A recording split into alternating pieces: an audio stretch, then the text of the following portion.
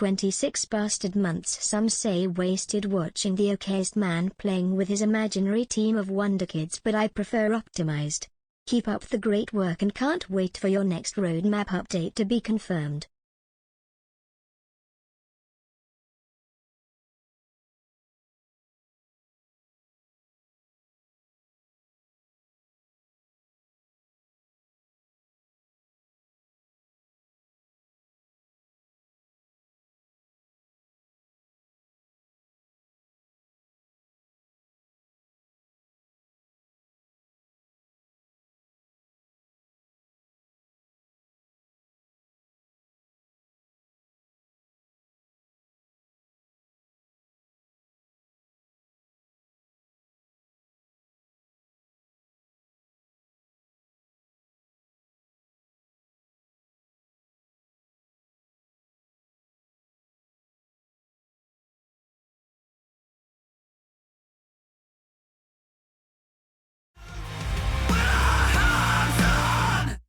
Patrol.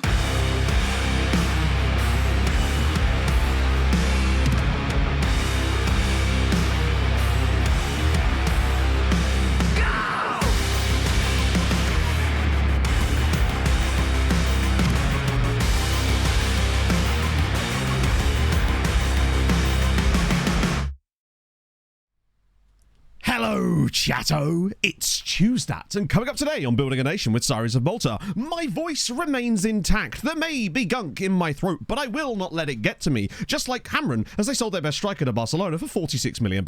In other news, I've also sold someone to Saudi for £40 million. There's been amazing movement in the Champions League from the other clubs. We've got a load of brand new players to talk about. All that and more will be coming up today on Building a Nation with Sirens of Pissing Malta. And stirrups. Slow half-time stirrups. Bit of my hair's flapping. Don't like it. Go away. Ah, solid. There we go. Oh, no, what's going on here? Get out of the way, you. There we go. Somewhat better. Full cap. You think I'm a full kit wanker right now? You'd be right. Oh. I actually am. It wasn't intentional. I just threw these on, and then I was like, oh, I really needed a football shirt today, and my Fulham shirt, I couldn't find it, so I was like, fuck, I'll just wear the England shirt. Socks? Well, that's awkward, isn't it? No. They're just Umbro socks. I do have Nike socks, but for some reason I'm wearing Umbro socks today. Because, don't tell England. Oh, dear. Bill, thank you very much for the 26 months during the intro as well. I am not flexible. As you can tell, the chair did most of the work in that particular scenario there. Ah, how the devil are you, friends? Hello, Mike. How's it going this morning? It's nice to see you in so early. What did we do to drag you out of bed? Or are you still in bed? Currently, well, I don't know. Can we say current anymore? I feel like... Or am I current until there's another international call-up and I'm not in it? There you go. Mixed kit wanker. Now we're talking. I'm a Nike supremacist. The chair's doing... I mean, the chair is doing a lot of heavy lifting in general as it goes. Top of your list. Yeah, it didn't get booked. Mainly because my plan, actually, what I wrote was get Pog to book an appointment for me, and then she forgot. So, there's that. It is now genuinely on my list. I actually accomplished everything else on my list yesterday, ironically. So, just not that. Would you believe it? Yes, it's Pog's fault, indeed, yeah. There you go, in fairness, it's not just me. It's, yeah.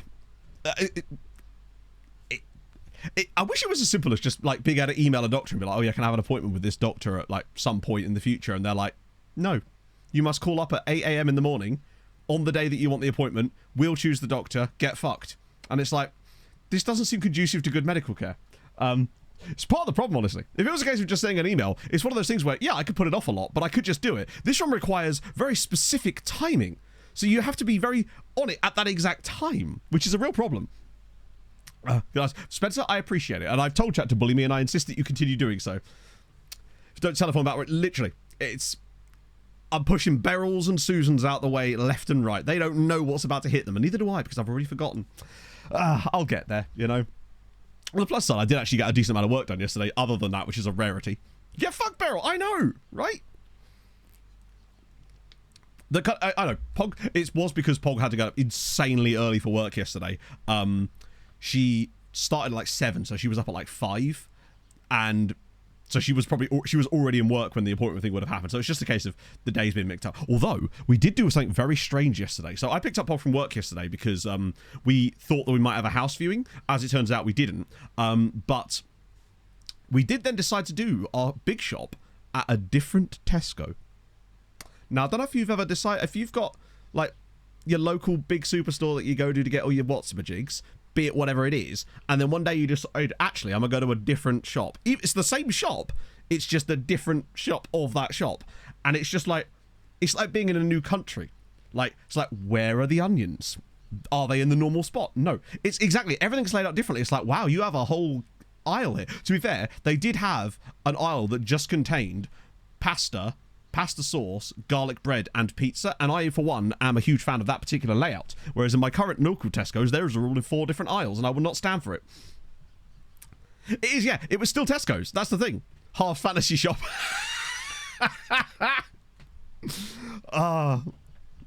Starting as hardest step. Yeah, that's one of the hilarious things, Spencer, which is why I feel like, if anything, the fact that it would have been nearly 2 years since the last time I managed to get an appointment for it, that might, if anything, work in my favour as to helping me along a little bit, I suppose, because I'll just be like, yeah, I just keep forgetting. So, you know, hopefully that'll help. No, I've got the screener and all that stuff sorted to go with. I'm just not sure what else I really need to take with me other than the RTC stuff.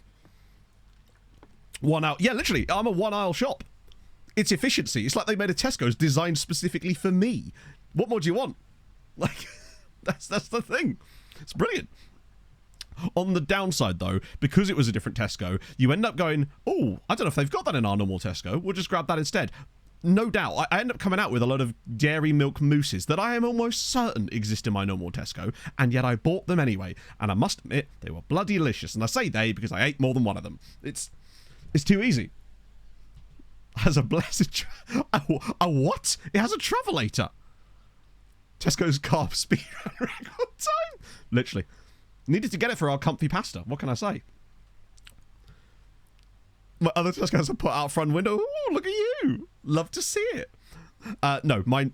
do you remember those Tesco's that are all built in the same kind of exact architectural style, where there's a lot of pillars going on around the... a lot of pillars and a lot of arches, right? My local Tesco's is one of those Tesco's. The one we went to yesterday was the big one in Cambridge. I said the big one in Cambridge. Turns out there's a second big one in Cambridge that I didn't even know about. And I had to drive past it on the way home, and it was gloating at me like, ah, bitch. But there you go. The other Tesco. It does, actually, doesn't it? I'd watch it. It'd be much more funny than anything I just said. Never only have... No, it's true, though, because like with yogurts or anything like that, I just feel like one isn't quite satiating enough. So the RTC and the screening stuff, the appointment is just to confirm you want to proceed and have a double check. That's amazing. Hopefully my doctor will be... Because I know I've heard some horror stories, James, about doctors that are just like, yeah, we don't do that here, even though they literally do, and then they'll just refuse you. Not that I got any whiff of that from my doctor when I spoke to her about this 18 months ago, so I feel like I should be okay. It's just about getting the... to shit go. Because this has been really affecting me over the course of this last calendar year. I don't know why last year it didn't so much.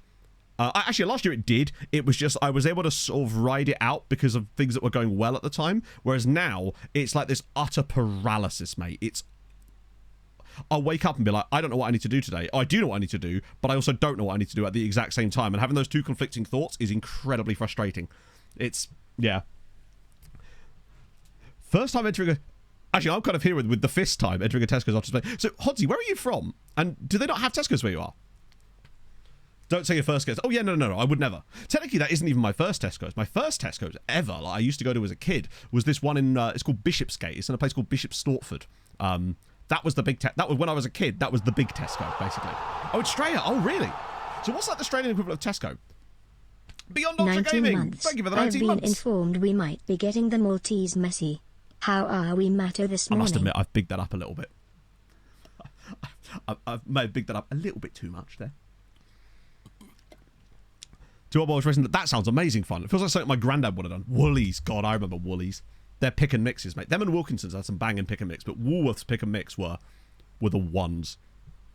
Back under the store. Ah, yes. There's a Tesco's in...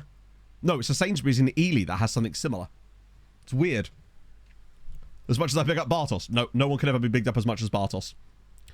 Yeah, are they different companies, Anthony? Was the place... Yeah. You go to Woolies, you go to Wilkinson's, brilliant times. Like, right? Of Aldi. Aldi's alright. I think I actually really like Aldi too, honestly. Certain things that I just like, I'm a Tesco's for certain things, and just Aldi for the rest. Aldi's really good a lot of the time. Particularly when you got one really nearby, which we do, because it's like right next to Tesco's. And it turns out there's actually a Aldi right next to the other Tesco's that we went to yesterday as well. Sorry, yeah. I'll show you the squad. Far be from me to jabber on. I mean, I will. I will just continue to jabber on, but now you'll be able to see the squad while I jabber on. Oh, although I said that I went to pick up Pog yesterday because I thought we'd have a house viewing. We do actually have a house viewing. It just wasn't yesterday. It's actually Thursday. Which is Peng and Poggy, and other words. So a couple of things I need to catch you up on as well about to do with players that have left and also players that will be leaving. One of which is not one I actually wanted to have happen, but it has now happened, so we'll have to deal with this. Supermarket Decision Simulator. The very best. A house will in fact be seen. Yeah, I know, we couldn't believe it. I'm a level with you. I'm a little suspicious. Just because we never normally get house viewings. So when you do get one, you're like, what's the catch? What are you... Bartos finally out. He's been out on loan all season, I think. Peng and Peggy, oh, for sure. Yeah, they'd have done unspeakable things to puppets, right? Supermarket Simulator, if that was a thing, he probably is, isn't it? Pule, has he gone? No, he is still here, I think. He's just, where he should be. Hang on, have I got it filtered by unavailable? He is around here somewhere. There he is. He's just lost a yard or two. Probably not usual suspect. Most likely, the plan is... I'm expecting another financial crash, honestly, and even if it doesn't happen, I expect around that same sort of time we'll get an idea of actually whether this is even feasible, and it might end up just being a little bit... I don't want it to slog, basically. I don't want it to become Sisyphean, right? Nothing funny to say this month. What's new? So instead I'll just say thank you, Matt and chat, for being a constant source of joy. Oh, you'd love to see it. I'm surprised you didn't have something funny to say. It's usually in your part of your brand. Wait, it actually exists. Thank you, Dazza. That's very kind of you. Oh my god, it actually exists. Not just exists, but has very positive reviews. Wait. Is this from the same guy that made TCG Simulator? Because it looks almost identical, or they're just built in the same engine. It looks so much like the trading card one, right? I watched, there's a streamer I watched called Scooty playing TCG. And it looks... it must just be... Either it's the same dev. We could just check this, can't we? Oh, it actually isn't. Definitely the same developer. Sorry, not the developer. Same engine it's built on. It has to be. It looks so... The assets look almost identical. It's like they've bought the same assets as well. Fair enough. If it's fun, right? Can't argue with fun. Gary's one's getting weird. Oh, dear. Right, go for that for a sec. Yeah, I think the way we'll be able to tell... I'm kind of using 52 as like a cutoff because that's when we get the financial crisis anyway. And I want to just sort of see what the state of the world is like at that point, because by then we'll have started to eat into these again. And unless we're showing any real progress, then it's going to be really difficult to see where they go. Because at this stage, I think the biggest issue at this point is the multi-sides that are in the Champions League are big enough to now do stuff, but they're going to find it hard to progress because, for example, they keep selling players. For example, I posted this in the stream chat, but obviously I imagine most of you wouldn't have seen this. Jose Pablo Pinares was Hamren's main striker, who we sold to them a few years ago. You may recall he was the guy that did that murder. They just sold him to Barcelona for 46. Smart enough to stay good. That's the problem. I think basically with Malta starting so low in the reputation, it's so difficult for them to grow their rep unless they got a couple of good trophy wins before, when it was in the Europa League and the Conference League. And it doesn't help that this year we've had Slima and Valletta in Europe, which has really hindered us too. I mean, Valletta have done okay. They've been a bit mid, but they've not been an embarrassment by any means. Like, at the end of the day, they did still manage to get top 8, which is all we can really ask for. 4 wins out of 6, actually pretty solid. And their only losses were against Anderlecht away, which you'd expect, and Brøndby, who are a mid team. They probably should have done better at home against them. So they've done okay, but when it comes to like Europa League, that's the thing. How will they reinvest it? And they only got 36 up front. So I don't know how they're going to reinvest that money. I guess we're going to find out over the course of January. I'll show you some of our new signings as well, and I'll run you through a few other things. But it's the fact that Slima are... Where are they? There. There's just no way they get through. Aaron. Thank you very much for the 10 months. Oh, for sure. Because you start higher up. I think that Malta is indeed possible, but I think that it needs a time commitment that I don't know if I have. Even if we'd got all the way through, I think you're talking like 2070, maybe. I know I've seen some people do it by the late 2050s, but yeah, I think you have to invest time in it that I do not have. Not that not going to stop saying we're stopping immediately or anything like that, but I get the feeling that in a couple, unless we see some real big changes in the next couple of seasons, I get the feeling it'll be something we just kind of look to bring to an end around the same sort of time as we were going to anyway, and sort of just treat it as if the end of the cycle would have happened, and then just get like a 5 months of extra time, I suppose, which we can plow into Outcast to Icons or something. Because at the end of the day, I don't want it to become stale from a content perspective and also from my perspective too, right? I want to be able to enjoy it. And sometimes when you're at this top for so long, it's difficult to like recharge it, basically. Valutes, no, it'll be Outcast to Icons. Valutes was going to be something I was going to do on YouTube, except with the way that TSRT has shown that it's so buggy that you can't even guarantee that if you do it, it's going to be legit. So I have another look at Beaconsfield again yesterday to try and figure out what I want to do with that. We'll figure it out though. Yeah, Spurs, wait, they really do disappoint. But the thing is, though, they'll still get to the semis, you know, trying to finish the ban.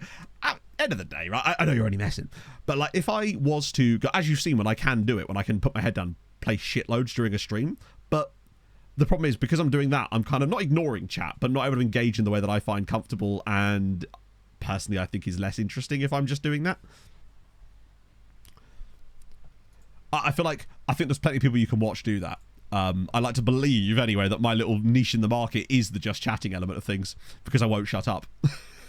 So, a couple of things have happened. Obviously, the entire squad of Berzibuga have joined us, which means their current squad looks like this, but you'll note that it's mostly non-contract and part-time players. So, they have had to sign quite a lot of people to try to fill the gaps off. So, there's that. Talking about Vaduz.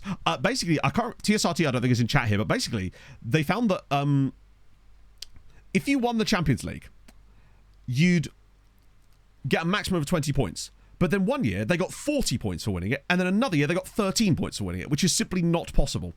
Yeah, really weird. What is that progression? Good question. Yeah. They're somehow still not as bad as Santa Lucia, who truly are fucking shit. Like, I cannot stress how bad Santa Lucia are. I didn't realize this. They've literally finished bottom, and that is bottom, by the way. It's just because of the way that this league is displayed. I think it might be that there was a team in the other division that maybe finished with a lower amount. This is bottom. These guys are in the top flight. They've literally come bottom of the league 4 years in a row, and then were once off the bottom the year before that. They failed to get more than 15 points. They've literally not finished in the top, like, in single-digit numbers in, like, 5-6 years. Babsphere! Thank you for the 11 months. Almost a year of watching you play with little men while waiting for FM25. Why do I bother? Which will come first? Malta at the top of the coefficients chart or FM25 coming out? Probably FM25 coming out, given our recent discussions there. So yeah, there was that. It's crazy how people's saves have fluctuated so much, because you can see here that this was the start of the save. They actually came 6th in the first season. Then got relegated really hard, and then never came back. Just not even close. The highest they've come is 8th in the second division since then. It's the Santa Lucia Highway is in full effect. Just play their old squad. I already released them. I already released their entire squad. So, all the Berzibuja guys, despite the fact that I actually spent 400 grand on one of them, I released every single one of them the moment they joined us, because I didn't want them taking up space in our squad. I was worried that it might do that thing where it slows the squad screen down again. So, in a way, that's even worse. It's a bit like buying someone's prized possession and then just throwing it in the bin. That's what I've done there out of spite. So, players that joined us. Obviously, all of them. These guys are... Mark O'Donnell, who are you? Oh. I'm so sorry, Mark. I thought he was one of the Birds of Bougie guys and just immediately released him, and now he's gone to Monster. Well, okay then. See, I'm a charity. That wasn't my intention there. I hope I haven't accidentally released anyone else we actually needed. I don't think I have. Hey, mission failed successfully. Ah, right. This is one solely for Hadrian. Wael Zaki, actually good. 2-star CA, 5-star PA, and he's got a load to Sweetie United. He might actually be the real deal. Like a legit player for them, which is super exciting to me. His name's Whale. He's got 2 caps. He looks the real deal. Already highly consistent as well. Little injury pro, which is concerning. He feels a bit Dong-Sucky. Yeah. He's basically the replacement, except I think John Dong-Suck played on the right. But either way, brilliant. Really happy with that. Particularly for 2.5 million. Also, Kenny Schumacher. I've managed to loan him to Sleemer Wanderers. Of all people, our £23.5 million Belgian has now got a Sleemer. Enjoy the shopping centre. There was a couple of new loans which I'll run you through as well. Yeah, like a better Al-Kamaji. Let's see. Who else was there? No, that's Summer. Badini. He's fine. He's not worth any more than to be paid for him, though, which is, if anything, he's worth less. It's interesting that Zaki's worth so much money, and I feel like the game is really trying to tell us something with that kind of stuff. Turn off attributes. So I'm using my scouts to scout players, but when I tick the bot, attributes are still showing up. Hang on. Turn off attributes. There isn't a way to turn off attributes. Not as far as I'm aware. Not unless you're using a custom skin. The ticking the box at the start of the game will only stop. Hang on. There's a tick box at the start of the game. What that does is it either means that every player profile will look like this, where you can see every single attribute, or it will look like... Okay. Un momento. Or it will look like... For fuck's sake! Yeah, it's attribute masking, basically. There we go. Or it will look like that, where you can't see all of their attributes down to the ground. But there isn't a way to, like, remove the attributes built into the game or anything. Look at me! God, curse my competent scouting there, chat. Yeah, attribute masking is this, basically. So, if you have attribute masking switched on, it means that you can't see their actual pure attributes. It just means that you get ranges on them, depending on your scouting quality. But yeah, there is a skin that does it. But even they, I think, can be a little bit patchy with that, because there are certain screens that they can't hide it from. I'd love to do something like that. I just don't believe that the data in the game is good enough yet.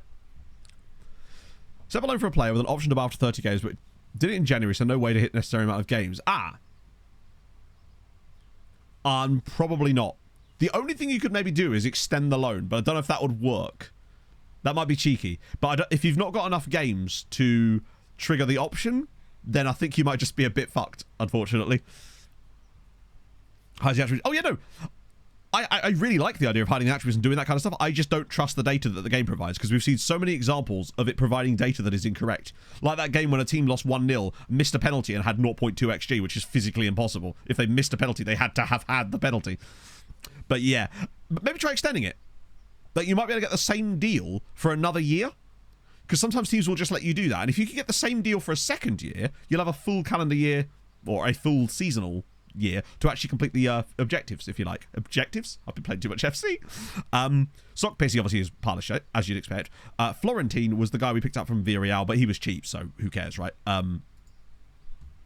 Schedule friendlies. I don't know if it counts. I think it counts competitive games only. Although this is FM, so who knows. Svane, I still think he's decent, but not overly convinced. However, he has got a loan of Bekikara, which is never a bad thing. To get a guy of this kind of quality out on loan, to get him into the pipeline, I'm more than happy with that.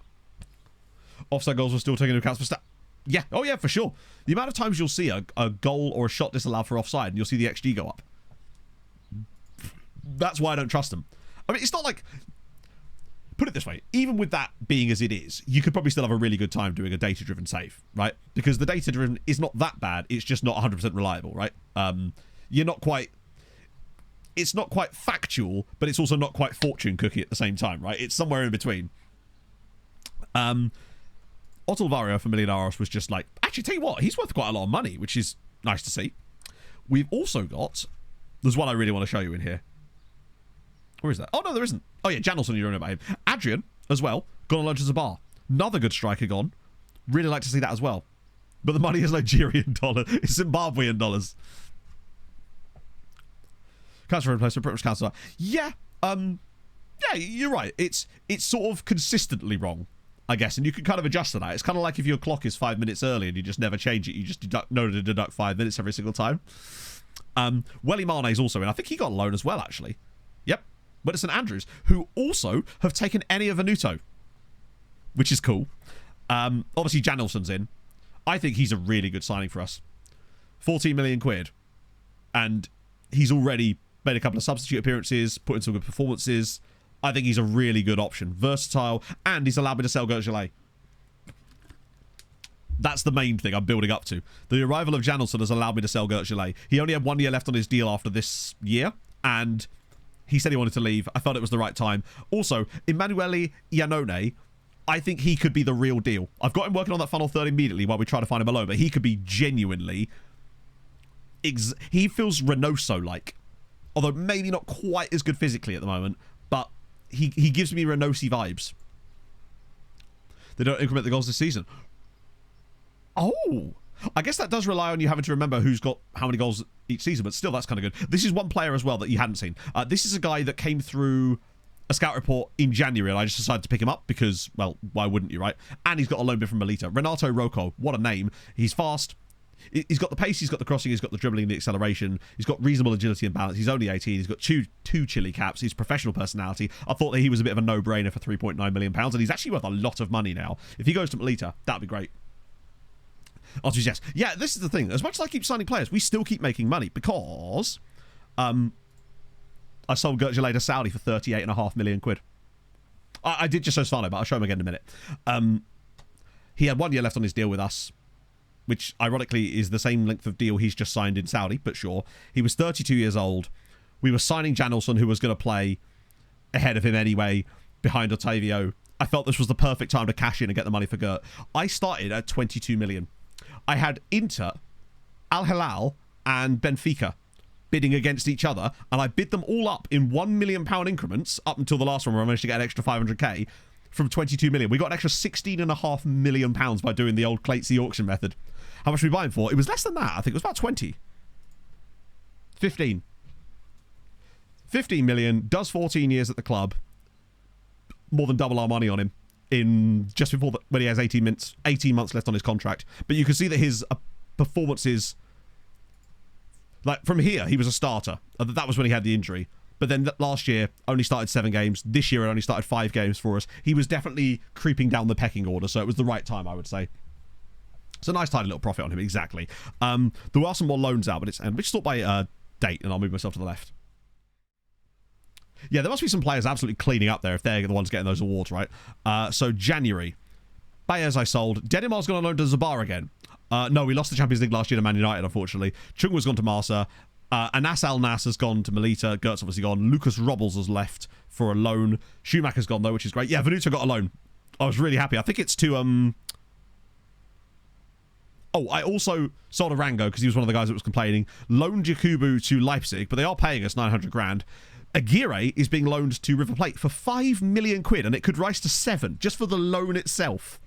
Von Schvedler's gone to Colo Colo. Thiago's gone for free. Svane's gone to Bikikara. Adrian's gone. Ene Venuto has gone to St Andrews, which is awesome, where he'll join our other friend there. And I also loaned this guy to Junior because I could, basically. Yeah, Svane, if you wanted to see before. Aguirre was one of the guys that came in and was complaining when I had the too many players registered for the squad. That hasn't happened this time because I was able to free up a space. Because obviously with the sale of Gert, I was able to shove Janelson straight in. The other guys I were already selling, basically. So that kind of has ended that problem. Wait, has Neymar not played in Saudi yet? I haven't tried the player exchange thing. I wanted to wait till we were live to do that one because I thought it would be more fun if we did it together. Like, doing that kind of stuff off stream is a bit boring because the whole point we do that is for the content, right? Did his ACL? No way. Yeah, I think Svane could do really well there. I also signed one guy. I looked through the free transfers the moment the thing came around. I'm telling you, mate, it's dead. I know we kind of figured this out last stream anyway, but I picked up one player. Oh, that's not totally true. I picked up 2 players. This guy. No, that's not him. This guy, on a free transfer from ASEC Mimosas. Just because he looks like a good backup goalkeeper that we might be able to do. So I'm not sure. We could flip him for money. Point being, we also got this guy. Emmanuel Boulet on a free transfer from Lens. He's joining us in the summer for free. It's just, he's pure money. I can't sign him now because they want 25 million. Yeah, on a free transfer. He's the one that we found last stream and went, you know what, let's just put a bid in. Or I couldn't at the time, but the moment he became available, put the bid in, done. So yeah, he'll be joining us on a free. We could probably sell him for 50 million quid. And he's only 27, remember. He'll be 28 by the time there, but yeah, crazy stuff. So the player exchange method, basically, was we realised that our clubs were paying us a lot of money for loans. So the question is, chat, how do we do this? Boulet's more of a loan flip. But if you can't get a loan, he may find place. But he does seem to have a lot of things that we like about him anyway. So he's one of those players that is the perfect loan. He's the perfect flip scenario where I really want to sign him on a flip because I feel like there's good value in the deal. However, he's the kind of player that I'd be happy to play in the meantime. Kind of like that English guy we had. The AN that was playing instead of Padilla for a little bit. Or the future Man U guy. That's Alan Douglas. He's a £30 million striker we signed from Man United because why the fuck not, right? The money went to my head a little bit in the summer, as you can probably tell. We've also got a lot of bids on Figueira at the moment, which means that I'm tempted to see if we can bid him right the hell up. Or we sell Tesco's Express. Not entirely sure, because we just don't need both at the moment. But as it happens, he's not complaining, so we'll see. But shit, but the question is, who do we put in the player exchange with them? That's the problem. That was the bit that I was getting a bit stuck on. The other thing as well is Paez is not staying. I offered him a new contract, but he chose to sign for Juventus instead. Which, you know, isn't the end of the world, because he's not actually been playing as much this season anyway. But he is our club captain, and that is, you know, important to have around. So we'll have to find a new cap for next season. But yeah, I offered him a new deal. He just turned it down. Which is a shame. Because I actually offered him a 3-year contract as well. The other sad piece of news is that Padilla is retiring. I tried to convince him out of it, but... yeah, Figueira has dropped in value a lot because his contract is up soon. That's the problem with him. Tesco's Express, however, has an extra year on his. So Figueira's window of being worth any money is sort of shortening on us. And I'm worried if we try to extend him, he'll want an insane amount of money. But you can see he is wanted by other clubs. And in fact, he may not even want to extend a contract here. No. So that's going to be a problematic one to sort of work through. Padilla, I haven't checked, actually. Where is he? He'll be right further down, won't he? There he is. No. Unless I can discuss it with him. Don't believe so. Yeah. He's got no interest. Youngly with who potential? The Egyptian lad's already on loan at Sweetie United. So...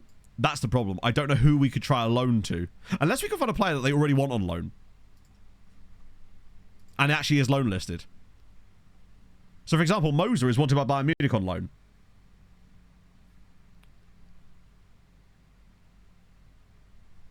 Van Hout is wanted, but we need him.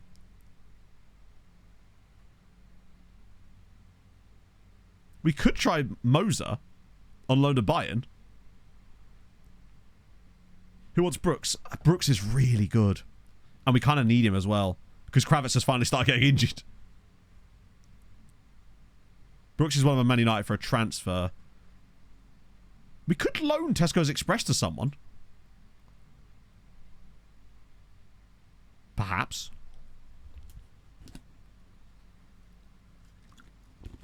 Tesco or Kral? Yeah. Al Hilal. They want it for transfer, but we could try loaning him to them because it's Saudi as well, right?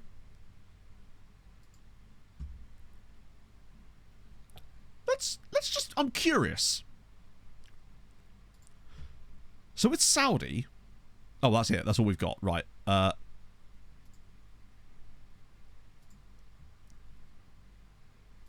Please tell me this guy's...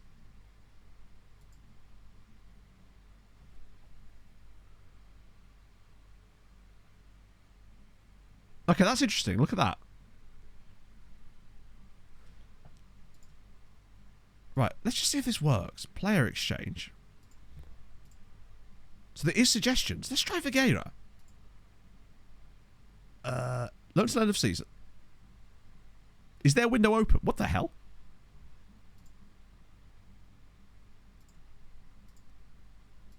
Huh? Is the Saudi window not open yet? I wonder if the Saudi window's shut. Let's just see. Oh, we can't, can we? It is open. That's really weird. But then why would it have the option in there then? Let's try... Ah, Saudi players can't leave until they're 80. Oh, so it wouldn't work. Right, okay, good point. Good point. Good point. Let's try and find a... Fuck. Oh, Christ. They don't have a youth team either. Shit. And the rest of their team's fucking old. And are probably on stupid money. Like 400 grand a week. What about you, Serge? Yeah, see, this is the problem. If we can find an 18-year-old, can I sign like a freebie? No. Right, that one's kind of a non-starter then. That's annoying. Kral was wanted by Man United, I think. Oh, it's Al Ahly again, right? That's the same team. Oh, no, hang on. We could try Al Ahly. Ah, an 18-year-old. Perfect. We'll try Al Ahly first, because there is an 18-year-old here. Entitled to this level of compensation. The problem is... Actually, no, let's try it. Yeah, watch it want stupid money now. Right, Blash Kral. Ah! Why does that say £44 million? Oh, good.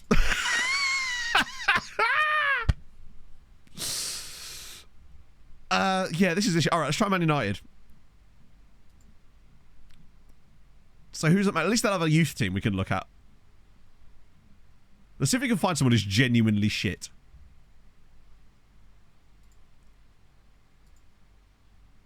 Youngster. Oh, good. A lot of potential. I want to look at them all just in case there is anyone in there. The problem is United are going to consider everyone to have a lot of potential because they're United. Yeah, it needs to be 18 plus. True. Right. God, even the shit ones aren't that shit, are they? Lot of potential. Lot of potential. Lot of potential. Lot of potential. Lot of potential. Arwin Jones. I had a teacher at school with that name. Lot of potential. Lot of potential. Lads, not everyone can have a lot of potential. Right. I guess we just need to find the shittest one, right? He's quite shit. Maybe? I don't know. We'll figure it out. Players for exchange. Oh, they've got Cannon Brooks too. Yeah, this guy's... Right, 110k, come on.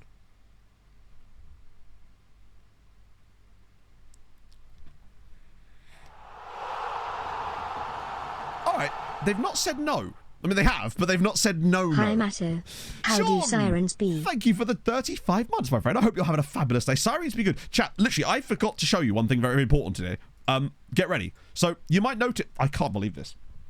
I didn't even notice this until this morning, because I was just trying to get us up to the match day. So I just assumed that we have, like, multi-sides playing on the same day. Look at this fixture from yesterday. Like, 2 of those make sense. 1 of them is ridiculous. I could see Birkirkara beating Leipzig. I could see Sweetie actually very comfortably beating Nice as it happens. It was the hammering result. That's the second time this season they've done that. They got a draw against City. And you know what, right? It was obviously still slightly fortunate. But it wasn't like they got battered by Paris Saint-Germain here. Yeah, sad that it was Ilan Jozanovic. Of course it was. I didn't even notice it until this morning. It's crazy. Like, Birkirkara with a reasonable win, pretty much. And then that one is very fortunate. That one there, I'll give you, is extremely fortunate. But it was once finally the big bad goalkeeping finally started to come in. Big up Mbumbo with the absolute shitter there for Nice. I think Sweet have only beaten French sides this season. But the point is, it still hasn't helped Birkirkara really. Like, they still have no chance of getting through. They've got 7 points. What it does do, however, is give these two a pretty good... I mean, Hamron, I think we'll still throw to them anyway, even though they got that point, because I don't trust that. Plus, that means that if we do win, if they do beat us, they could go to 12, and there might be a shot at top 16, which is pretty sick. Red injury. I didn't actually look. Oh, it is Mateus as well. Oh, it's only yeah, we're all right. Yeah, he'll be fine. Oh, he's worth a lot of money, isn't he? Out of interest, I wonder if the rest of the league has done any business. Ah, right. Okay. Hey, Gelcha. Lovely to see you, friend. So January. Outside of us, anyway. And the obvious. Wow, that's a lot of stuff. I just want to see if there's any crazy business being done. So good just signed a guy. Hi, there's no, there have been some other moves. Zabar have got another new manager, which they've stolen from our under 23 squad. Because they've sacked yet another guy. He looks all right, actually. Even if the game isn't valuing very highly, he's probably going to be a backup for them anyway. We've got Mateo Dominguez. We've got Karam Majid. Okay, bit of value there. 28, though. Yeah, the best news really would be if I came to you and said Tarati's out of a job. That is truly the best news you could hope for, right? A few sales here, actually, including Enzo Berrios for £2 million to Charlotte FC. All right. It's gone to be with Tim Ream. A few outs again. That was me selling someone. Obviously, there were some major outs. That was a few loans in there. Those are all the loans that I managed to secure before the window by doing that thing where you, other than Gert, obviously. Was that really on the... Oh, yeah. The Gert thing, I was bidding him up way before the window even opened. Sort my fee. Well, this is just sorting my dates easier because then you miss out on really good loans, really good free transfers otherwise. Oh. Multinational team. They're not doing very much, unfortunately. I'll show you in a minute, but they haven't really done a lot. Not since they qualified for the Euros a few years ago, which admittedly is a big deal. Poldmar. That's an interesting name. Oh, I knew it. He felt Estonian. Yeah. So this was the guy that Hamren signed before they got rid of him. And he is. Pretty damn solid. Rafael Henrique, 26-year-old Brazilian international striker from Corinthians. Look at those physicals on him. He is a proper match engine player. 17 pace, 16 acceleration, 16 to 19 balance. Also 6'3". Like, and his actual name is Rafael Henrique Warnishak. Which is really cool. No, sorry, Wawniszak. I'm sorry if I've said that incorrectly, Pols. Rafael Henrique Wawniszak. Brilliant. Also, Davy Vaz Silva as his agent is great too. A few little more of these. That's Balsan signing a guy. Vittoriano Velhote.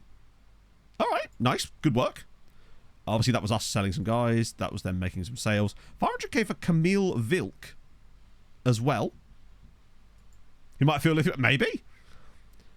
Oh, hello, there's more. Carlos Alberto to Hamren for £5 million. Left-sided winger. 22. He's... Again, they are going meta. Vavnicek. Cool. I'll have to keep track of that sort of stuff for the next save.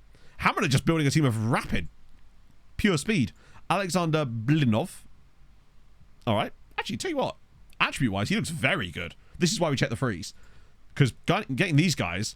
Malik Mendy from Hibernians. Okay, we don't know much about him, but, you know, it's come from Generational Foot. Can't be wrong there. Guy from Chukwuemeka as well. Looks to be a bit limited, but that's okay. It's squad depth, right?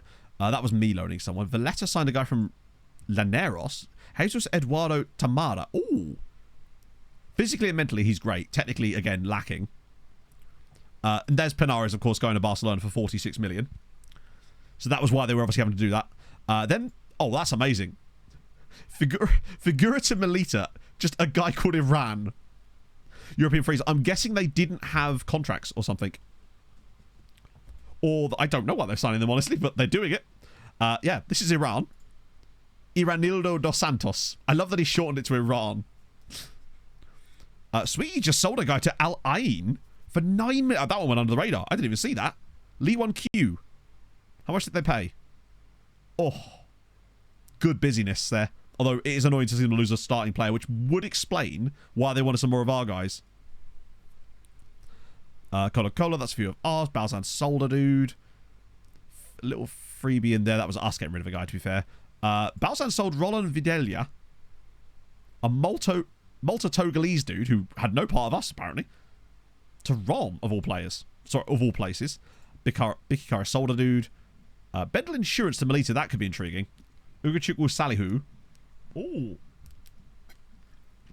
This is about as good as Melita are really going to get, I think. Zabar also sold a dude to Rijeka. Tarshin sold a dude... Oh, they loaned him to Sydney. Shocker. And then Ibrahim Yeo. Yeo! With a cap, though, for Cote d'Ivoire. All right, nothing major. It seems like Hamren are the ones making big moves currently. I think that's kind of caught you up on everything now, which means we can actually get to our game. Because we're playing Olympiakos right now. We need to win this to give ourselves the right to throw to Hamren. Which is very... I think I already set the squad up too. I did. As for the... I mean, Pereira has started to pick things back up again. He's got 11 goals. I must admit, he did get 5 of those in a single cup game, though, so I don't think I can really claim that that's been wildly brilliant from him. Reynoso only with the 15 and 14. He did also win every single individual award that is possible at the end of the year with the FIFA ones. He won, like, Best Player.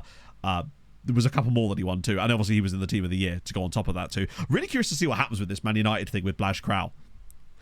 In before the loan nets us, like, £20 million, and it's, like, way beyond an exploit. Okay. So the Olympiakos lineup is just 10 Greek dudes and Chris Martin from Coldplay. I'm kind of here for it. And who's also Greek. Love it. It's the only way he was allowed in. He's born in Myrtleford. I don't know whereabouts in Australia Myrtleford is, but love that for him. Is there a Paris? Oh yeah, Paris. Hang on, I recognise this guy.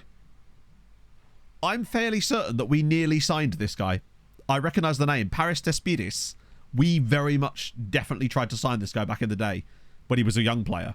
And then we couldn't quite afford him or just decided not to. I'm kind of glad we didn't because obviously he would have gone further than this. Myrtlefordopolis, that's the one. Right, let's crack on. At least we don't have to worry about the other Maltese sides today. I mean, we'll have to worry about them next match day anyway, but still. Outside... Population... Wow. There you go. Small town boy. Not living in a lonely world at all. Equal Gaming Pod. Thank you very much for the follow. Hope you're having a fabulous morning, friend. We need to wrap up top 16 ourselves before we piss about throwing points to Hamren. Although what it does mean is an opportunity to play a silly formation. And you know I'm never one to sniff at those opportunities. Hello, Harv. I was explaining to chat about how I went to a different Tesco's yesterday and they had an aisle that was basically perfect for you. And what a dream it was. Right, bang. Don't know if it's glitching out or not, honestly. It was one aisle that contained pasta sauce, garlic bread, and pizzas. Just all in a row. It was brilliant times. Angerman! Thank you for the 5 months. Loving the content. Try to catch you as much as I can. Hopefully FM25 delay doesn't impact you too much. It does, but... You know, there's nothing we can really do about it, is there? Like, we bought garlic bread, we bought pasta, we bought basically everything except pasta sauce because we already had some. We get a 6-week delivery from Dolmio on the Amazon thingy, like one of those subscribe and saves. Good finish there from Peters there. We don't throw, go for thirst. Nah, it's beneficial for us to have Hamren in his top 16. Us throwing, if it could give Hamren a chance of getting top 16, massively beneficial for us. Because it means they'll get, well, potentially a much juicier tie in the next round. And I don't think winning it is going to give us any real advantage. I know you do get a little bit of a bonus for winning it, but I feel like just having Hamren be in a better position is probably worth more. We'll have to see. If they can't get top 16 and are totally safe, then it might be a different scenario. But... Because there could be a situation where they're basically guaranteed to be through already, and... then it might not matter so much. That was a weird goal, actually. Pereira off the crossbar, straight in Reynoso's path. 2-0. This is looking like it's going to be quite an easy one for us. Oh. Well, Reading West Ham goalkeeper Steve Mont. I've never heard of that, man, but I'm here for it. It's not like, unfortunately, the last time when we threw to Hamren, where we were in a position where we knew that we were already guaranteed to win the group. Pretty much, anyway. Provided we didn't lose too heavily to Hamren. But in this situation, because Liverpool have done quite well... There's very little things that can happen on this match day that could see us be in a comfortable position. I think Liverpool might have already played, in fact. Oh, that's poor. Oh.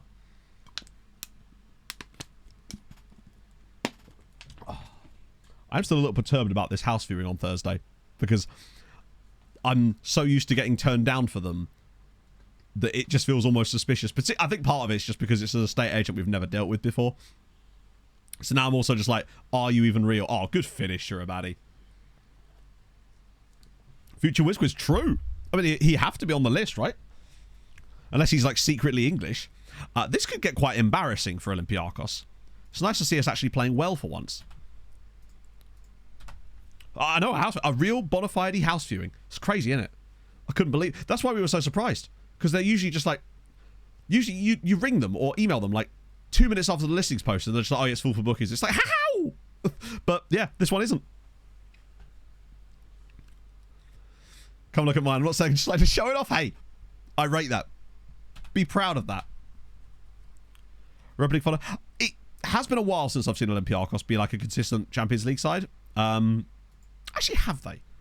I definitely feel like we've played Olympiacos a few times in this save in the Champions League. It's not. They're not a regular team in this division, but they have definitely done it a few times. Oh, go on, Renault. So, oh, filthy.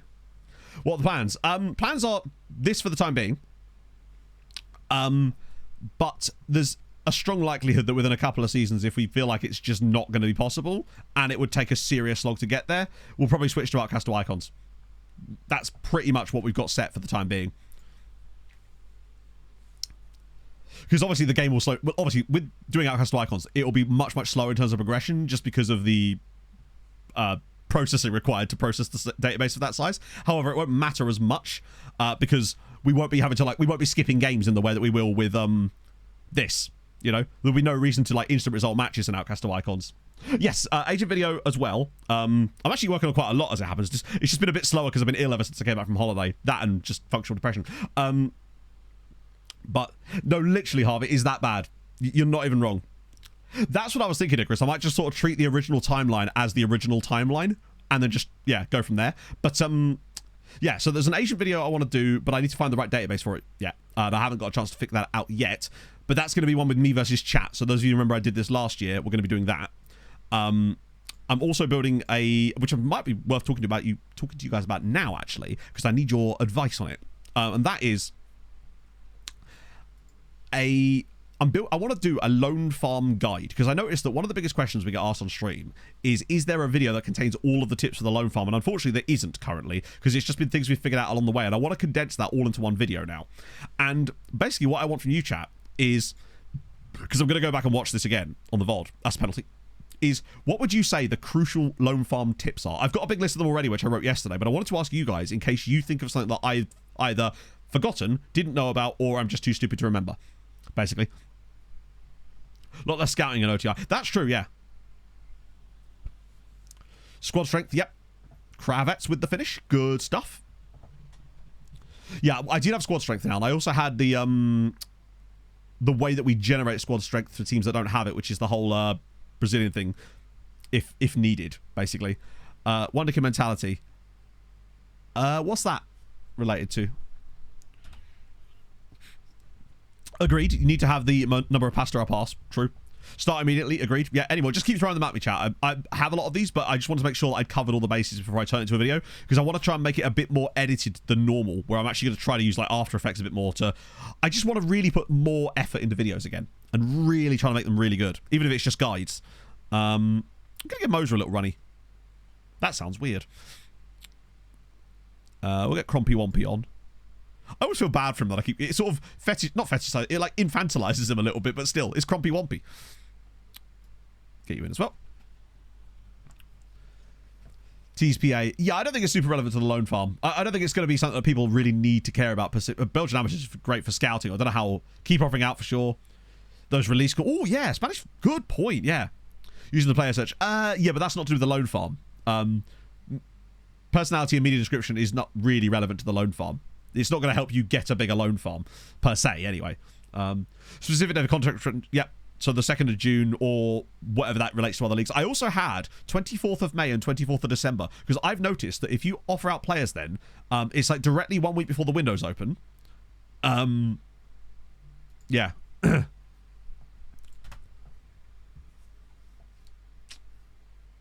Affiliate loanee. I don't think the affiliate... I mean, the affiliate loanee thing is more of a kind of... But it's a good point to mention, actually, though. It's... The affiliate thing is almost like a... You know, you're chopping up a load of food or whatever, and then you put most of it in the bowl, but there's the stuff that's just left on the chopping board. I feel like the affiliate loan thing is kind of just you scraping that into the bin, almost, and just kind of cleaning up the crumbs.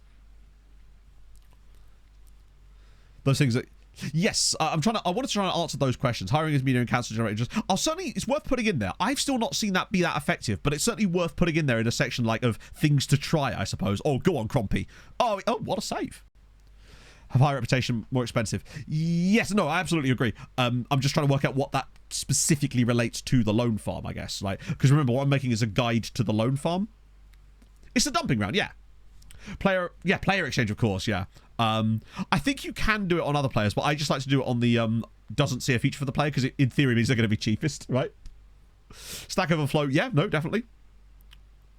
Future loans. The other thing I mentioned as well is that youngsters don't often require those exact clauses, and if a player has got a youngster designation, they will very often accept a 5+3 or a 3+3 if they're 17 without any extra clauses.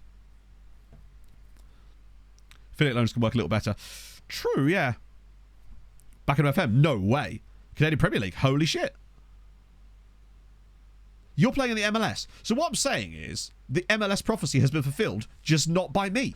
Thank you, Harv, for taking one for the team. How's it going? At some point, I will just shock you all, just do an MLS video, and you won't be ready for it. Let me tell you. Grinaldi scoring 4. Yeah, he'll do that. He's probably still the best striker in the game, despite being 35 years old. And I don't see him retiring anytime soon because of the natural fitness he's got. Go on, 5th goal. Cheeky little one for Lahovi, perhaps. On his right. Oh, he's just the best. He's never going to retire. It's 5-0 to Sirens, and Lahovi's grabbed his 8th goal of the year. What a guy. Staff farm. Yeah, I think it is worth mentioning that in the video, because I think it is relevant. I'm just trying to cover off every question that people could possibly have about the loan farm, so I can put it into one video to talk about it. Because my brain went basically, right, Matt, you're in a massive rut here. You've got this incredible amount of paralysis. Just make a video. What do you want to make a video on right now? What's the one thing that you really feel like needs to be made? And that's it. Slug software, true. I don't know how much the loan farm thing on managers matter, but it's certainly worth mentioning anyway, yeah. FM rules roguelike possible? Oh, speaking of the FM roguelike thing, we've sort of pivoted slightly in terms of the nomenclature around it, but Hadrian's been cooking. He's managed to do a couple more things yesterday on that one. 5-0. Was that 5 different goal scorers as well? Star Farm. Basically, we found in a Building a Nation save that it was twofold, basically. So the first thing was originally we found that you could get certain staff members, very, very rare, that had a tends to use loan market. And we thought that having members of staff in our league that had that would mean that they would take more loans from us. I don't think it's actually really had any notable effect, but it's hard to say without proper data. I don't think we really...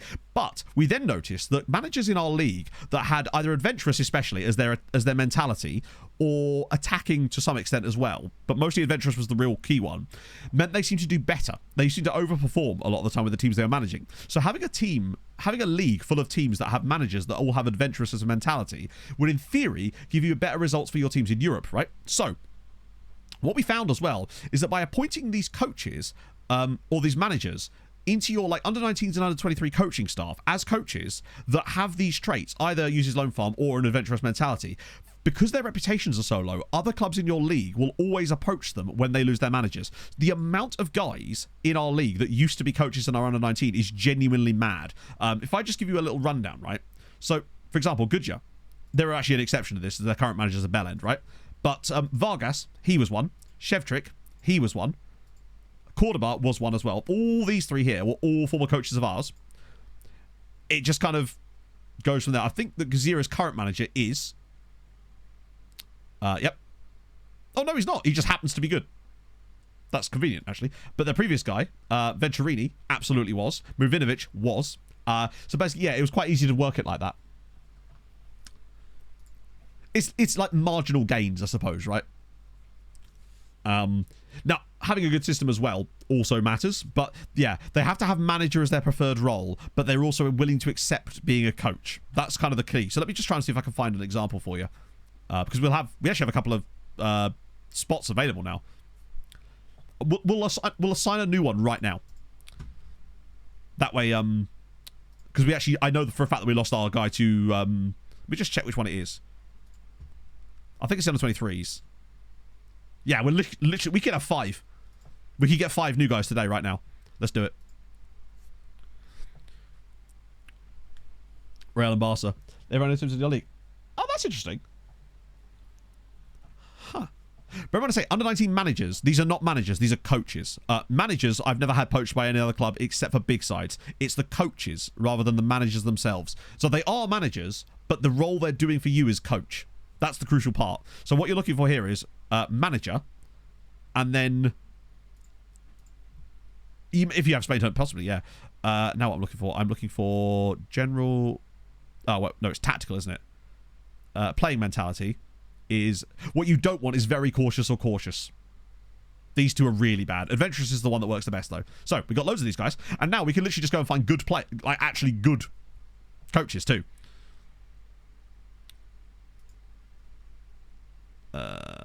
We just sort by rating for the time being, see if there's anyone good in here. Good formations will hopefully help. So, for example, Christian Golaf. Totally fine. Use budget on one player. That's interesting. Yeah. Attacking and balance work as well. So we'll have you. So he wants to be an under 19 assistant manager, which is intriguing.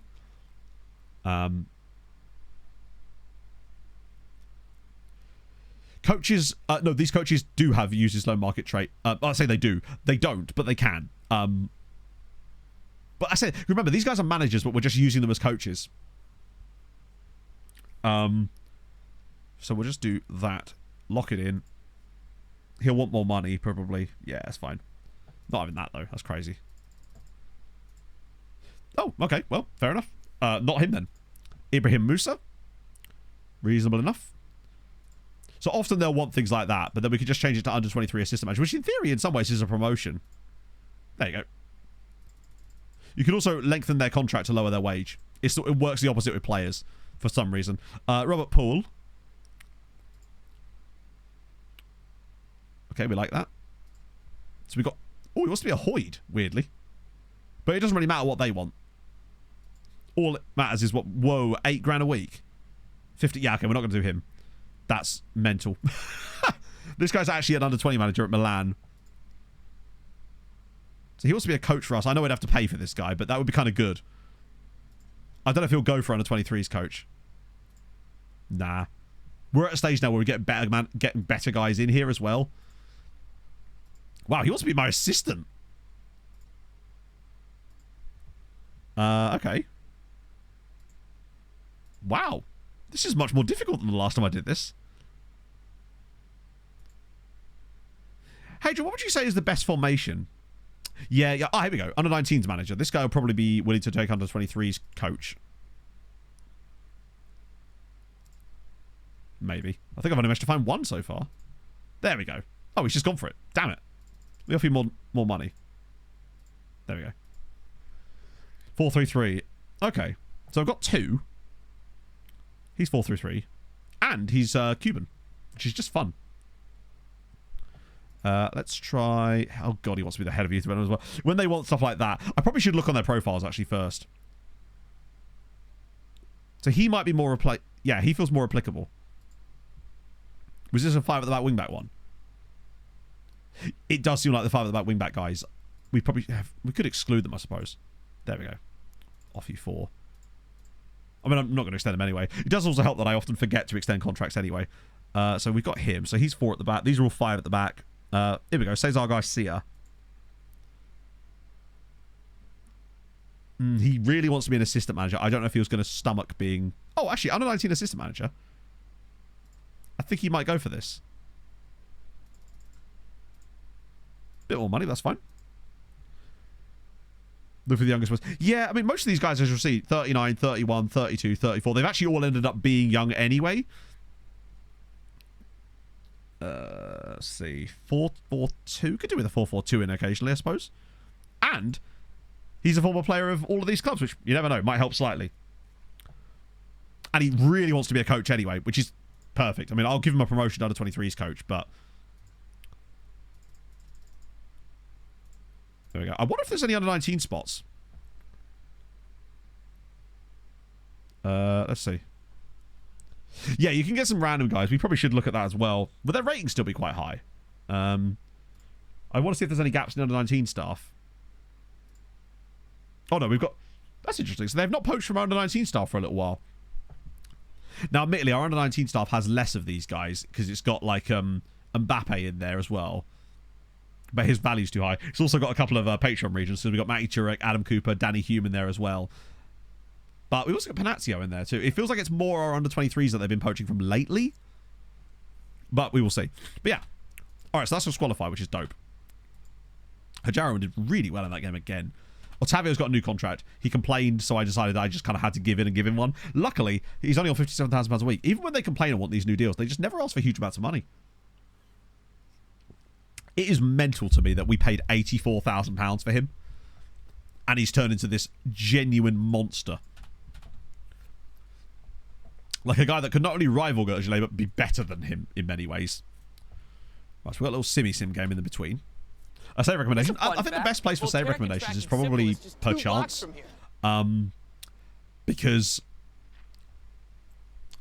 everyone has their own different like theories of what would be good. Thank you for the follow as well, Vitamin FM. That's very kind of you. Yeah, we've made some genuinely banging stuff. Is that like, yeah, he was a late developer. Not just that, we predicted that he would be because we got this random email where he had grown by insane attribute jumps within the space of a month. And it was like 6 months before he turned 27 and could be given the late developer tagline. And yeah, it was mental. I've never seen development like it. If you've missed this, it's like stat app levels of development, actually, genuinely. Wait, is he really a DL? There he is. How big is our transfer budget? 400 million, I think. Hard news. Thank you for the 29. Hello from Wednesday. Hello. How's the world on Wednesday? Let's see if I can still show it. It should still be very obvious where it is. Let me just do like there. Yeah, so happened off stream. No. This happened on stream. Shut up. No, this happened on stream. Luckily, in many ways, I'm very glad it happened on stream. But yeah, you can see that here this month. Where was it? It was his Vision that was the one that was ridiculous. Yeah, look at this. This was in the space of a single month. Thank fuck we'd streamed that entire period. So apparently, yeah, bro, literally, I've never seen anything like it before. One of the FM slop accounts posted about. Oh well, that's good to see it finally getting some respect, frankly. But yeah, it was crazy. It was several attributes that we saw upticks in that exact same time. Not really that one. It was mostly mentals, wasn't it? And randomly penalties for whatever reason. And it's finishing, strangely. Yeah, look, there was another one. Yeah, that one as well. We basically got this news article. I think there's a clip of it somewhere from Erling Haaland being like, he's making huge development. And I just looked at his profile and went, he looks better than I remember. And then we went to his process, his like, what's the word? Like, his development chart, and saw that. Absolutely insane. But like I said, like, see what I mean by how I compared it to StatUp. Obviously, it's one, StatUp was cheating. Two, his ones were even more insane than that.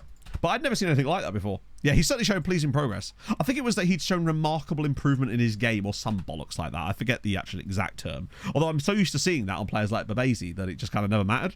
So, we haven't actually looked at any of the reports today. And I don't think I did either. Well, oh no. Great name. Morgan Beauboucher. 25, so absolutely pointless to us, but still, quality player.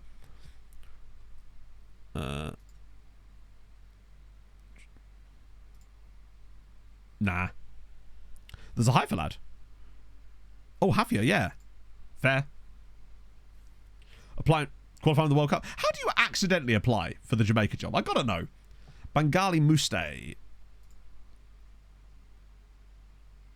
Oh, he's a short boy that can't jump, but we take him anyway. He's a beautiful butcher. It's just Stefan Alic if he was French. Oh. He's only just joined Hafia. Probably in the summer, right? Came from AS Kaloum. Something to keep an eye on. Happy promise kept. Oh, is he gone? That feels like a really good loan for Melita. I love seeing these loans. The fact that Melita are taking 2-star guys from us now, it does show you how much they've come along. Because if you recall before, we couldn't get any 2-star guys loans. It was all the 1-star guys with high potential that we were able to find the loans for. And remember that a 2-star guy now is much better than what a 2-star guy back then was as well. Right, where's Goodyear? What a dub. Oh!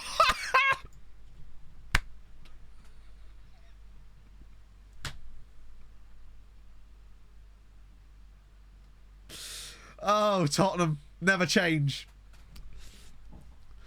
It's just... And we didn't even focus on them this time. They didn't even have to go Quantum Hotspurs on our ass. I can't believe that. Fair play to Sleemo. I mean, it doesn't matter. They're still not qualified, but it is funny as fuck. Oh, delightful. Also, what a win that is for Goodyear away at Sturmgratz. Lockers! Thank you for the 51 months. Let's vibe it out. Wow.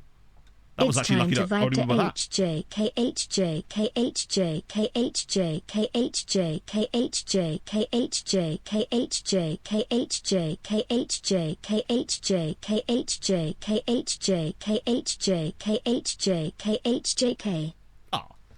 KHJ. My favourite. I actually had someone DM me on Twitter the other day asking why I hated HJK so much. Not because they were like complaining about it or anything, just curious to know where the slander came from. And so I explained it and they were like, yeah, fair enough. So shout out to Mats. Yeah, they should have won this game very easily and actually nearly didn't. So there is that. But what a lineup they've got. The fact that they've added Tehavari Huri into that as well. This is a bloody good team. And that new guy they signed is actually starting for them. Intriguing. Point is, they're beating teams like Sturmgratz, where, albeit very unlucky to concede 2 goals in this game. Those are the kind of results we need to... Oh, there's no more... Oh, no, there isn't any more Europa Conference League, is there? So Goodyear go back into the top 8. This is just a good day for coefficient, is it not? Still, actually ahead of England on the year. Not that it matters, because England are 7th. This is the bad year we needed. Keeping a fan, and that lad looks... Yeah, I think... It seems that Goodyear, with their very cautious, actually seems to work all right in the... Then again, does it work all right in the Europa? And or would they be absolutely annihilating it if they had a decent manager? And are they just doing the bare minimum, being carried by their players occasionally, right? They are just very good, aren't they? Yeah, Turkey holding on for the time it being, anyway. We do go... Well, I mean, France have had an even worse year. Not that it matters, because they've gained so much on us. But we have got... Yeah, we are back ahead of Germany again, I think. We're actually catching Italy a little bit now. Low thing we work out. Yeah, we haven't had a conclusion on that one yet. They haven't responded to our texts. United are blanking me currently. I think if we could get Sweetie and Hammered through again, that alone would be a big deal. But I'm still not sure how possible it is. The problem basically is Sweetie's goal difference. That's the biggest issue. That being said, right, they have a shit goal difference, but they do have they've got 6 teams beneath them as a buffer. I just had to watch an ad. Paolo! Love to the family, Colin. Big up, Colin. How's it going, pal? Thank you for the 37. That's very kind. Hey, Lord Suho. It's weird seeing Reynoso not top of the goal scoring charts. I mean, I suppose there's still a chance that Bikikara could get through, isn't there? But who are they even playing? Who is everyone playing, actually? Bikikara away at Liverpool. So, that ain't happening. What else we got? Are we the only ones playing on the opening day? Oh, Sevilla versus Sweetie. Okay, that's frustrating because Sevilla are one of the teams directly below them. Okay. And, oh, of course, we're playing Hamron, aren't we? I was looking for the other game. Dirk Weiss is 23-year-old striker.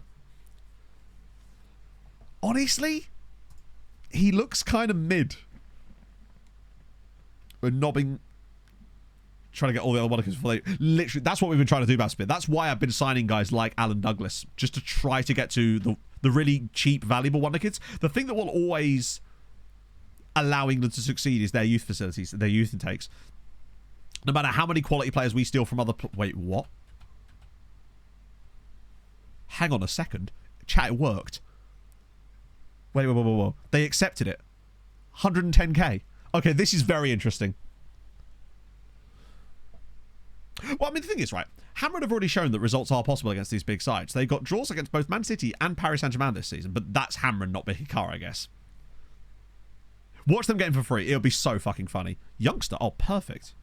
And Charlie Higginson is probably good enough for the loan farm anyway. So I might actually give him a legit contract. With the intention of keeping him around. Mercenary. Ah, that's never great.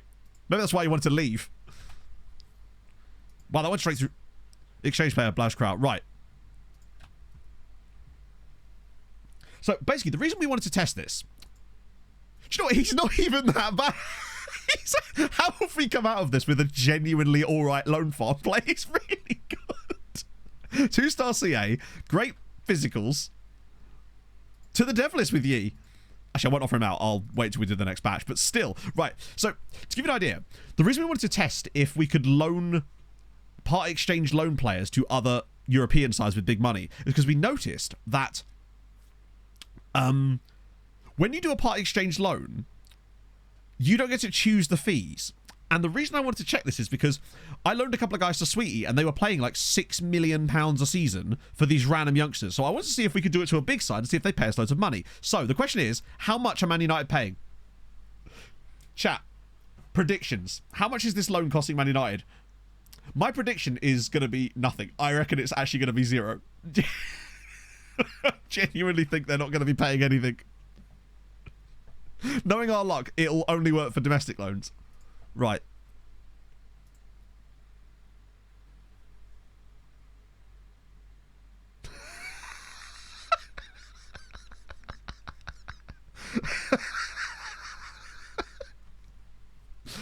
Well, at least now we know. The game will just randomly choose. The reason I asked for this is because you'll notice here. These ones here. These Sweetie loans. £6.5 million they're paying for that loan. Why? So United basically, watch United now win the Champions League with Blaž Král as part of the team. On the plus side, it does stop them from bidding for him. No worries, Viva. It was a good little test to try. I'm happy to try it. It doesn't really cost us anything. If anything, we've somehow ended up with quite a good player out of it that they've managed to lose money on in the most Man United way possible. Lots more of these. Because some of these guys I feel like have been in this list for ages and are just not getting any knowledge. When you're newly promoted side in England, I just don't know how well it works. Because you notice that some of the part exchange loans don't have it. This guy, I think he's just... He is very good, but is he £15 million good? Do you know, he kind of is.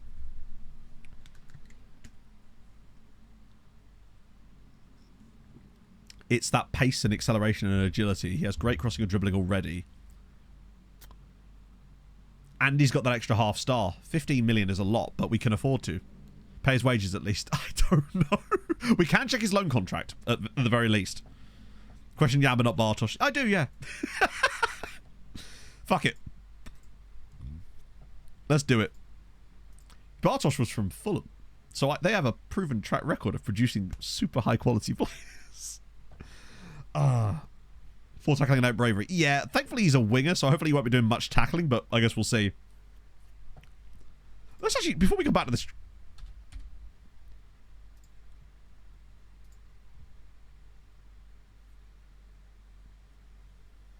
So they're literally just paying his...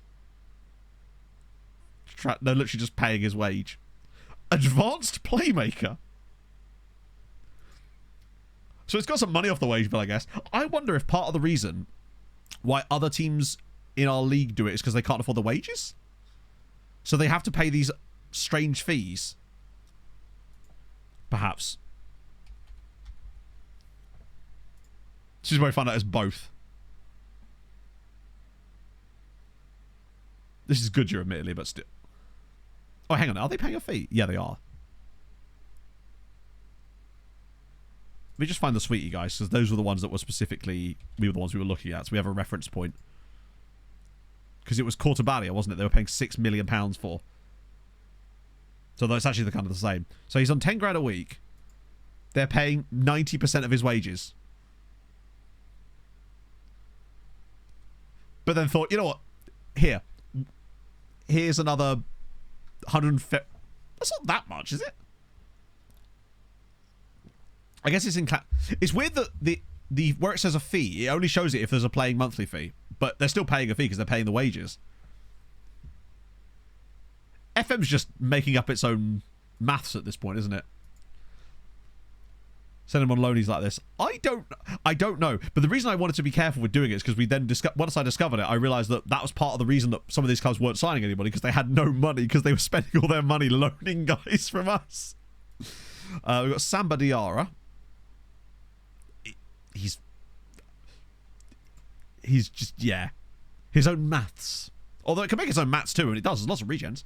Here's one of them that it's prepared earlier. Oh my god. Hi. Mateus Alberti. Yes. Yes, please. He is Tentpole McGee. Oh, it's prepared. It's been chefing him up. Lovely. Not super expensive. Cheap wage.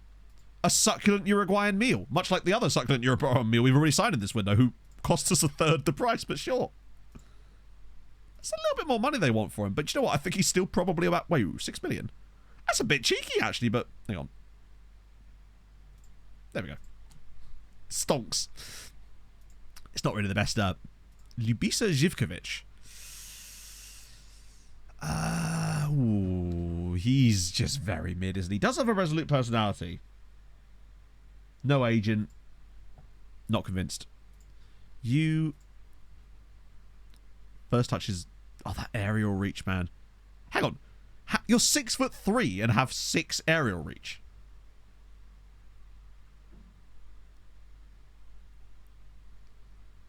Has he got like T-Rex arms or something? Like, what, how does that work? Yeah, exactly, Paul, yeah. It's just... He just doesn't do it. Yeah. He's the kind of guy that he can't dunk, but he can, like, headbutt the rim. Very strange player. No wonder they rated him a D. Well, I will get to the lookups in a sec as well, by the way. Antonino Bellini. Oh, he's at Liverpool. He's fine. Yeah, he just heads the corners away. Diego Coelho. Unflappable, at least there's decent professionalism in him, but it's very flair. He's basically an Argentinian adult wrapped. Not a fan. Oh, I missed this guy. Jeremy Abadi.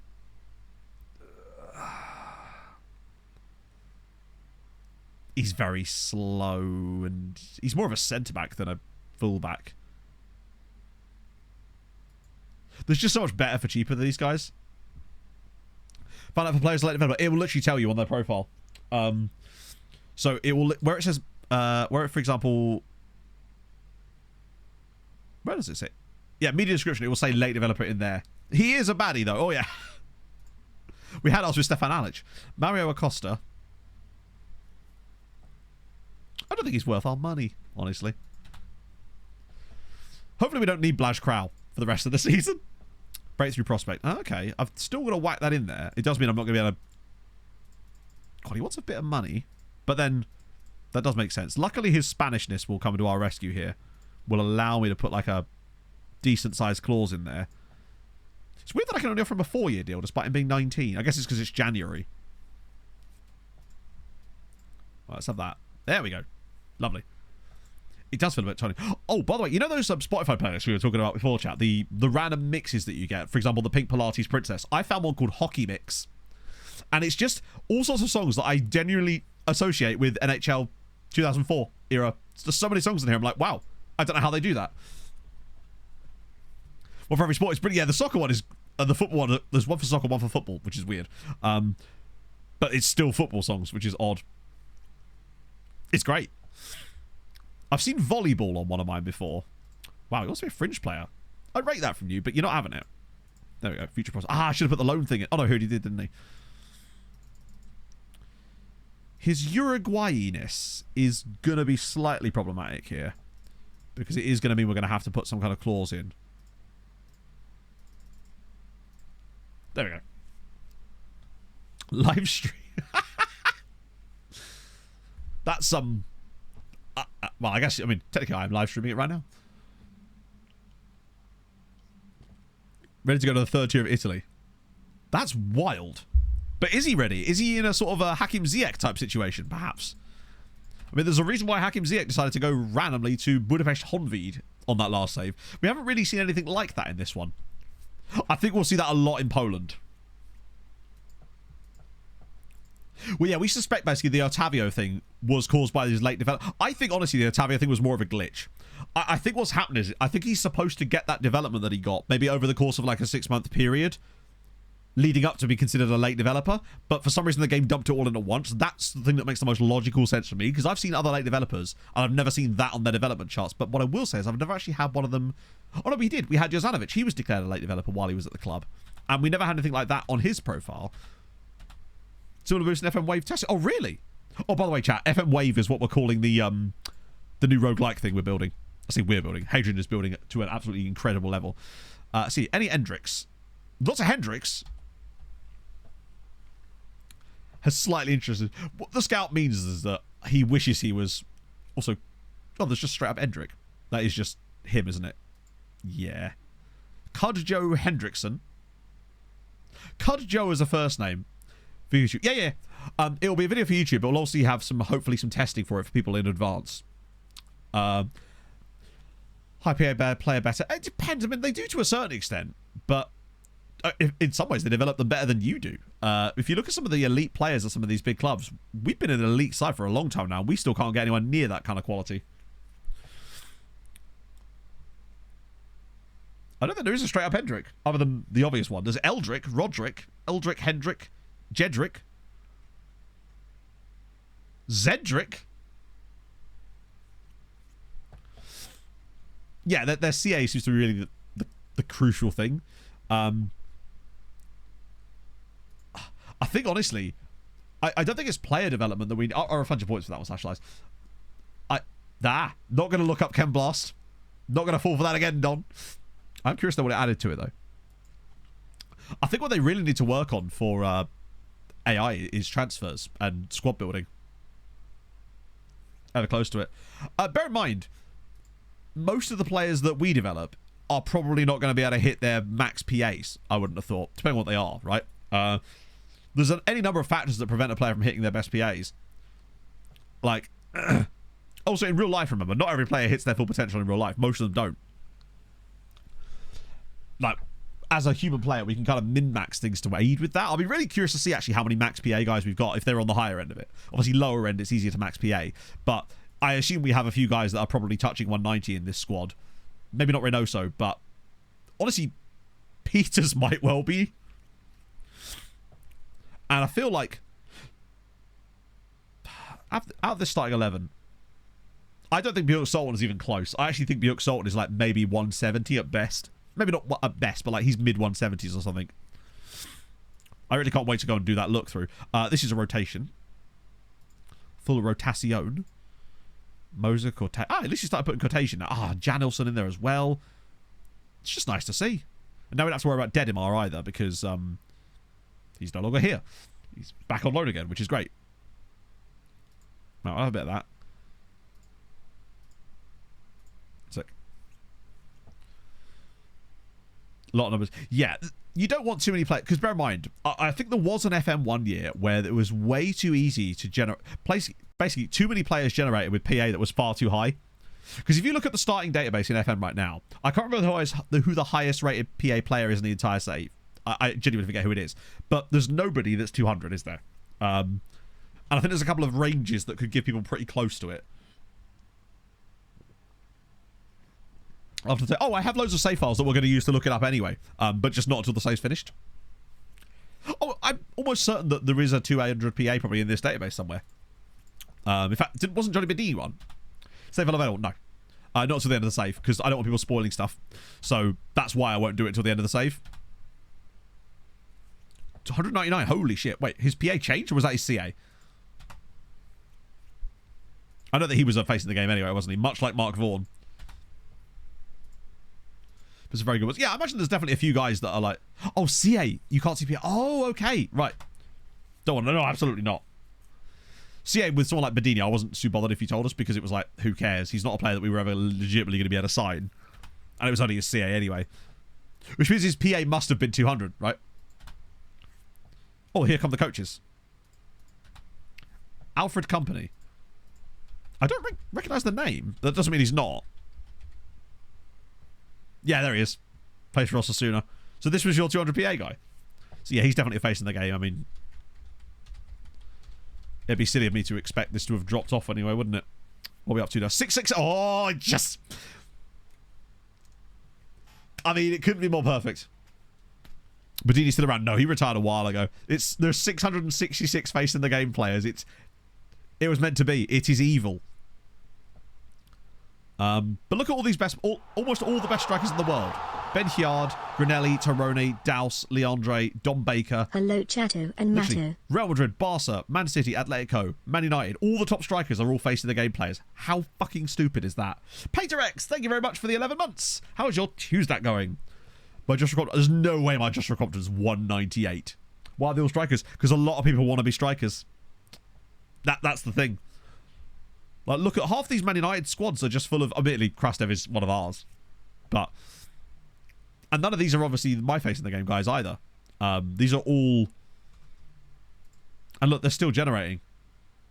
There's still more of them coming through as we speak. So, new guy at Fulham here, Simon Tipple. He's probably got like 160 PA or something. Oh, Christ. Better get a scout on old Tipple here. Yeah, people just want glory. At the end of the day, when they're asking you where you put yourself, most people just put striker. Which is one of the reasons I feel like they shouldn't. Who the hell is that? Oh, you. Did we not try and sell you? I'm so sorry, Luis. Wow, no one's interested at all. Club out on loan, it's awful. Oh. Yeah, they really do need to look at that, because what's the point, right, in having regens in the save if they're all going to be the exact same fucking names every single save anyway? It sort of defeats the point of having regens at that point, because the pool of them is just too big. Why even have a name pool at that point?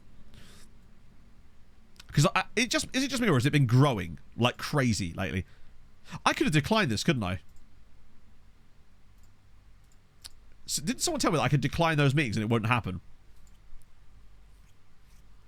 All attackers, yeah. Degens, I like it, yes. But then someone will be like, I'm sorry, it's not actually degen because they don't gen anymore. It's actually do gen, or whatever the phrase was.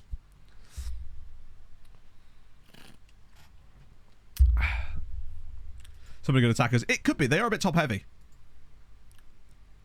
Numbers are around.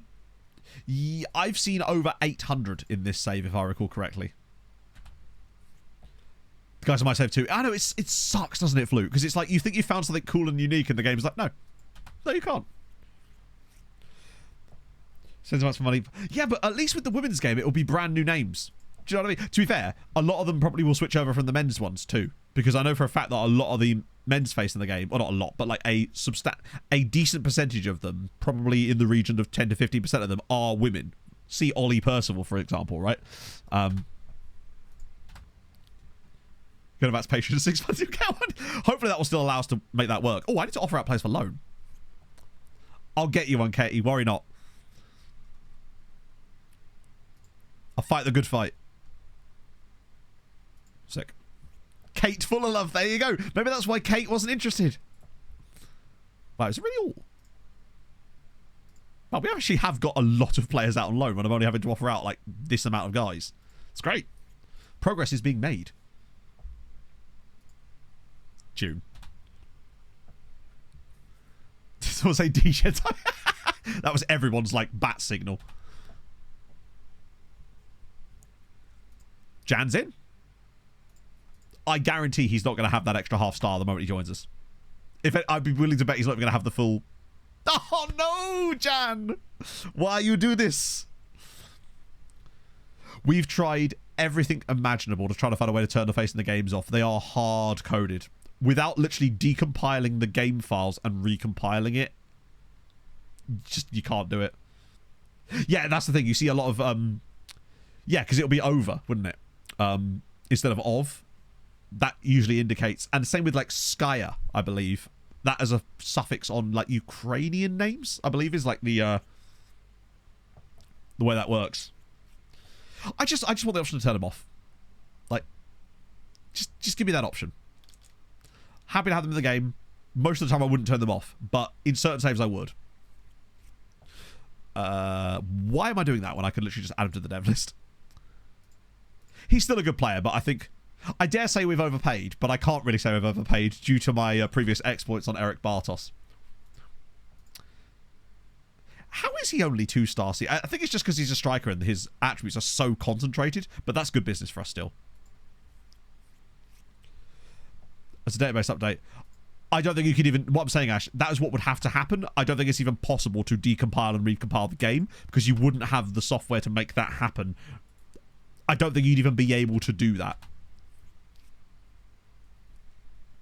Oh, yeah, you're right, we have, haven't we? But I don't think... To be fair, I did actually once decompile Motorsport Manager, so I assume it's possible with FM as well. Oh, by the way, Fugerio said he got annoyed when I left him out of the Champions League squad. I'm like, who are you? I rated for him, but also, like, you've got youngster status. Why the hell are you caring about this? The encryption... Yeah, exactly. Can barely sell players. Well, the Champions League 10 times in a row. High reputation teams barely offering my players. Weirdly, you're spot on. We don't get as many bids for our players now because they're such massive deals, and as your players get better, the pool of clubs that are able to afford them and that the player would reasonably want to join is reduced. So, say you're a team that gets to the knockouts of the Champions League a few times, but you've got a really good world-class player. Their reputation isn't high enough yet for the other clubs to care. That and your values aren't probably that high. They'd rather join those other clubs, and there's more clubs that can afford them. But when you're a team like, say, us, for example, we've won 3 Champions Leagues now. Most of our players are amongst the best in the world, along with all these other teams. So any club they'd move to would be a sideways step at best, so they're less likely to make bids because they don't feel like they would actually join you realistically, I suppose. Pre-gen with a shit PA so they don't take all the United spots. Do you think that would work? Thing is, they don't... the Patreon... Sorry, the Face of the Game regens don't gen at the same year. They randomly generate, whereas when I set up the Patreon ones, all I can do is have them generate on the same year. Who gets a spot then? Someone's got to join this team. Because Blaž Krau was obviously removed.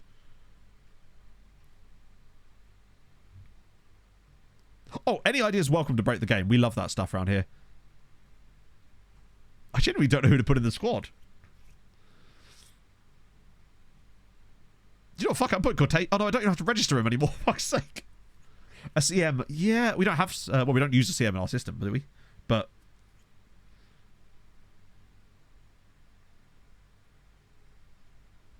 I guess Dodate? Senia? But Dodate's old and would be literally useless to us. So annoying. I was going to put Cortez, but... Oh, by the way, you'll notice that Drama is back from his loan. He tore his cruciate in January, so I had to recall him, which is so annoying because he was getting a lot of game time there. I genuinely have no idea who to put in the squad. Extra DM on right wing backs. Right wing backs, no, because we've now got Zeki. Who's Zeki? There's Paniagua, I guess. I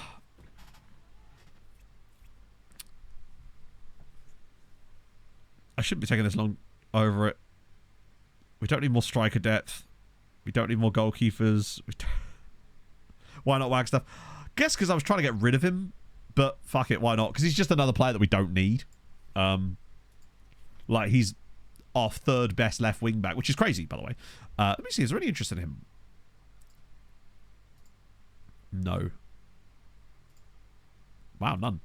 We will get cash from him eventually. He's not going to play, but we might as well put him in there for the time being. It stops him complaining, I suppose, right?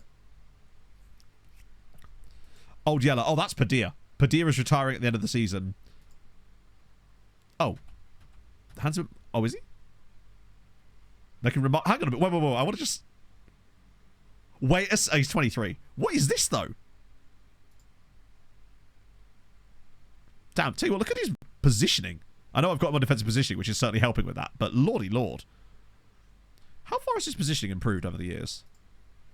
And this, again, chat, is the reason why, for fullbacks, or anyone that does that kind of stuff, defensive positioning training is absolutely goated. I put him on this for maybe 2 years, and he's gone to 14 and 17 now. Shurabali's developing. Remember, we also have Cortez as well. So that's the battle with those two at the moment. I have no reason to replace him. Shurabali's doing fine. Like, he is not as good as Padilla is. But Padilla just can't run anymore. So it was basically a case of I sort of had no choice on him. I still... Oh, is he wanted by? Loads of random Spanish teams. I still believe that this guy can become special, but I am running out of time to make him special.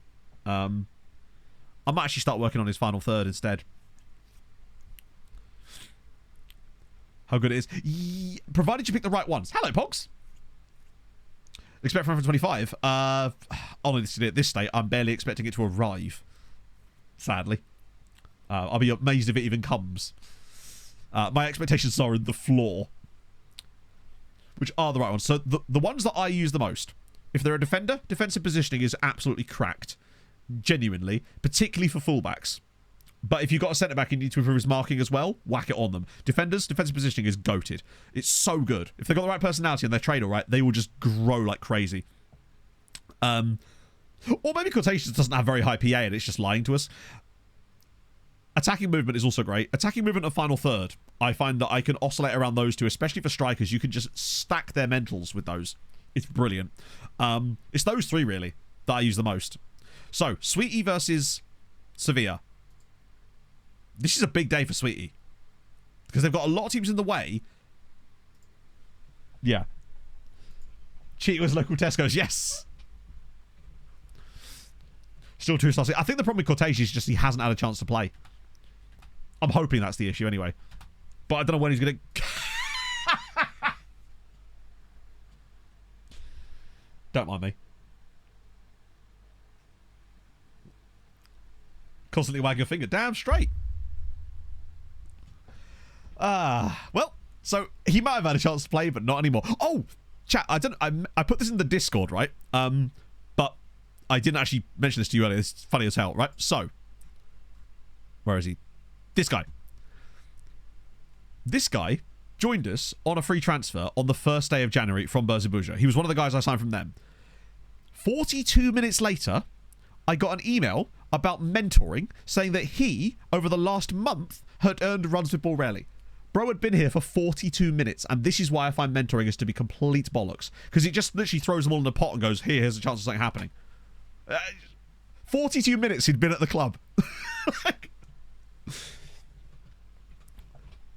same one of kids. To be fair, like, that's not something I'm gonna care about too much, just because I don't really care about main wonder kids in the FM as it is, because I never use them in any saves.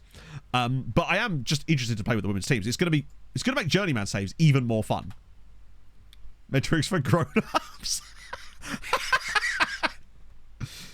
New clubs. I don't know actually. Let's have a look.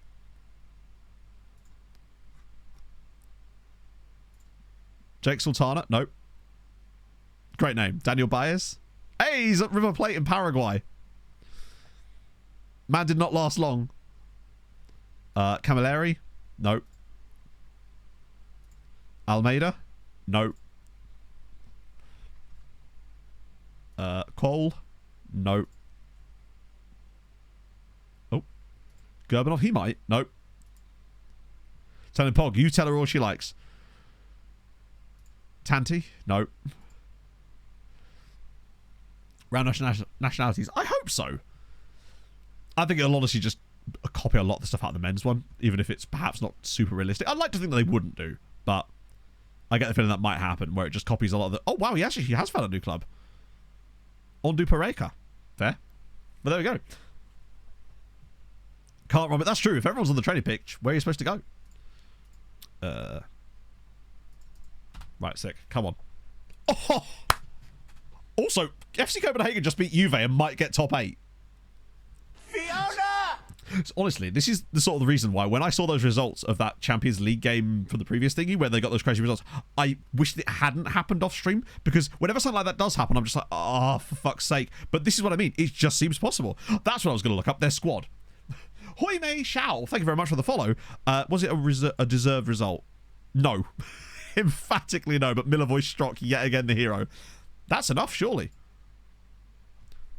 Sweetie have basically qualified for the next round of the Champions League for another season with a -9 goal difference. It would take a hell of a lot to lose it on 10 points. It's still possible. In fact, it might not be possible, honestly. The only teams that can overtake them are Bicicara, hilariously, Celtic and Milan of the 7 point... No, they can't. I don't think they can... Oh, they probably still could. It would take a miracle of the worst kind for them to not get it now. So Berzibuja,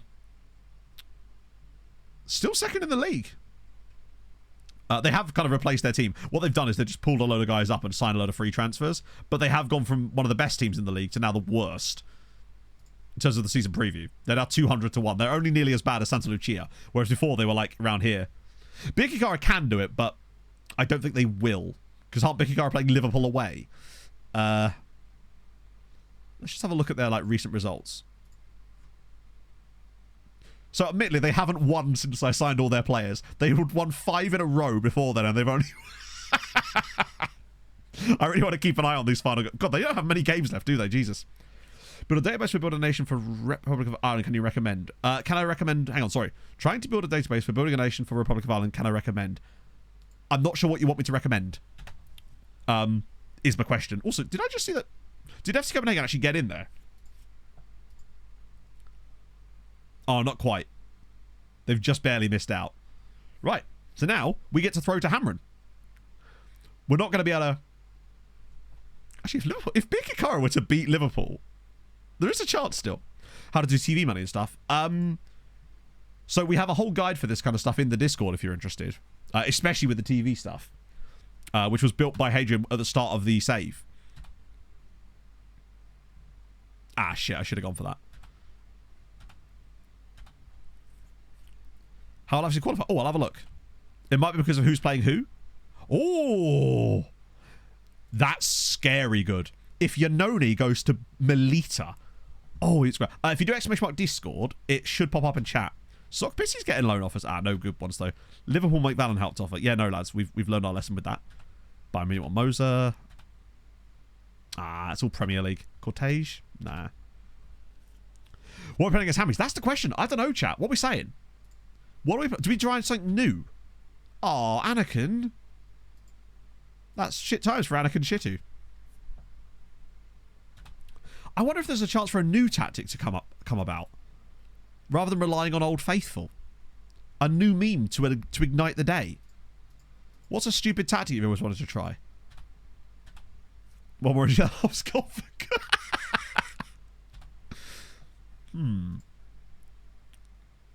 2-2-2-2 down the middle. Oh, okay. Yeah, I like your thoughts. So, like...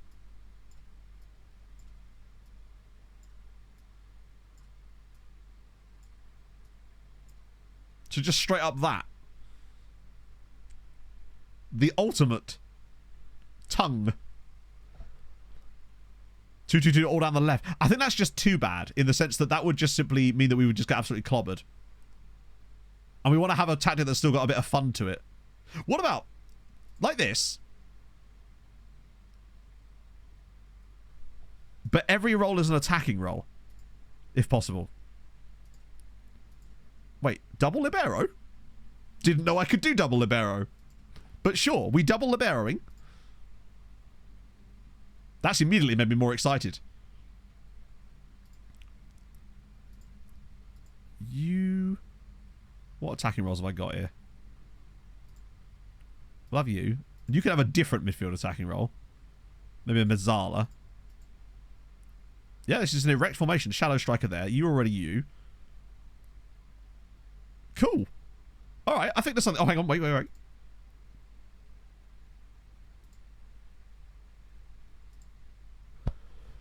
Just realised I've just literally dicked about with our main tactic.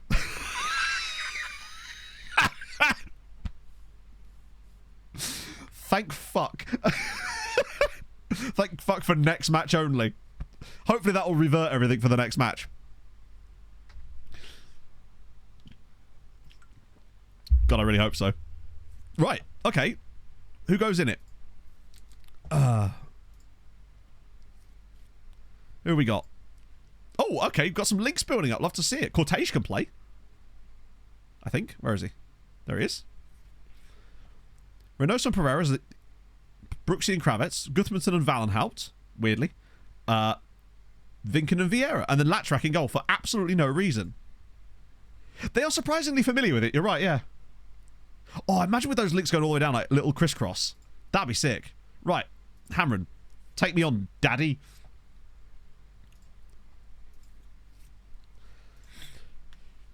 God, I hope I haven't bowls the tactic up. I mean, I had them all saved anyway, but... Yeah, RS Man really doesn't like... No, what it is because... if I was to show you the team selection advice, it would say that Latrak has been doing well in training, and your assistant seems to believe that doing well in training means that you need to start in the Champions League. My formation is ready. This isn't even my final form. Bang my bong. Yeah, it could have been the shootout. Look at the state of this.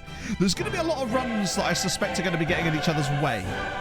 Hamron might have us in the wide areas, but we will have an overload through the middle. I probably should turn off play through the middle. Actually, no, I'm going to leave that off just because I want to see what happens. So we've got to keep an eye on all the other results. Most notably the Big Kakara one. I mean, they're not going to beat Liverpool, but... Oh, have I paused it? My bad. Here we go. Here come the runners. All of them.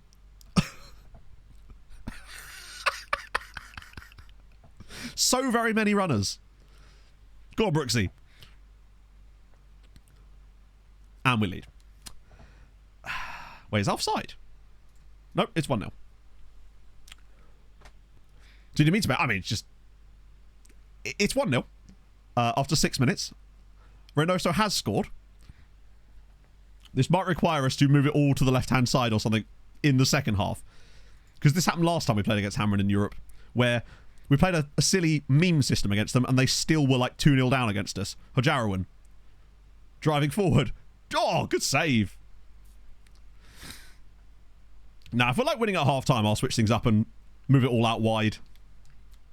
Focus us play down the right. Right. I get the feeling there's going to be a lot of highlights in this game regardless. He's not really got a lot of support here, Guthmanson, so he is going to have to sort of do a lot of wide running himself. I like that they're still moving into wide positions, in spite of that. Valenhout. He's looking for an overlap where there isn't one. Look at him go. That should have been 2. Should have been 2. That was a genuinely brilliant opportunity. Right, come on, Hamron. Exploit the flanks. Or something. I beg of you. To part of San Marino. I'm just not sure how you'd go about that, and I also don't think it'd be very fun, honestly. I like that they're even moving into wide positions. And the reason I quite like using it with our default tactical instructions is just because I like to see it. One day I basically hope that we'll just come upon the most random system that just works. Look at all the runners. Oh, here we go. It's Milo. Chance for Hamron now. He's surely through on goal. The keeper's out. And it's a good save. Oh, no. It's not a good save. He's literally hit the post.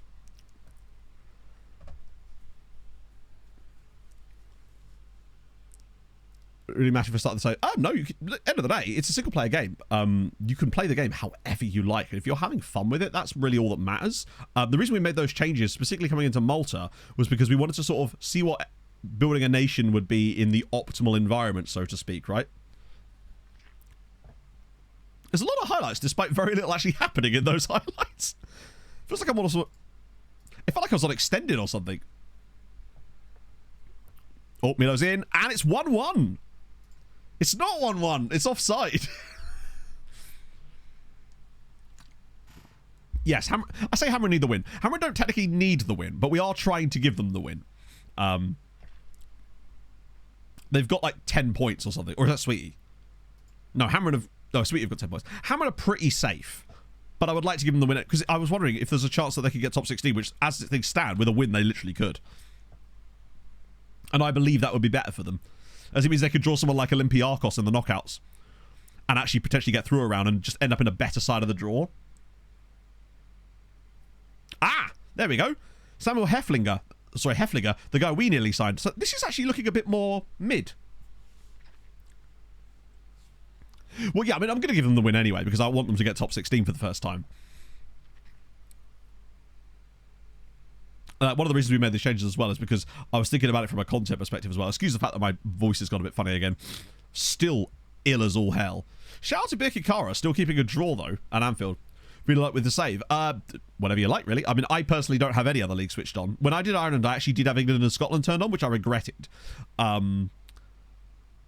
But it's really up to you. For example, with Malta, I only have Malta switched on, and then I have a database set up which allows me to have 110,000 players turned on anyway, so I don't have to worry about switching the leagues on. I just wish the game would run ever so slightly faster and so we could do that sort of stuff for context. But the problem is it would make it even more difficult, because then with those nations being more active, you've got more teams to fight against, and it's already difficult enough as it is. Oh yeah, if Bikikara could get a goal and win at Anfield, which would be probably the craziest result of the entire save. Like, if that actually genuinely happened, then brilliant, they'd get top 24, and it'd be the first time ever with all 4 of us through. Badwari. There we go. See, Hamren are doing it by themselves. Sirens 1, Hamren 2. Adel El Badwawi. Is this legal? It's Hamren. They've never been caught match fixing in the past. They've not got a history of doing this kind of behaviour. Right, so yeah, that would push them on to 12 points, which would send them into 15th place above Arsenal. Turn off, don't develop very good. It's not surprising that they don't develop. If that was the case, England would have just immediately fallen off the face of the earth. It just means that there's less variation. The one thing you'll really notice is that you will get a few less transfer bids. Or rather, the bids you're getting are from the same clubs. You're not going to have, like, for the most part anyway, a random championship club come in and bid for your players. Apparently they can play there. We've just never had a reason to play them there because we've always had quite good DMs. It reminds me, do you remember when we had Kadri? And he could kind of operate in DM for us occasionally. Preseason 23 or 24. Again, it's up to you.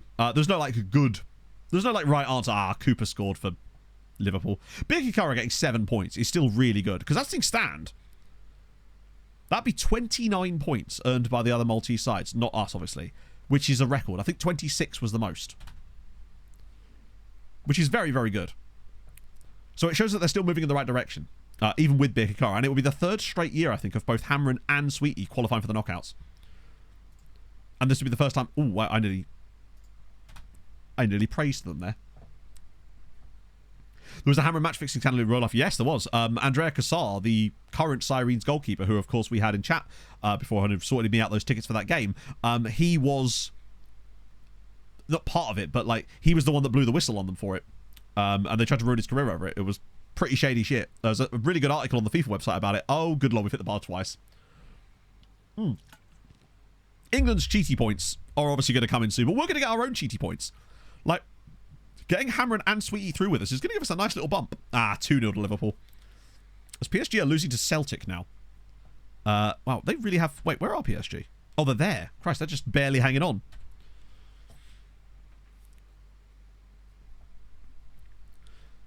I'm pretty confident that we're going to lose this, thankfully, given that we're 2 goals down. So I'm not going to do anything silly with the tactic. I don't need to, other than maybe throw some extra players in. A lot of wide players on the bench here. Can't imagine why. Can Kroppy play any more positions? No, he can't. Lahovi? No. Figueira? No. Pugliese? Yeah, fine. I'm just giving anyone a game who literally can come onto the pitch. That will hurt Spain, which is good. France losing 1-2. In fact, France losing 2. Also, no, France have lost 3. Lyon, Nice, and Marseille all gone. And Newcastle being gone was good for us. Bayer Leverkusen is good for the fact that Germany are doing poorly, although they're not really doing poorly. Run at striker. You might be right. Oh, Vincent's hurt himself. Oh, wait. Oh, shit. I've run out of players. I guess Zim's at centre-back? Latchrack? Oh, no, it was my last sub. I should have put Figueira on, but oh well. Unless he can play centre-back. His moment's passed. Wait, who's injured now? Oh, that's their player. Wait, that's Mateus, isn't it? I guess it shows he's back. CRG's, but I don't know what England had before this game. Plus, they would have had some matches yesterday, and I don't know if it counts it. Basically, we're going to get... I think we're going to get some points for top 3. And I think there's more points for top 8. And you obviously get the qualification points. So, we're going to get a nice little chunk. We're on like 10 points something. I think we'll probably go to about 12. By maybe 12. But England will go to like 27. They won't, but it'll feel like it.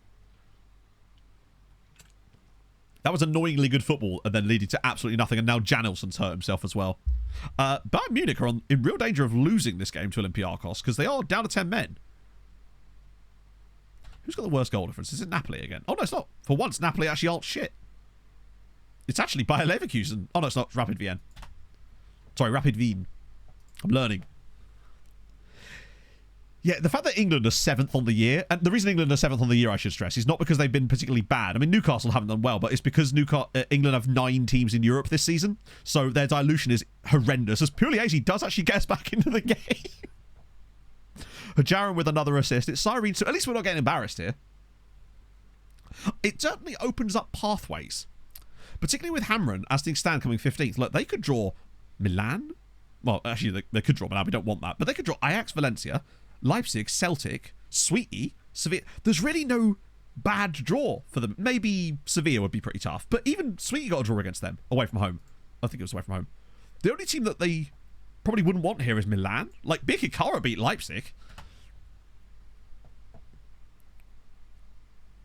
I'm a little bit worried about the fact that we're pushing forward quite a lot here.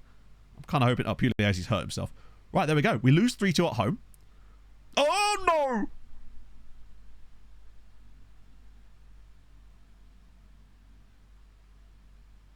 no! I swear to God, if we equalise here... Please no. It's the 98th minute. Please no.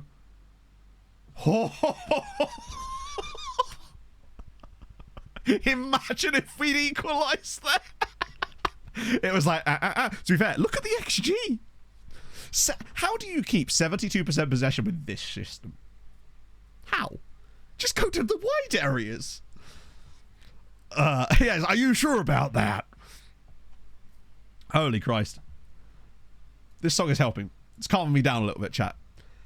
Good Lord. Right, I can yell at them too, which is always nice. Vinken didn't like that, but he's a soft bitch. So, right. Hammering come 15th. Brilliant, frankly. 12 points is actually kind of low to get 15th. So, fair play. Sweetie, 20... Wow, they actually came pretty close to not getting through, despite that. They got 10 points and came 23rd. I mean, really, the only reasonable draw for Sweetie is FC Copenhagen.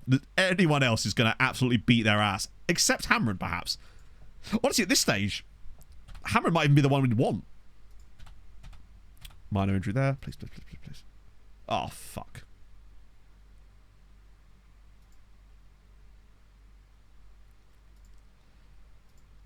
Oh. So much for next match only, eh? FMY. Why you do this? Park my car.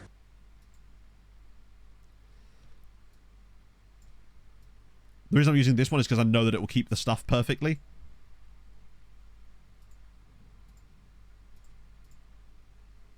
We'll do... I think it was support, right? Yeah. Just want to make sure that that's right. Hold ball up. Yeah, cool. Oh, where's the go? He just didn't play in that game. Provicius, thank you for the follow. I think that's fine. Cross the target forward. Yeah, that's all right. Cool. Now I have to make sure this is the primary change tactic. Yeah, sick. Whew. Goodness me. Happy. Wait, is he? Oh, that was him. Is it? Yeah. The Doner Kebab. Is that what we're calling it now? Next Malta manager. So guess that formation. Right, coefficients. Oh no, we'll go Thursday first because there's obviously still Europa League, where Goodyear can still get top 8, and I really would wish they would. It'd be really nice if they could. For Jiraselli, oh no. Actually, I hope he doesn't leave, but I think he's going to try and force his way out of the club. Bit result deserves almost certainly it was Liverpool. Right, the likelihood of this not being, you'd probably find that could have been worse. Yeah, they had no chance really. They've got a good side, but it's not quite that good yet. Tactic impacts. Barcelona with Van Hout. Thing is, Van Hout is going to get more and more important now because next season he moves up the pecking order more. Because obviously with Paez leaving for Juve, right? So Goodyear are away at Shamrock Rovers. Oh no.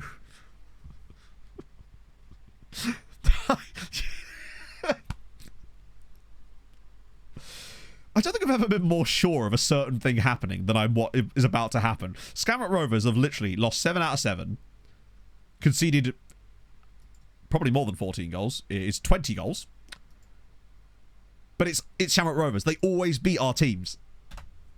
This has got 1-1 draw written all over it. And I'm not prepared for it. Because they probably wouldn't even put him on free kicks fever, even if he probably has the best free kicks on the team, which there's a likelihood that he would do, right? But I bet you they wouldn't put him on him. Okay, thank God. Oh my goodness. 4-1, 5.11 XG, Tabakaru hat-trick, Alden Zek scoring as well. Goodyear going through in style. This might even be like a top 4 berth, potentially, for them. Oh, they stay 7th, but 17 points.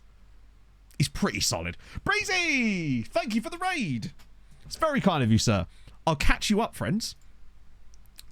We've got 3 teams into the knockouts, and Hamron have come 14th. Yeah, love to see it. I think we actually signed Hamron. Oh, you mean Scott Donnelly? Tabakaru, he was developing all right. Spurs 2025. Yes, because they drew against Sleemer Wanderers, which I've realised we haven't even looked at their...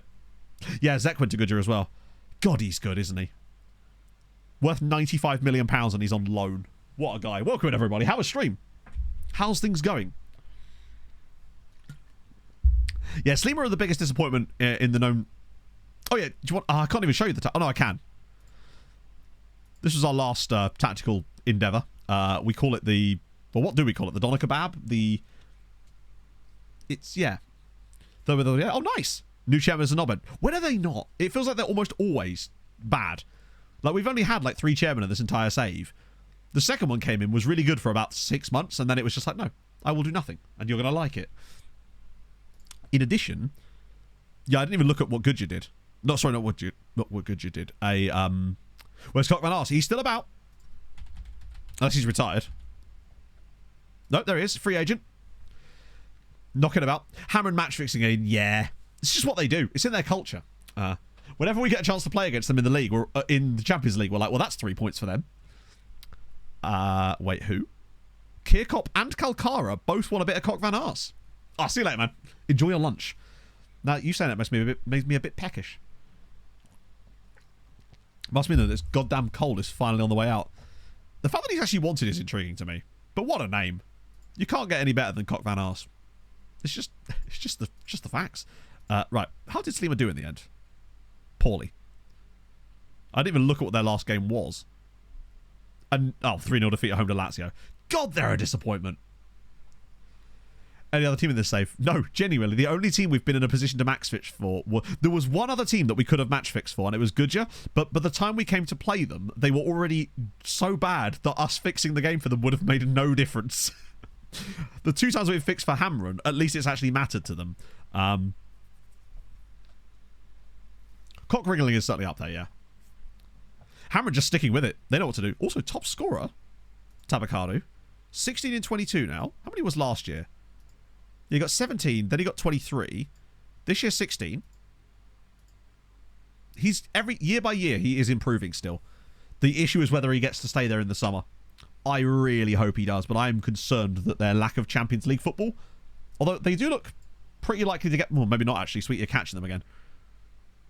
Tarshin, don't you dare. The thing is, next year, no matter what happens, we're going to have 2 randos in Europe as well, probably. Although I wouldn't mind a bit of Tarshin in Europe. Conference League, not bad. Valletta, their first ever season in Europe in this save. They were the only team in the top flight up to this point that had never been in Europe in this save. They get into it finally, and don't embarrass us. Like, top 8's okay. Particularly as it's not a super strong Conference League. Where's the English side?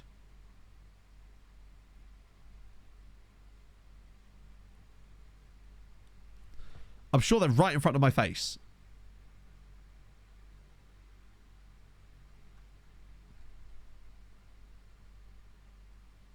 Is there no English side in the Conference League this season?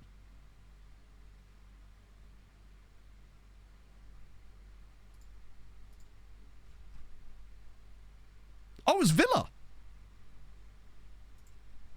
Who did Villa lose to?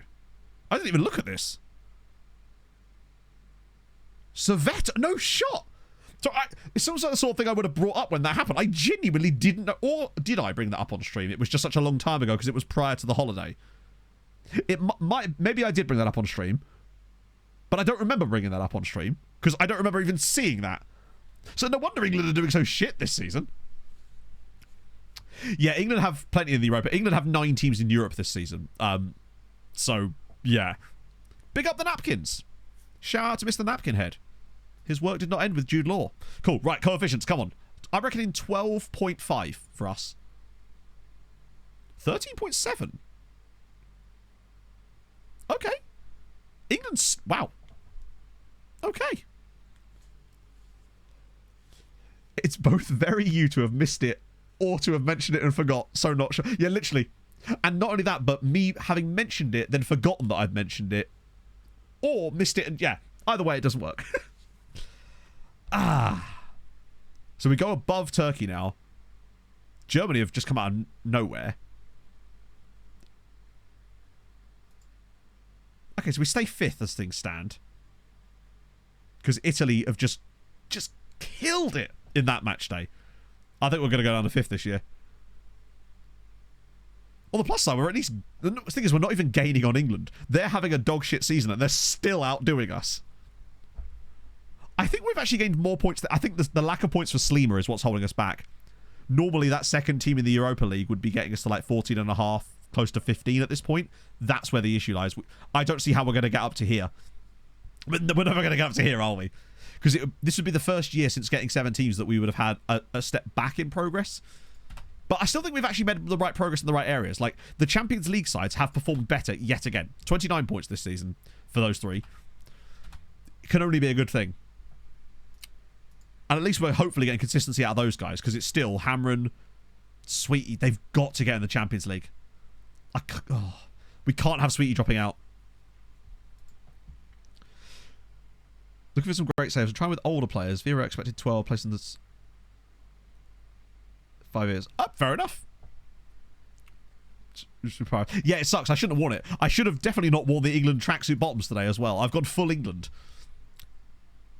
It's hard to tell what my loyalties even lie at this stage, really, isn't it? Oh, yeah, Dirk Weiss was not good. God, I love seeing a random 3-star guy at Hammer be worth 12 million quid. Take the English shin pads off. How dare you suggest that I would take them off? What if I get absolutely murked? What if Pog comes home and 2-foots me while I'm not looking? Well, I guess if I'm not looking, the shin pads won't do much, will they? Sweetie would cook in the Europa League. My issue is that... My concern with Sweetie is if they got into the Europa League, we might lose loanees that are really important to them. Let me check. I just want to see what Sweetie's loan situation's like for this summer, whether they could afford a dropout. And I suppose if they got into Europe, if they got into the Europa League and Gudja got into the Champions League, it would allow Gudja to probably keep Tabakaru. So in a way, it could actually work out better. Let's see. Sweetie's loans. Bear with, chat. This screen can be a bit buggy. For thousands of... Okay, so this is the Sweetie loan contingent. It's not that big. So Zaki's new. That could cost him then, but he's not playing for them anyway. Crisanto. We don't want him to lose Crisanto, really. Nor Fabrizio. You're not going to be up this summer anyway. Neither are you, which is fine. Svetsnov hasn't really played, so we couldn't care less about that. Same with Aspin. Carlson is up this summer. That would be a bad one. They can't afford to lose him. And Cortabaria is next summer. Juarez is next summer. Bagalo's next summer. So there's not too much on the line. I just wouldn't want them to lose Eric Bartos. I would not want them to lose the man, the myth, the legend that is Eric Bartos. Can they afford to lose him, I ask you? Hey, tell you what, right? He is at least developing out on there. If nothing else, we're seeing him develop out on loan at Sweetie United. So it's starting to... What I'm saying is, chat, is £48.5 million well spent. Smarter than Joachim Anderson. How dare you? I refuse to believe that he even fouled him. He basically touches him barely, and then he sticks his legs between Anderson's legs. But whatever. How's that half-star going? It'll come back. Trust. One day we're going to come to stream. We're going to look at Bartos and he'll have 5-star potential. And then you'll all have to suck it. Suck his potential, that is. Sell them your players. No. We do that, but that isn't actually how it works. Because often if you give them money, they don't spend it very well. You build a loan farm. So we have 249 players out on loan. 95%, probably more, in fact, are other teams in our league. As you'll see here. That's how you do it, basically. You'll notice that some of the quality of players that are out on loan at other teams in Malta. For example, there's 3 guys that are 4-star PA at CA. What? Hang on. Hurry is 4-star CA. Good Christ. He's 20. Did I accidentally sign a wonder kid that... I mean, literally. Clearly, he's literally a wonder kid. But did I accidentally sign a wonder kid because I bought an overpriced player because he was Tahitian? I love it. Yeah, he's Tahitian. I only signed him because he was from Tahiti. Now he's not, annoyingly. But it looks like he might actually legit be a GOAT. Plan for 25 is still ban Poland. But, yeah. No, he's not overpriced now. Holy shit. Yeah, Bartos did have that 5 stars for a second. He'll probably never come back. That will be the only time we ever see it. But yeah, basically the way that you build a nation is the low. It's not the only thing you have to do. There's a lot of other things to do as well. But that is the main grower. The thing that's really going to give you massive progress is that. Nazarenio Ponce. I just don't like those physicals on him at all.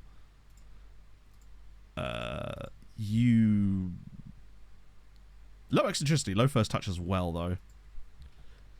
Yeah, Bengali was a guy we looked at earlier, wasn't it? Oh, he was the guy from Hafia that wouldn't sign for us, which is annoying. I meant building a nation, and you know that. We've looked at Mailson for years now. That's just a different dude called Mailson. Bengali, yeah, I was going to say, if you've enjoyed him, if those of you that have raided over from Breezy, if you're still here, I would like to introduce you to Taliban.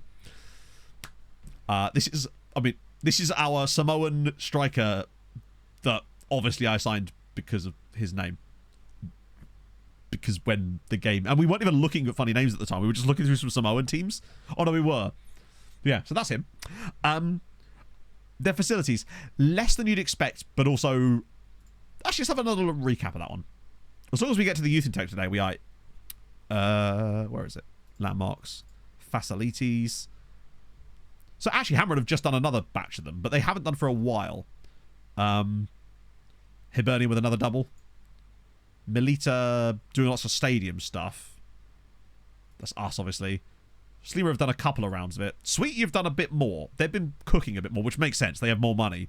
Tarshin have done quite a lot. But then some of that could have been to deal with the downgrades as well. So I don't know how many of these are actual genuine upgrades or whether they're just dealing with the loss of stuff, you know? That's the problem. Right. So we're through. The question is the draws. That's going to make the hugest difference here. Like, does Hamron... Watch Hamron get Milan. Like, the only team that they could reasonably draw against here that I would be unhappy with would be Milan. And I can almost guarantee that they're going to get drawn against them. Sweetie, on the other hand, are 100% getting Man United. There's my prediction. But for once, maybe the game will be nice to us. It doesn't normally, but maybe today is the day. And then it could be even nicer to us by delivering us a delightful, succulent, lovely youth player. Valletta, oh, they actually won a game for once. That's a rarity. They drew Milan. It's bound to happen, isn't it? And we'll get whoever the toughest team possible is. But we're good enough to deal with that, right? A nice succulent morsel, exactly. Right. Rotate a little wee bit there. Oh, no, it's not rotation at all, is it? Janison is the Volante. I don't know if I like that. I feel like we're more on the not that happening train. Never do it on deadline day. Sorry, never do it on the day before deadline day. If you offer out loans before deadline day, half the time the teams won't respond to you until after the deadline day shuts. So if anything, I don't even offer out loans. The last time I do it is like a week before deadline day because sometimes they take ages. And then I wait till deadline day. It's my one rule, yeah. Precisely. I love that that's just the thing now. That'll do. Irish man. We did get a couple of good youth players in the Irish save. Ironically, neither of them were Irish. They did both come through our youth academy. We got an Icelandic winger, and we got a striker who was Serbian, whose name was Manuel Gizzi. But no good Irish players in that save, really. 3 assists for Fawad Babasi. Life just is good, isn't it, when that happens? When Babasi be Babasiing. Emmett came from Rochdale, of all places. Via Hearts, I think. Emmett was actually one of those signings that the game suggested to me. You know when the transfer window opens and it randomly links you with players? Sometimes you've never even scouted them. That was how we found Emmett Doran. The game just told me about him. It's great when it does that. It's almost like it's like metagaming you in the background. Only 9.4. I know, if anything, he's slipping slightly. That being said, right, he must have a really good number of assists this season now. He was really struggling at the start. But I'm starting to think that he might be up to like 15. Yeah, he's got 15 assists in 17 games. That's actually really, really good numbers. He's still only 24. I forget how young he is a lot of the time. Just it's been a while since we've looked at his beautiful face. Cameron. Oh, sweetie win. That means there's a chance that Gucci could bottle this year. They're a while away. Hello, Matt. How's it going? Long Thank you very time much no for 100 see. bits. Let's get Super Malta to duper number nice of you. one. One thing I do want to look at is, have they had their draw yet? No. Do we know where the draw is? 35. Oh, literally tomorrow. Cool. How old is the manager now? I think he's probably in his 60s. Guruzada, thank you very much. Welcome aboard, friend. How's it going? I've literally already forgotten what I was about to do. Christ, I need that appointment more than ever. There we go. 59 years old is Janosch, so he's not super old. I'm excellent. Matt, I say excellent. I'm actually not. I'm pretty unwell at the moment. Holt, thank you for the follow. If you are new to today's stream and you have enjoyed, drop a follow. I really would appreciate that. In times like these, we must stick together. Sorry, I don't know why I suddenly did a Churchillian World War II speech there, but I just really wanted to say the word Churchillian. Bartos guy looks like a good... How... I'm sorry. Bartos, I think you're being mean about Bartos. I think he's a very, very good player, hopefully. And I think he's only going to get better, hopefully. And he seems to be improving at least. He's got the right personality type. I still think this guy's probably going to be world class. And I refuse to believe that I've overpaid for it. This is where he never plays a single minute for Sirens. Is he 48 million quid good? We don't know yet. We can't possibly tell. I don't know if we're ever going to see him be 48 million quid good. That is what I will say. Right. Deadline day.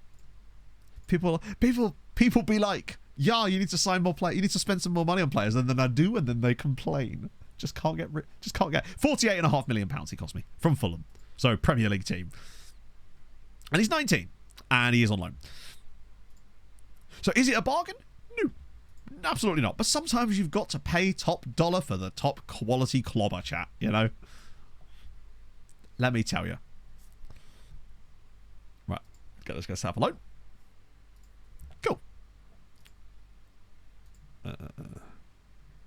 Yeah, I'll only ever do the loan offer outs on deadline day. If you do it too close, then what happens is it doesn't carry the same urgency as deadline day for whatever reason. We never see because you're not going to... Oh, imagine if he actually had 200 bit. Oh, you're wanted by someone. If we can get through another 6 months without having to sell these two, I think that'd be kind of good. You're wanted now by Sleeper Wanderers. Do you know what? I'd be tempted if they could promise me that he'll actually play. Wait, Hamron want Pugliese on loan? No fucking way. That would... So, if this comes... Wait a second. We might have to part exchange. Lavinio, thank you for the 20 bits. Right. I think they just need a player like that. UCL Cup side. True, but if we can get him out there and establish him as a first-team player at Hamron, then they'll basically get a striker that I believe is better than the guy they sold to Barca for free. Or not for free, but like, as we're about to see, very much not for free. Hopefully for free. Pugliese. Because I could do end of next season and guarantee them an 18-month loan. Right, sick. I probably should have chucked in £1 million of my own money just to sort of make it work. Otherwise, they'd end up paying too much. Particularly with his wage. Right, now we're gonna try one more time to get Cortege a loan. Because it won't be difficult for us to find a really good AM if he does actually finally get a loan that works for him. Because I just don't think he's going to get enough football here in the meantime, and this could be his last chance to really develop.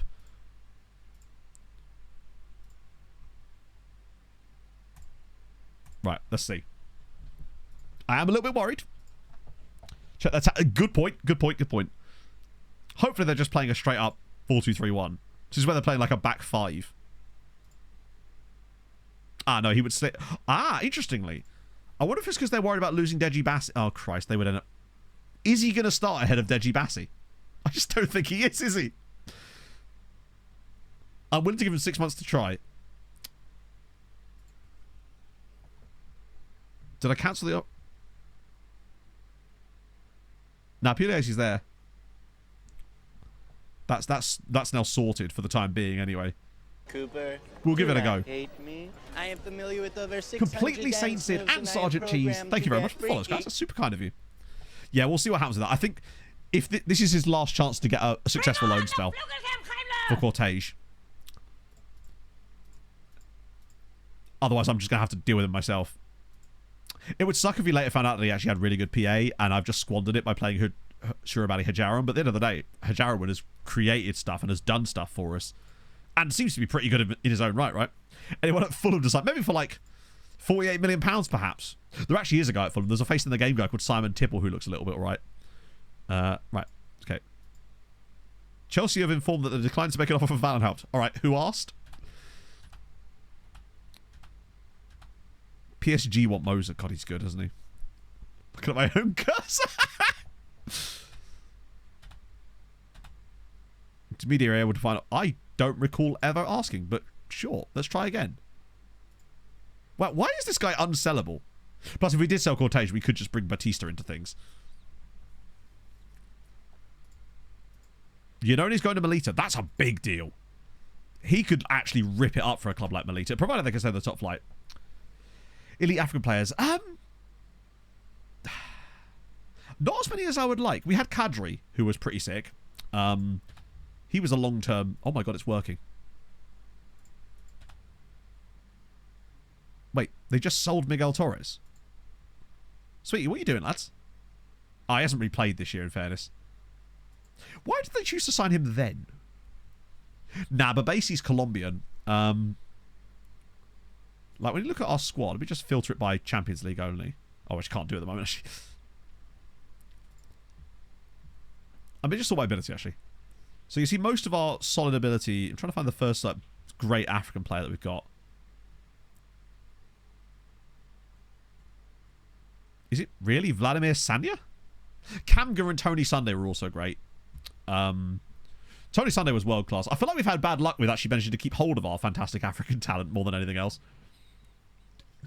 Like, Kwasi and Tony were both ripped away from us, essentially. Kamga had his, good time here.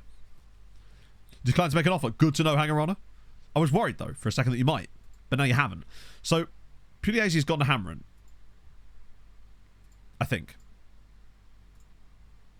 Oh, no, it's not technically gone through yet. Plus, that'll actually fulfill the promise.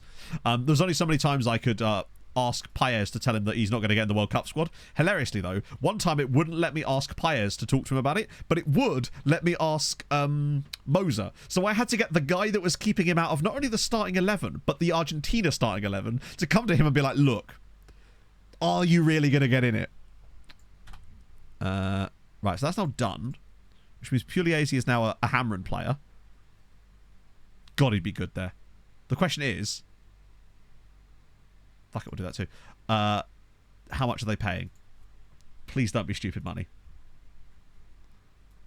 I beg of you. 600 grand. They're paying 600 grand. Wait, why does it expire at the end of this season? Didn't I specifically say it was going to expire at the end of next season, or was that not a possibility? So they're still paying quite a lot of money for him. But even over 2 years, that would still only be 2.4, which is actually fair. That's a reasonable amount of money. That's so I swear I selected end of next season on him. Maybe it was the other guy and it wouldn't let me do it for him. Maybe his contract wasn't long enough, and now that I've extended it, it might let me. We'll see. See if the other one goes through. Which was Cortege, wasn't it? Watch him now say no. Wait. Stop. Go away. Hang on. You just told me you were refusing to make a bid for Valenhout. This is a lie. You've been caught in a lie. I don't respect it. Oh, well, there's loads of offers now. Go on. Tarsheen, okay. Vinken to Arsenal. I tell you what, if they came in with a massive bid, part of me would be tempted. I know that would mean we'd have a lot of work to do in the summer, but it would also get us a lot of money for a free player who's 31. Navarro as well. Wait, isn't he really good too? Oh, they want them all. I think I'd rather them have Alberti. He looks better. Do I part exchange him to Tarsheen? They want a winger as well. Is he a winger? Yeah, he is a winger. Oh, you can have both of them. If I can have all three. Actually, I don't know if I want them to have all three, just in case they end up paying too much money for it. But we could do 2 of them. That's good. Particularly as it does look like Tarsheen might be in Europe next year. 100, exactly, yeah. If they get the full 46 million or whatever. Doesn't have a long-term future.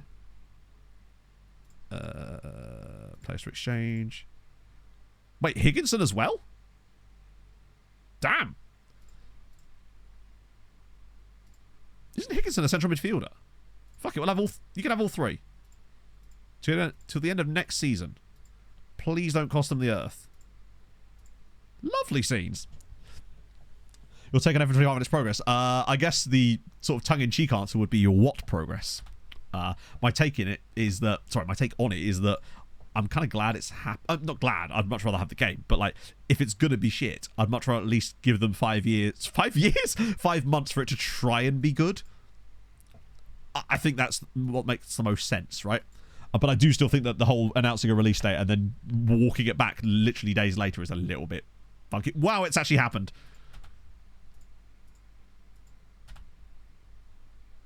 Damn. Tarshin have just taken 3 guys from us on deadline day. And 2 of them are very good. Hopefully this doesn't cost them a fortune. Watch this cost them like 10 million each. Do you know what, actually? 250 grand for Basaldua is fine. 1.2 million for Alberti. That's all right. And 265k for Charlie Higgins. What position does Higginson play? I genuinely have forgotten. Oh, so he's a winger as well. That's good business, actually. Champions League draw. We haven't had a Champions League draw anyway. Our draw won't be for ages yet because there's still another round in between. Bikikara beats Slima. Just going a bit of a Thin Lizzy hype here, and I rate it. Oh my god, they literally left it for an hour. So, Cortege has gone for a 6-month loan. Or was it 2 months? 2 years. Either way, I still don't know if it's going to work. But we'll see. Maybe they're planning... Yeah, Krustev's even older now, though. That's the thing. I don't know if I'd want to bring him back in his current state. As much as he is leaving... Wait. Hang on, he's got an extra... Did they just extend his contract? Yep. He just signed another new contract. With another optional extension. Ah, dear. I already have bad memories of him. Mostly due to him scoring against us in the Champions League final. I think he did, didn't he? Right. Who is our top scoring loan player? He's getting the Casemiro experience. He is, yeah. So Owen Sinner, obviously, of Nashar is the top. God, he's got 20 in 19. That's crazy. Most assists? Brouwer is killing it at Benfica. Oh, he could be a really nice up on the transfer page. I think that's just a... Isn't that just a link? Doesn't that just link you with players that are on your shortlist or something? But he's not leaving.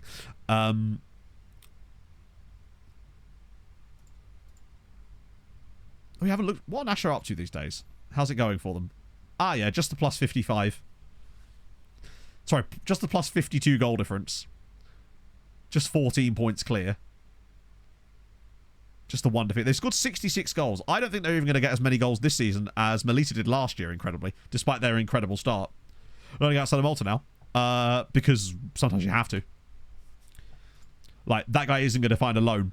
And if he wasn't going to be on loan at Zalesnichar, then he would just be sat in our squad, making it harder for that menu to load, basically.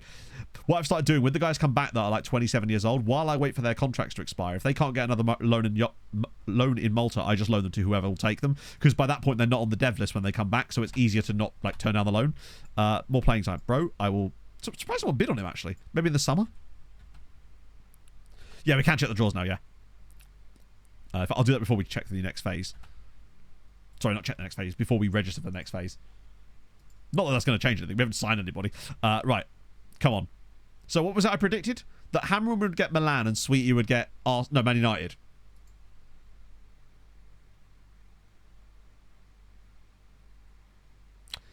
So I was right about Sweetie getting Man United. Still called one of them. And Hammer got Napoli, which is far from easy.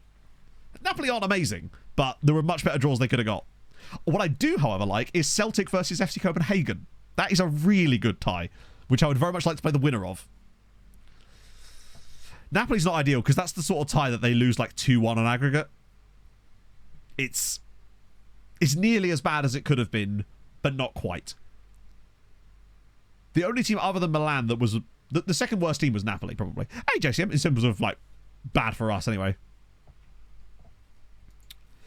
Home next second, it gives them a chance, unless they clapped. I mean, they can play each other. No. They can't play each other in the next round because they're... Oh, no, you're right. They could. Sorry. Yep, I'm so used to them being both on the bad side. But, yeah. Napoli usually are bad. But this year have actually been slightly less bad. I mean, have they? Who have they beat? They did beat Arsenal, Fenerbahce, and Milan.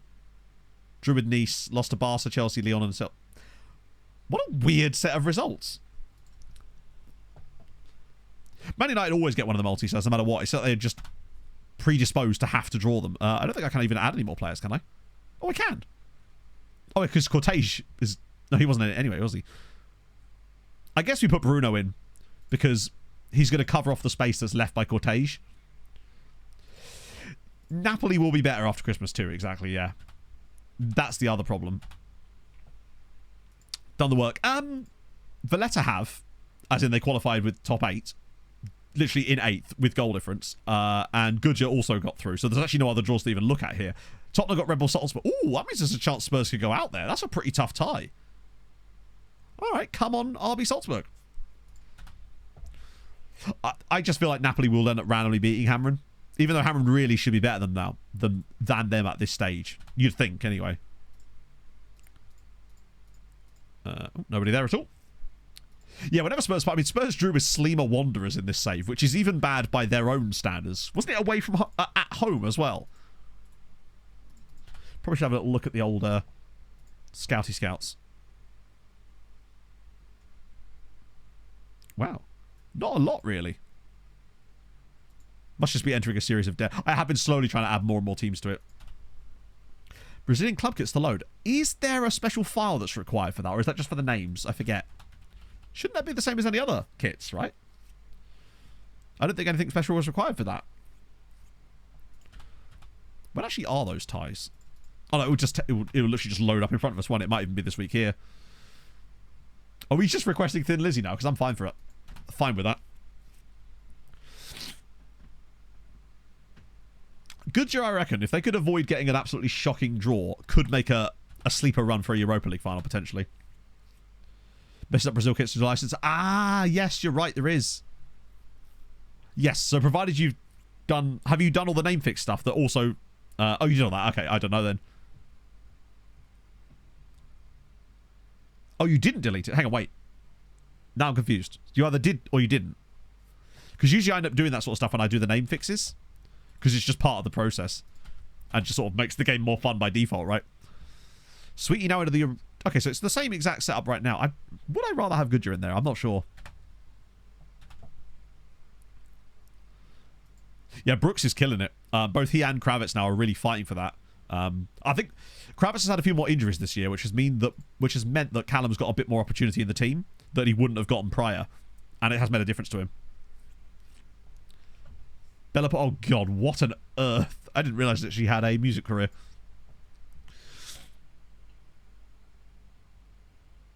Was not adding kits before the start of the... Ah, wait, you should be able to add kits at any point, right? Provided you've done that. I mean, I add kits all the time. You should see the funny one that Passpro made us. I'll see if I can find it in Discord. Oh, I haven't just got loaded. I mean, I change kits all the time. I say all the time. To be fair, the ones that we updated, I think, were from March. But the latest kits are absolutely sick. Un momento. Because Passpro did actually make us a special edition kit as well. Obviously, it doesn't have the 3D elements and stuff, so I can't use it in that sense. But let me see if I can... There we go. This one. It's got everything you can possibly want. It's got the flames on the shirt. It's got what looks to be an old Mark 1 Ford Fiesta. It's got fake football shite. Naturally. Shout out to Jim. It's even got the gold chain. Is that Sondico as well? Perfect. I have a pair of Sondico shorts. Scenes. Right. That'll do. Now I'm going to just get my head down so we can get to those Champions League games. Because we've got to get to the 9th of March. The Flames, that they do. They add acceleration. Oh. Goose for fuck's sake. It does, yeah. Kravitz has missed another penno. 2 goals for Vavasi and an assist. Jesus, he is absolutely crushing it lately. Hang on. Actually, can I do this with Levski Sofia? Was that too built? Bulgaria, yes. Levski Sofia would be a poor choice, I think, of team to do it with. But Bulgaria, absolutely. In fact, with Bulgaria, you might even see some impact from dynamic youth rating, regardless. But yeah, I think Levski would be too high. Just start. Hang on, I want to make sure I'm thinking of the right team here. Yeah, I wouldn't do it with Levski personally, because the thing is with Levski, you are essentially taking over one of the best sides, if not the best side, and I suppose Ludogorets in there too. Basically, I wouldn't choose any of the teams you could see on the screen right now to do it with. Because by taking over Levski, you're not adding a new big side to Bulgaria. You're just taking over an existing one, and that's going to hurt you so much more down the line. Because a team like Levski, having them on your side, they already have 3-star rep. That's great. You'd want to start with someone like, honestly, anyone outside of those teams, really. That's why I tend to start at the second tier, if I can. Sometimes I don't, though. Logan Luff, thank you very much for the follow. And Bust the Net with the second raid of the day. Chat, we're being raided like the Battle of Hastings. But we're not going to become an insurance company in 1,000 years. Thank you, Dudgy. How safe? How safe? Me words. Hard to use. Basically, you don't want the established clubs to be controlled by you. You want them to be able to assist you in it. Because if, say you took over at Ludogorets as an example, or I could just use Levski, but Ludogorets as an example, you would then no longer have the benefit of Ludogorets helping you in Europe because you are Ludogorets. So if you can add another club by creating them, like by building another team up to be the level of Ludogorets, you then get double Ludogorets, essentially, or double Levski. It's so, so crucial. I think it's a mistake that a lot of people make with building a nation saves is they start with clubs that are too big. They can build, yeah, they can carry you initially so that you keep things ticking over, and then they can really assist you because their reputation will allow them to attract really good players so quickly. That's why I'm so excited about Poland, because by the time we've got Wisła Krakow up to a decent level, we'll already have your Lech Poznans, your Lechia Gdansk, your Legia Warszawa up there already. Like Rakov as well. They'll already be there doing bits for us, and it's going to make such a difference when you look at teams like Legia. Like, they're 3.5-star rep. That's huge when it comes to transfers. It's good you came in summer. In winter, it can get very depressing. With Ferencváros, I mean, admittedly, Ferencváros were the eternal disappointment for us on the Hungary save, I've got to say. Profilbet, thank you for the follow. Where's that Profibet? Profilbet. Poland does do quite well. Levski, Levski, I'm sure would be a really fun save. If you're doing like a big fish, small pond type of save, I guess Levski's not the...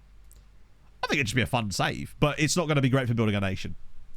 I mean, but don't get me wrong, you could absolutely do building a nation with Levski. You'll just miss out on an opportunity for a lot of progress that could be gained by having Levski not controlled by you. Right? Like, you can still absolutely do it, but you're costing yourself... You're sort of handicapping yourself a little bit. Big fish, little fish cardboard box save, my favourite. Croatia, yeah. Oh, Croatia, yeah, because you could have... You've got all sorts of teams. You've got Dinamo and Osijek and Rijeka and Hajduk Split. All those teams that could help you in Europe later down the line. It's brilliant. Right, Hamrin versus Napoli. How did your Ardo save go in the end? Right, come on. Just don't lose too heavily. That's all I ask of you. Just don't get clapped. Get that home chance. Come on, come on, come on, come on, come on. Yes! Yeah, it is very slow. I agree. Oh, although 92nd minute equaliser. Oh, they were lucky. Oh, they were 2-0 up in this game. Mateus and Sasha Zjevric were... But this shows that I think in the home game, they just need a... Wow, they were so lucky. We've just got a bit of luck go our way. We'll take that. About time. Yeah, what is the homegrown rules in Croatia? That's why I like Poland so much. Because... Although, other than the find thing, you're pretty much free to do what you like. Right, come on, sweetie. They'll lose like 3-0, probably. And it won't even be that close. Repo Club with the skin. You just go to their profile page. So, as an example, Zanako here. The reputation is listed down here on the skin. Dunajska Streda. Yeah, honestly, I see them in Europe more so than I see anybody else. Dunajska Streda, if I'm saying that incorrectly, I do apologise. Genuinely, they're a menace in these saves. And they all seem to produce quite good players. And I wonder if that's part of the reason why. 4 homegrown. Yeah. Oh, is that a SAS thing? Oh, really? Sometimes I lose track. I just get so, like, I make assumptions about the game that are actually just because it's things that SAS has added to it. pretty much. We did Bordeaux before. Right, come on. Oh, no, wait. I want to probably at least look at the rest of these. Nah, nothing new. Cool. Reputation. Yeah, I thought it had to be visible, right? It might always be listed like that. Sometimes it doesn't show the number, right? Doesn't it only show the stars on a lot of them? Oh, wait, does it not? I forget. Lecky. Yeah, I liked that. Like, I enjoyed Polonia, and I'm really looking forward to doing Wisła Krakow. So one of the things that I'm most sad about, actually, about the game being delayed is that it means it's going to be longer before I get to play my Wisła save, and I was really excited about it. There was something about it that just felt really like perfect sweet spot of deliciousness. We've not got games for ages, have we? So we can kind of play whoever we like. Can't play players under 17. Really? Oh, that is a bit shit, actually. Oh, yeah. I think I remember Aaron and I running into that problem with Dynamo. And we were wondering why, because we got an insane youth player that we tried to use and then couldn't. Oh, yeah, no, absolutely. Levski would be great for anything like that. Because with Levski, you can do that. You can become the biggest fish in Bulgaria pretty easily within about 3 or 4 seasons, if not more, if not less. Well, the Ludogorets are a pretty decent team to play against. And then you can just harvest up talent from her. I don't know what the rules are like homegrown-wise, whether you'd have difficulty signing from like South America and Africa, but I think you could build a pretty solid team there pretty easily. I've never managed in Bulgaria, I don't think. But maybe I will on Outcast to Icons. Interesting that Gudmundsson's gone straight into that role now. I think I'd rather put Janilson in there for the time being. Just to get his match sharpness up. I think Ojarowen's still fit to play. Yeah, he'll be alright. This is an FA Cup game, so I do kind of want to make sure we win this. Just in case. Yeah, it is with minimum age. I can understand in some respects having having a minimum age, but like having it be too low. Oh god, Ojarowen's hurt. This is why I massively regret loaning out Cortege now. Oh, I think he'll be fine for the next Champions League game. Maybe. 3-1. I mean, they're going to get knocked out, but they've done something. Also, shout out to Hamren for getting at least a little tricky little coefficient point as well. I'm pretty excited by the potential of it. I think, put it this way, there will be an OTI. There's simply zero chance that we won't be doing it. It's just a question of when we pull the plug and decide to go to it. There was some prep that would need to be done in the background and things like that as well. We're going to have a few more seasons of Malta first, though, for sure. I might just treat it like literally like the game cycle is the game cycle, so to speak.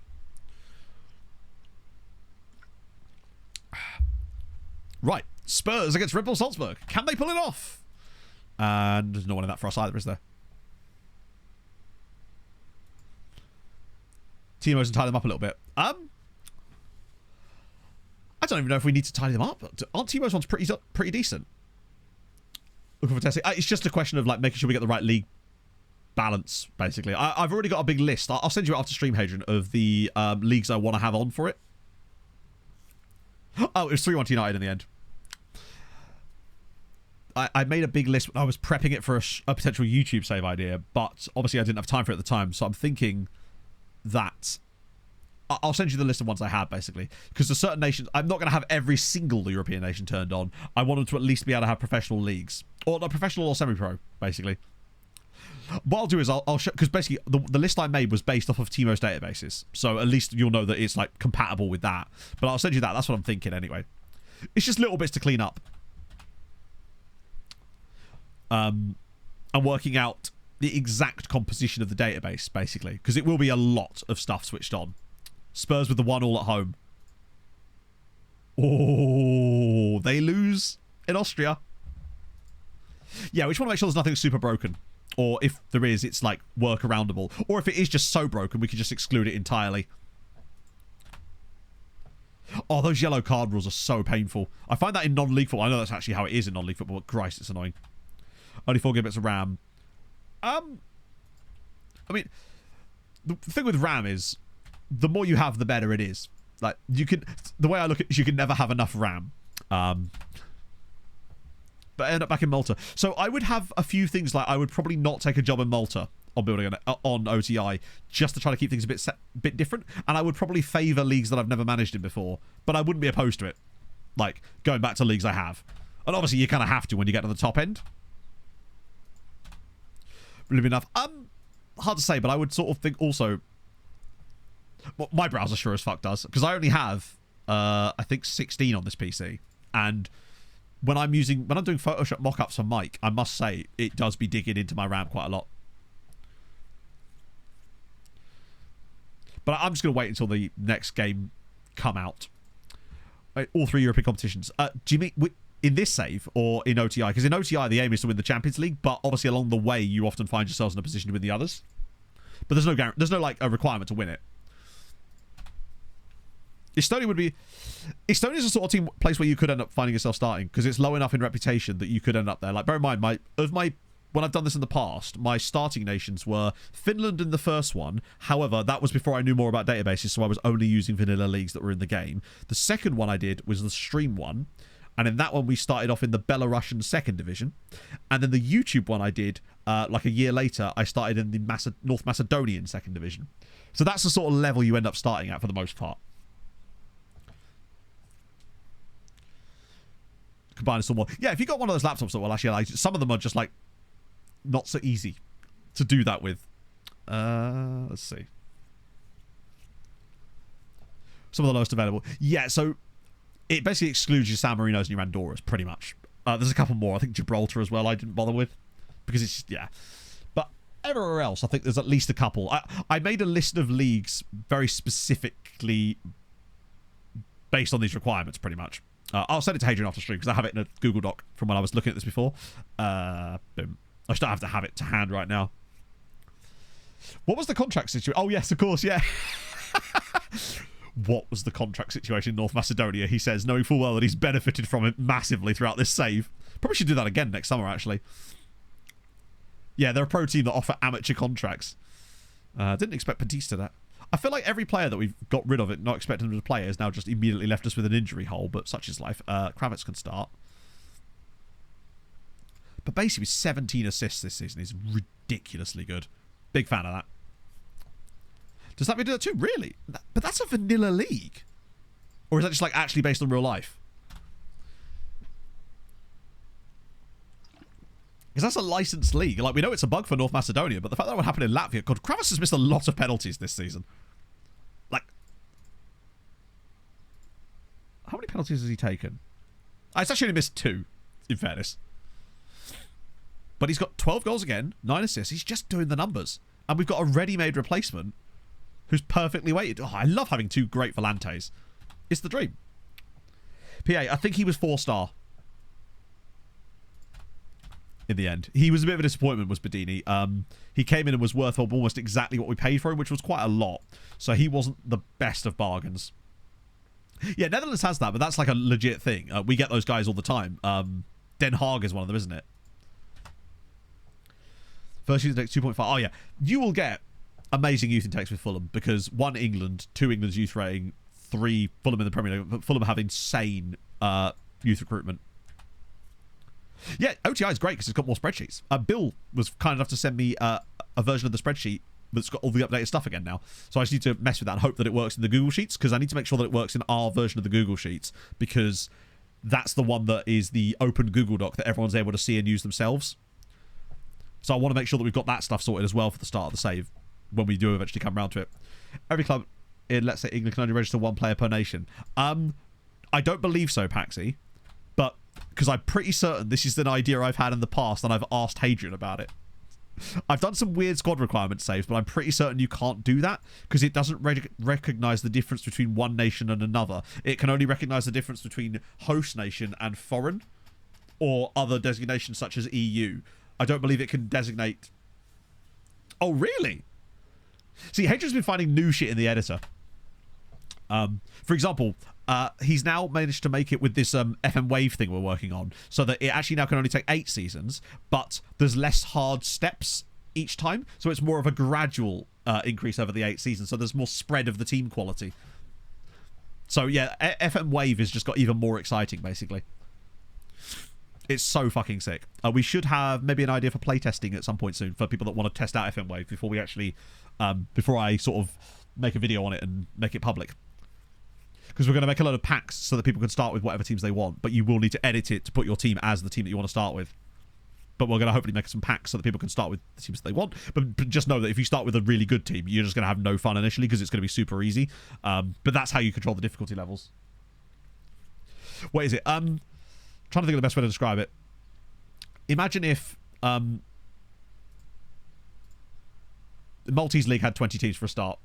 But in the first season, it's populated by randomly drawn teams from every nation in the world that are completely drawn randomly, but based on a very specific set of criteria in terms of their quality. And then you put your team in it. So it's the first wave, basically, it's the first season. So whatever, you just choose a non-league side. You're in with a load of other non-league sides. The second season, the same division will be populated with another new 19 teams that are randomly drawn from a set of teams that are slightly better. But that increases each season no matter what you do. So it will get harder and harder and harder within the same division with different 19 teams each season until you're playing against the elite of Europe, basically. So it's like, the best way I can describe it, the reason I call it FM Wave is because it reminded me of like waves of like, almost like tower defense kind of thing. So even if you only came like 17th, and also if you get relegated, you immediately auto-sacked because it's only one division. That's the idea anyway. Yeah, Hadrian will grab some seasons to show us for, but that's the idea basically. Basically, Hadrian had this cool concept where he's found a way to basically drag teams in from other leagues into domestic leagues without removing them from their current countries, basically. And I, upon that, went, I wonder if we could make like a roguelike type game out of it. Plus, there's also other ideas we're working on in the background, but this is the kind of main thing at the moment. But yeah, that's basically what FM Wave is. And then after it hits the 8 seasons, it stays at the very top end of it, basically. Originally, we had it as 24, but then you wouldn't get to play against a really good size. Save with 1.5 million players. What do you mean? I mean, you can turn them. I don't think you can even turn 1.5 million players on because I don't believe there are 1.5 million players, but it wouldn't actually make any difference having them switched on. It wouldn't. The save would be the same. It would just be really slow. Pretty much, yeah. That's the idea. But of course, you'll now understand, of course, that the ability to drag teams in to other domestic leagues without removing them from their countries gives us a lot of opportunities for other video ideas. This was just the first one. Yeah, it's about 500k, isn't it? No FM24 season update. Yeah, no. I mean, chat sort of explained to me why they thought that wasn't going to happen last stream, and I kind of agree with them because of the licenses. But is this like an official thing, or are you just like speculating on it? Global Super League. But the thing that I think makes it really cool is the fact that the division remains static and the teams are drawn in each year dynamically from pots that are picked out specifically. They just tweeted it. Wow. I mean, we figured that would be the case. It does fucking suck, though, and it's still not good. It's not a good look, but I understand why they can't do it. Playing the Spain League. No, that's the thing. So, obviously, in this save, you wouldn't want to actually... The team you manage does have to be moved into it, because you have to do that in the editor before, but all the other ones are just dragged in randomly. I'm not entirely sure of it myself. This is why I have to keep asking Hadrian questions. Yeah, at the end of the day, just get like a data update. Let's see.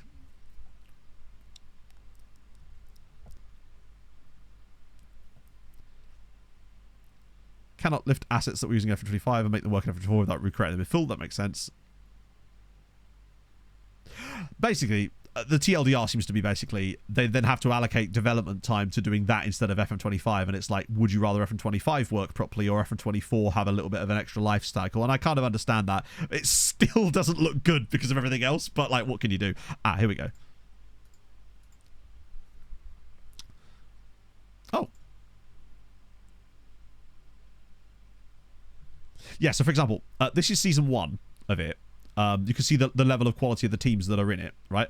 Whereas you go to season 4, you can see that you're now starting to see some like lower championship sides as Wesker in there, but still a fair old spread of quality of teams, pretty much. Every single league possible has 1.2 million. Wow, fair enough. And for some reason that one didn't load properly. But yeah, it kind of staggers itself up. Originally it was like hard steps.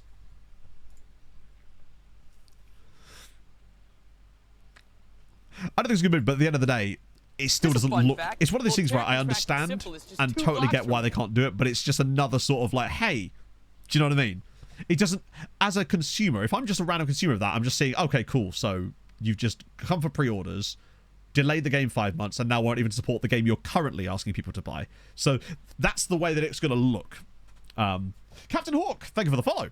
I'm not saying that's the case. I'm just saying that's how, unfortunately, it's going to look, and it's going to be very difficult. Luckily, these database updates already exist, so there's not really a lot they need to do. Anyone that's desperate to play on a newer version of the game will just download a database update at this point. So it's an unavoidable PR hit at a time when they don't need any more of PR hits. But not yours. Yeah, but like, what would you like them to do? Like, would you like them to stop working on FM25 to make a data update for FM24? Because then all that's going to happen is they're going to come out and say, oh, we've got to delay FM25 even further because we spent all this time making a data update. You know, Fowler, thank you for the follow.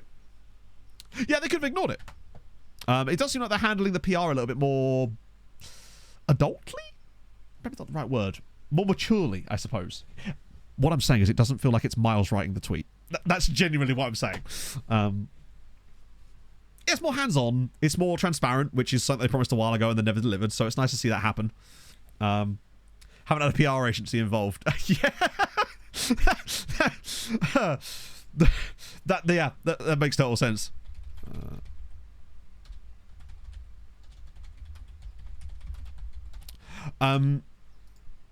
So Napoli, can Hamren pull it off? Console can't get an update. I don't know, actually. I genuinely don't know. Make more sense at this point. I don't think they can do that either because of licenses. Right. Pray for Hamren.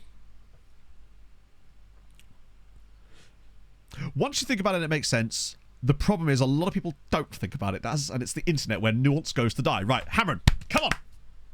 This is where everyone's going to cuck me and make me look at team reports again, isn't it?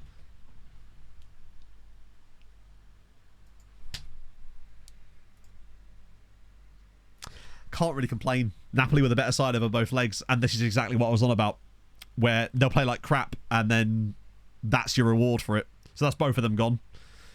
It's frustrating, but totally deserved. Doesn't do us great in terms of coefficient, though, does it? Italy have got 17 points. It's February, and Italy have already nearly got their best season of the last 5 years. Christ on a bike.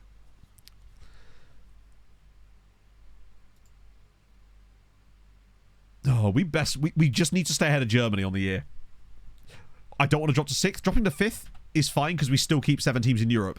And we actually get a better breakdown, I would say, with 5th place. Although, that being said, if the lower teams are doing sod all for us in Europe, maybe it would be worth dropping to 6th for a year, just to have a bounce back for a bit. Yes, very soon. They are building it now. That's rough, and that is exactly what it's like doing Malta these days. SDH Jurgen, thank you for the follow. Yeah, the other downside here, remember, is that, shout out to them, England there's no way are going to get a top 2 spot this year, which means they're going to have even less teams in Europe next year, provided England don't win stuff, which means England's dilution next year is going to be minimal. They're going to have the lowest dilution they've had for years and drop out like a 32-point season or something. Someone just purchased the model. It's not to do with that. It's basically their licenses wouldn't cover an additional update to FM24 because it's unprecedented, essentially. That seems to be my opinion of it. Viceroy! You love to bloody see it. Sick heart, sick heart, sick heart, sick heart, sick heart, sick heart, sick heart, sick heart, sick heart, sick heart, sick heart. The rarest of all Pokemons. Vice, how's it going, man? Lovely to see you in chat. How's life? The ambassador of happiness joins us. Scouting assignments. So the scouting assignments that you might have just seen, they're not that useful to you because they're barely useful to me. But, sorry, James. These recruitment focuses, we mostly use these to occasionally find a good player, but most of it's more about finding teams to scout from. More of my scouting comes from doing team report scouting, which is how we're actually finding most of our players. If you do ! Team report or ! Scouting, you'll get the scouting steps I actually use. These are just sort of like not even the icing on the cake. They're more like that bit of ceremonial parsley that you stick on the top of the food that you don't even really... Although parsley is delicious. So maybe not parsley. Like a bay leaf. That's what they are. They're a bay leaf. Just a sort of... Yeah, it was the same thing we were just talking about. Oh, it's been good. It's been good, Ivan. It's lovely, just lovely to see you in chat, man. That's what... We don't care about that, do we? Although I might have to take a little pee break in a minute, chat. I was going to do it the next time we have an important game, but I've just realised we won't have one for like a week or so. Oh yeah, put it this way, I couldn't care less about... An insane goal! I'm just saying, the most insane goal! Sorry, I was waiting for Yes! Spurs are out! Sorry, I was sorry, Spurs. I was waiting for TTS. I'm always... Aaron, thank you very... Sorry, Aaron. Thank you very much for the £25 tip. That's so very nice of you. What was that in aid of? I'm very, very grateful, friend. It's very kind. Scout by team. Yeah, no, scouting via team reports, though, today, depending on what level of your save you're at, is arguably, for me anyway, the best form of scouting you can possibly do. But when you combine it with the other stuff, it's amazing. Pal, for every FM, hey, you've paid me £1 more than you should have done there, Aaron. Don't speak too soon on that one coming out. So Spurs are out. Which is good for us. And paves the way a little bit for a bit of Goodyear antics, because it's just Inter and Benfica. Consider that in advance brave. You're a braver man than me, Aaron. But thank you so much. That's very, very kind of you, seriously. For us, it's the 9th of March. Ludogorets do be cooking. But just having no Spurs does help a little bit. It's Inter I worry about. They have no business being in the Europa League. This is not fair, and I demand a recount.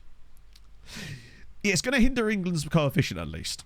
The problem is, with them having a bad year, next year they're going to have less teams in Europe, which means they're going to go and put on an absolute revenge fuck. That's what's going to happen with England next year. They're about to have make-up sex with the coefficient chart, and we're all under the bed. Like, they are soaking, and we're just there laying there. That's what's happening. A lot of metaphors there, I realise. Twisted metaphors. But stick with me. There's so many different metaphors in there. Yeah, Inter are in the Europa League. Basically, England are going to shag our ex behind our back is what's about to happen. They're going to make us sit in the corner and watch. A bad year by England. No, I reckon England might only get like 17 points this season. But unless they do it 4 years in a row, we've got very little chance. I'm afraid I can't do that. The cuck chair, indeed, yes. You can stop. I can't stop. It's a compulsion, chat. You should know this by now. You two are not signable. I've never even heard of him, but he's very good. You're a lonely loan. You're a lonely loan. You're all lonely loans. Just immediately get rid of these guys because they're not actually signings for us. They're just ones the game has thrown at us for absolutely no reason. There we go. Cool. What did you just join into? You know what it was, Cupburner. You know. It's me.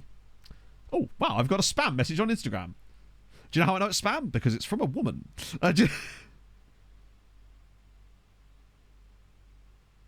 by that, I mean, I normally get these like Instagram bots and they've always got the same names. And do you know what the hilarious thing is? This is not actually spam. It's a legitimate not spam. I don't know what that is, but it's not spam. In fact, that's not even a woman.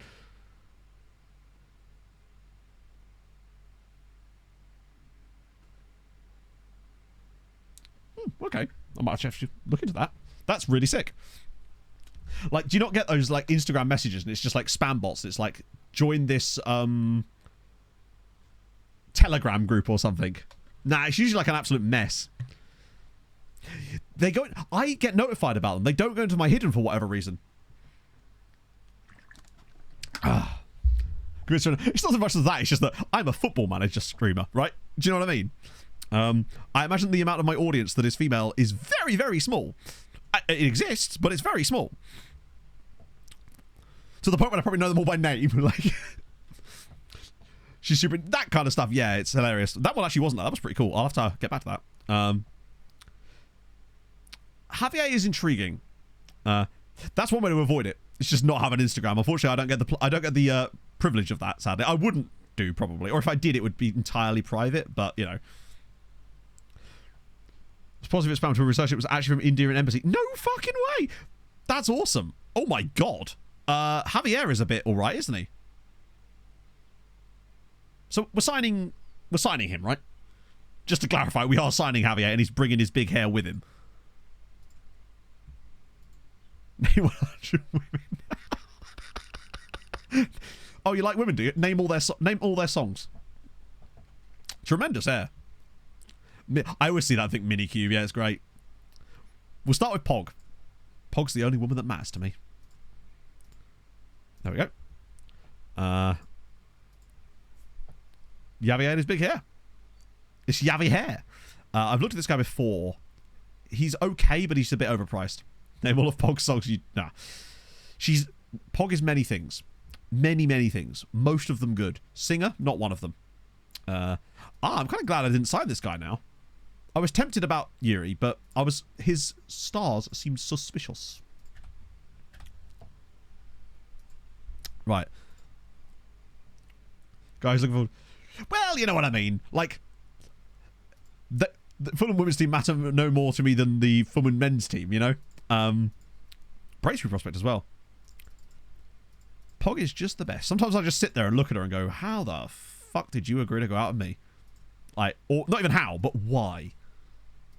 And you know what? The weirdest thing is that when she says that she loves me and that she likes me and stuff, and she's like actually like, quite likes to be around me, I believe her. And that's weird because it's like, I'm still suspicious, but I do believe you. It's a very weird position to be in. Keep an eye on your organs. In it. I've got pipe. That sounds...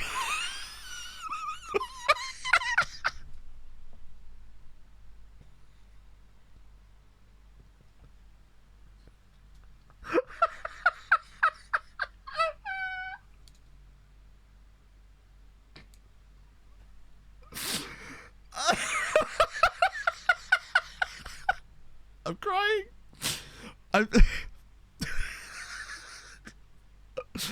The joke there was supposed to be, I've got pipe, and I was gonna list off other types of organs, and then I couldn't think of any.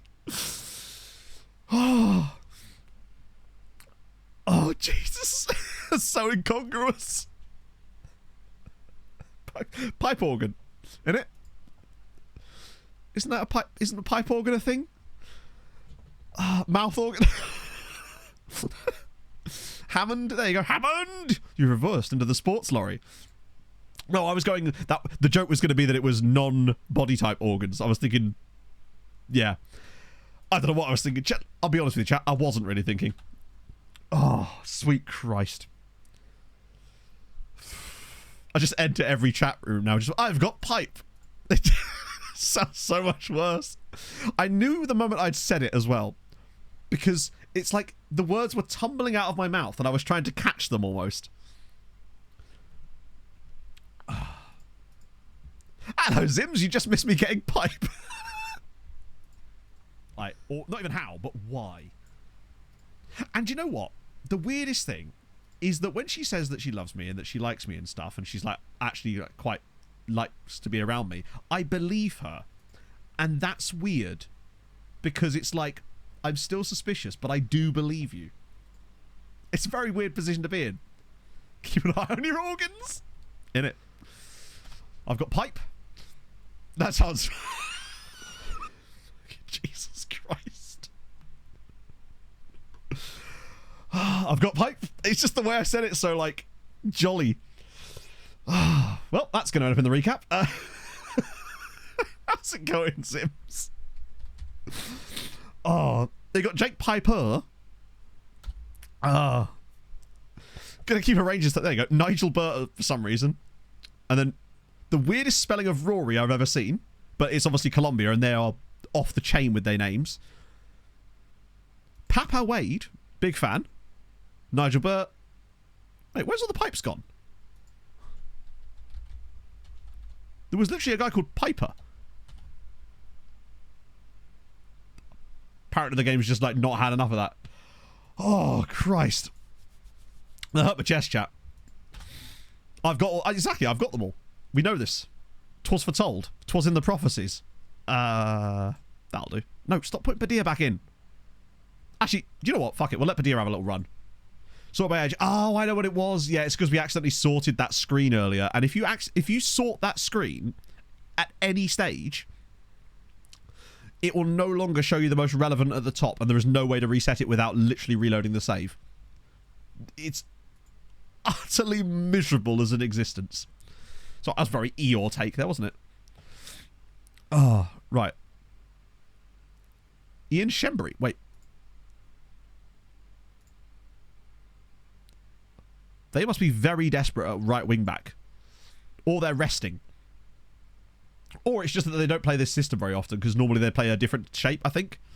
Nice to see they're actually playing Wales Zaki, though. Right. this should be an absolute mauling. Although it was Sweetie that took points off us last season that ended that particular run. I think that went through, didn't it? Yeah. 2-0. But what is it with us and missing penalties this season? Melman, he's enjoying his retirement. Probably in New York City, I assume. Oh, new budgets. Go on. Ah, is that all? Only £419 million in transfer budget for next season. Scrubs. The lot of them. Let's just ignore the fact that it's £80 million more than we have. But sure.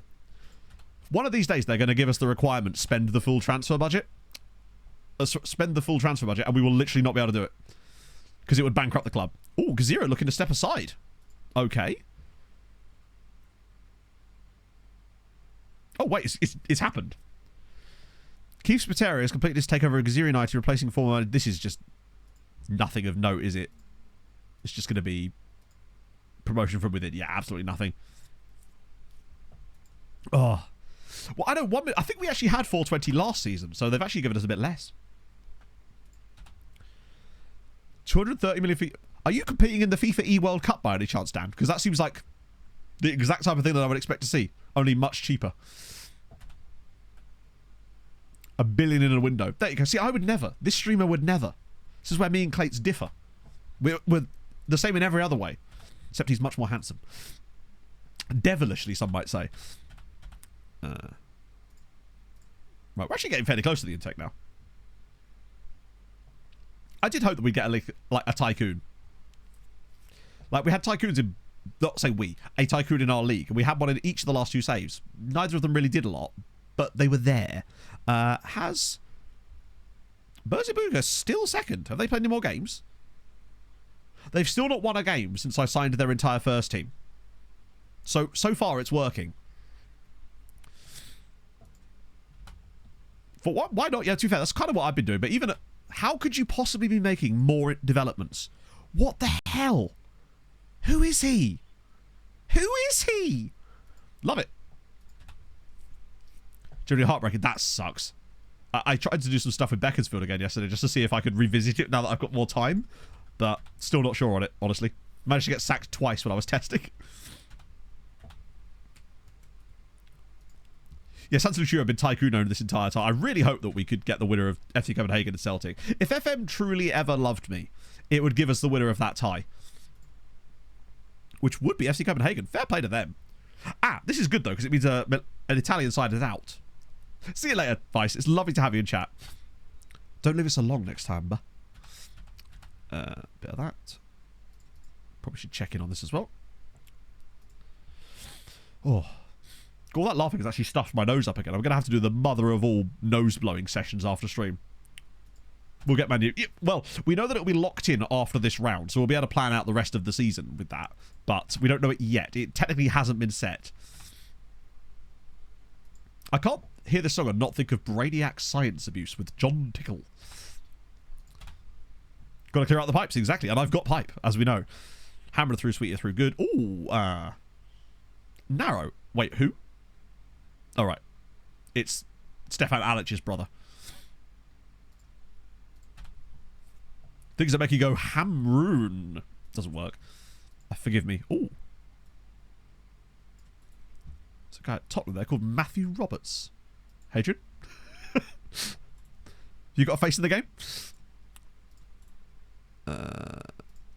Pauk. With the lesser spotted single T Matthew as well.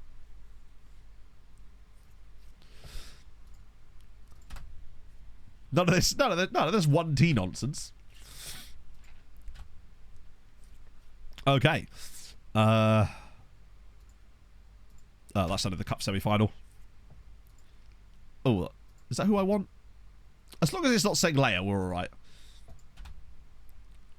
So it could be, but that might actually be him then. He's almost certainly a face in the game, like, let's be honest. They're still Jennings, so he's almost certainly another one of their ilk. Gundogan.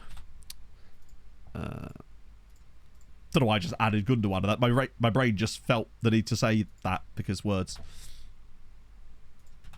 Hey, if Pog doesn't start work too early tomorrow, you never know. I might come to you and say I've had an appointment. It could happen. Yeah, he's got that straight. He's got a straight pipe exhaust.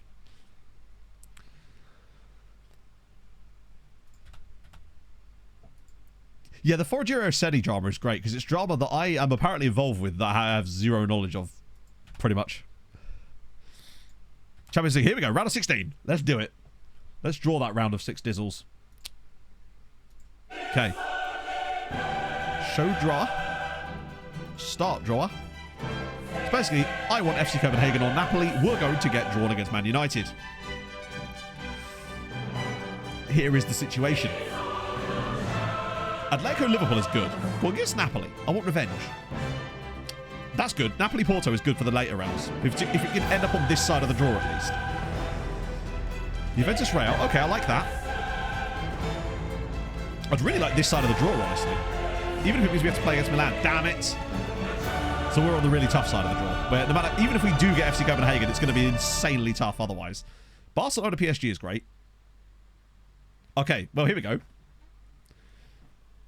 Oh, Man United Chelsea. Very nice. Oh, so it's Arsenal or FCK? I'd take a bit of... Oh, that's brilliant. We're actually going to get FC Copenhagen, and the winner is Arsenal Bayern. We're actually going to get FC Copenhagen. I said FM if you ever love me, and it did. Thank you. Blessed day. And you know what? Arsenal Bayern in the next round. I reckon we could take the winner of that one fairly comfortably. It's that semi-final against... Look at that for a semi. Like, Barcelona, Paris Saint-Germain. If you said to someone, Barcelona, PSG, Man United, Chelsea is the semi-finals, they would have agreed. Like, but it does mean, though, if we could get to the final... Cooper, there's some good sides on that side of the draw. I am familiar with over 600 actually, that'll be really... I don't know. There's a run here. I feel like semi-final is minimum here. A hooky. Or a hooky. Thank you very much for the follow. Okay, I rate that. Yeah, this is the thing. The more English sides that go out, the more they're going to revenge us next season.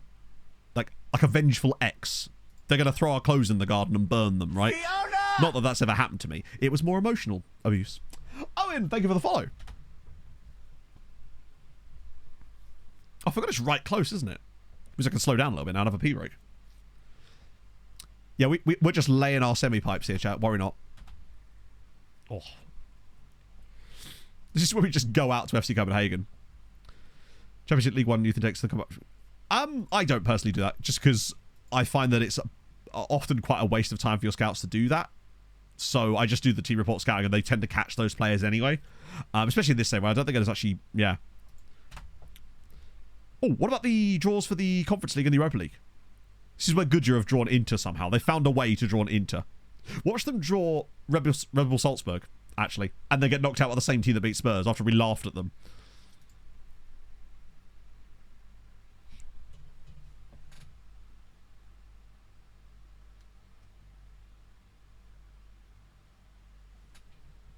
Now, that's unfortunate.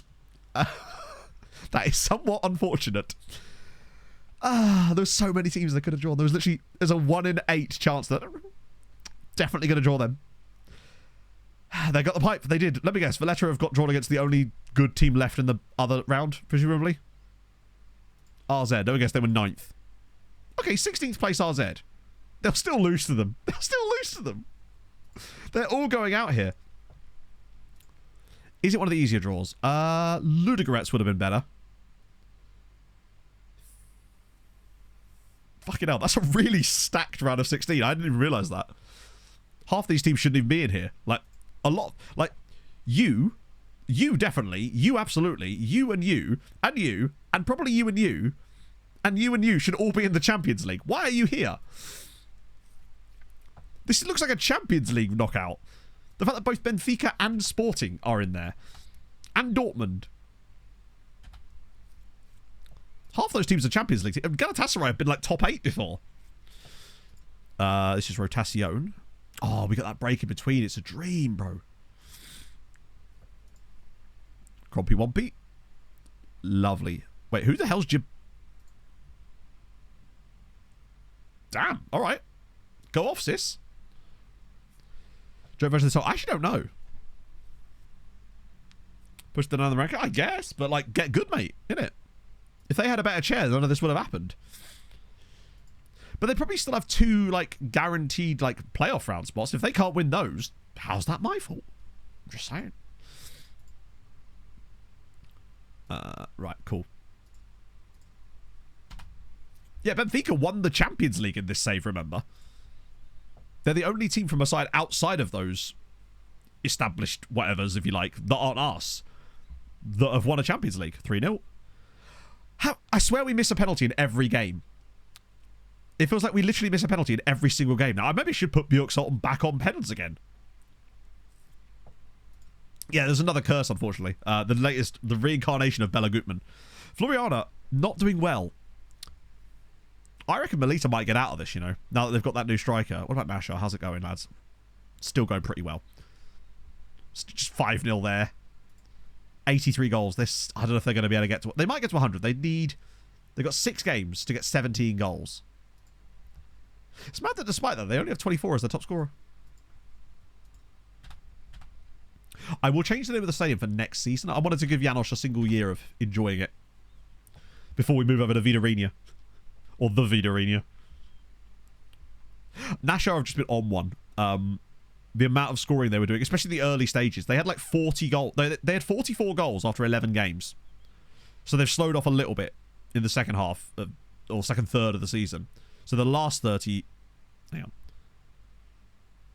Yeah, they've got 39 in their last 13, which is still very good and is literally averaging 3 a game. I think. That's not even close to true. Wait. Words fail me. Either way, their goal scoring was especially excellent in the first half of the season. Powered by loans. They actually don't even have that many loans. Their top scorer is on loan. Is exactly 3. Oh, so I was right.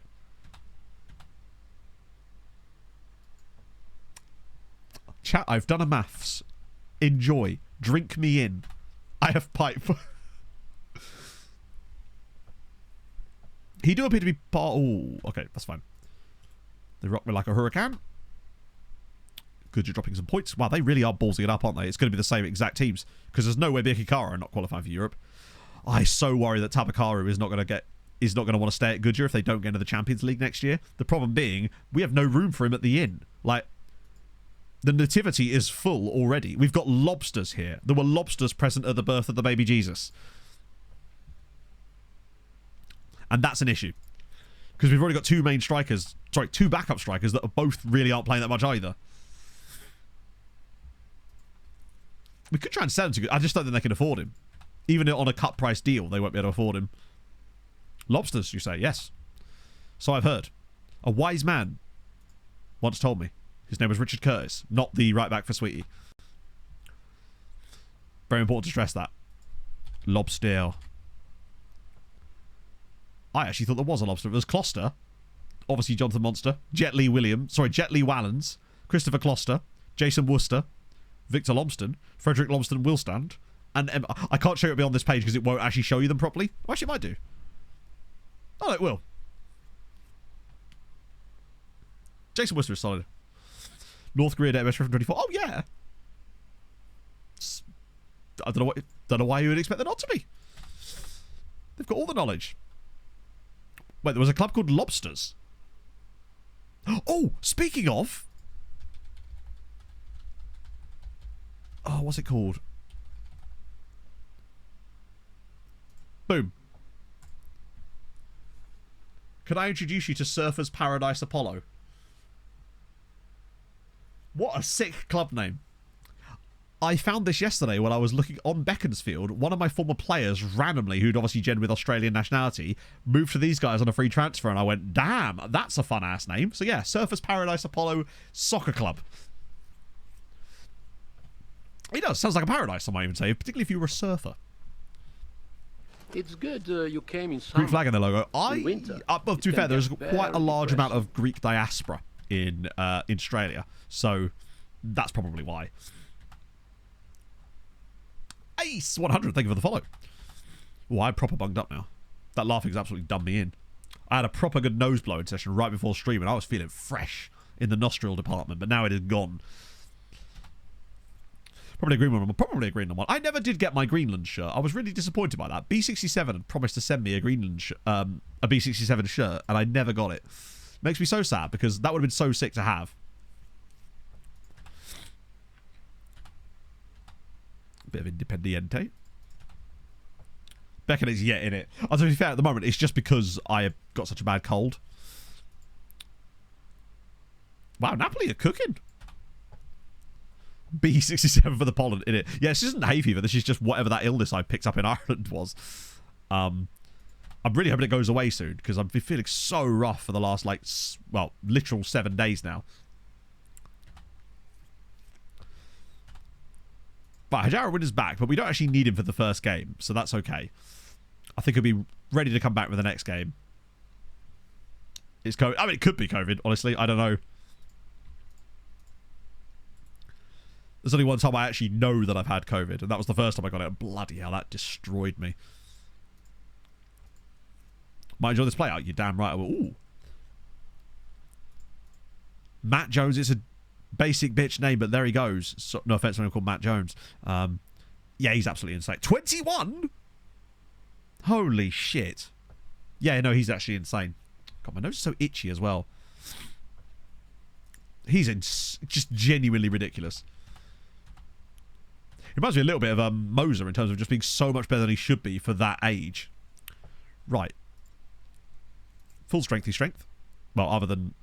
Oh, but basically hurt too. When did that happen? Fuck, I'm going to put Janelson on a right wing back instead. And then... I'm going to play Padilla. I just feel like this is the kind of game where it will be one of his last ever Champions League appearances, and giving him an opportunity to play here, I think it's just a nice thing to do, right? Right. Oh, nice and narrow. All day... Oh, I was going to say all Danish, but then no. Eunice had to come along and be ruining it, although he is at least a homegrown prospect. So, what if all of these guys came through FC Copenhagen? Fuck, wrong button. And now it's going to take for ages. No, it was Lahovey that got the Play Forever PPM, and so far is living up to that as he's just signed a new contract as well. Right, I'm going to have a quick pee break, because I really do need one, and then it's Champions League time, and then Youth Intake, hopefully, finally, back in a moment, chat.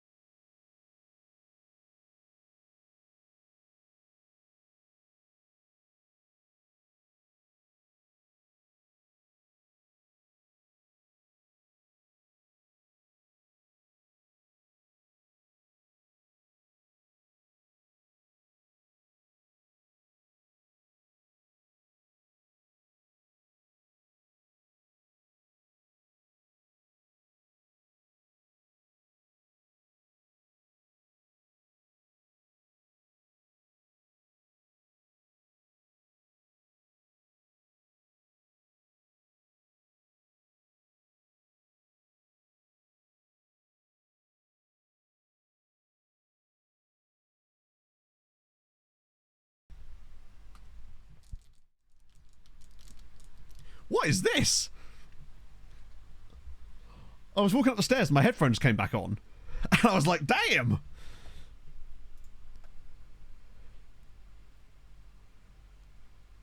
Was this a song request? Because I don't remember this being on the playlist. Either way, it slaps.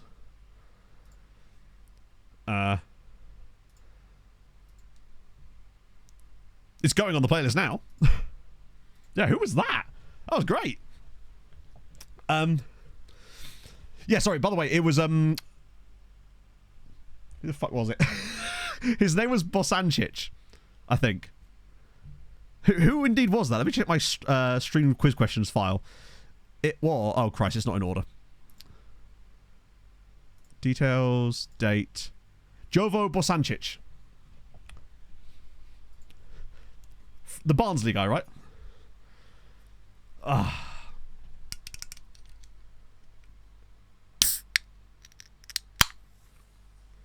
John requesting a song called Lobster. I mean, it could have been.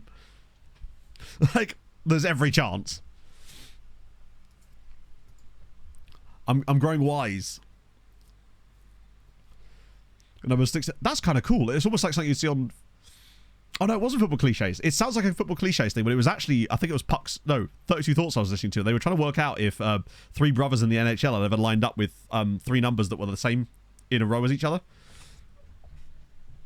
The answer was yes, if I recall. Also, the Avs won again. Sorry, Inferno. I know I've held my tongue for 3.5 hours, but the Avs won again. I know it was only against the Sharks, but we won again. Kale McCall's got double-digit assists, and we're still shit. Though the Preds are 0-5. I don't know what is going on with the Preds. It's starting to make Tampa letting Steve Stamkos go and getting Jake Gensel instead look like a really good move, isn't it?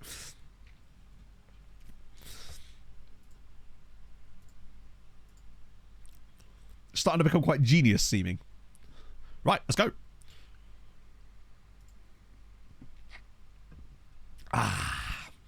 Oh, did I put Pyers in the team? Damn.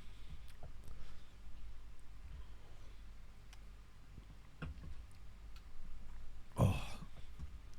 No, I mean, not that Tampa are looking amazing as things stand either, but, like, they're not Nashville bad at the moment. That Nashville team should be playing a lot better than they are with the players they have. And that's coming from me at the moment. With our inability to actually have a goaltender. I'm convinced that we could play with an empty net and we might be doing better because at least we get an extra player on the ice.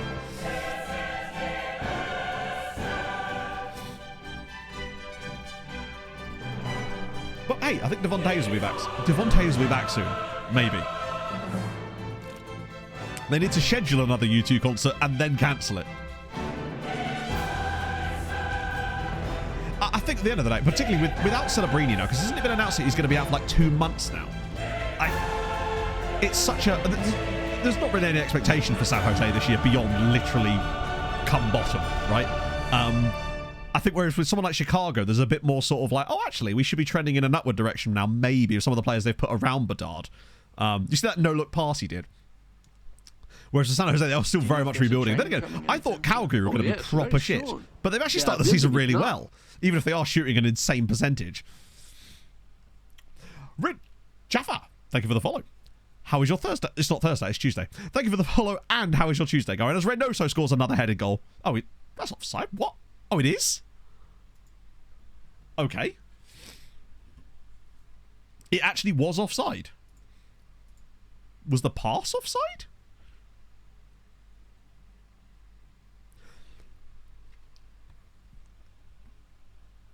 Oh, no, he's actually miles offside and I'm an idiot.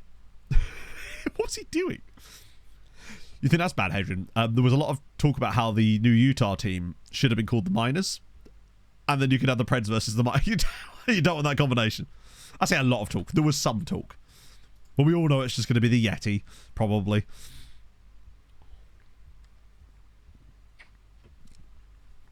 I still prefer Mammoth.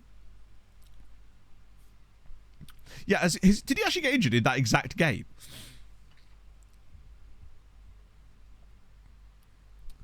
He's one for the future.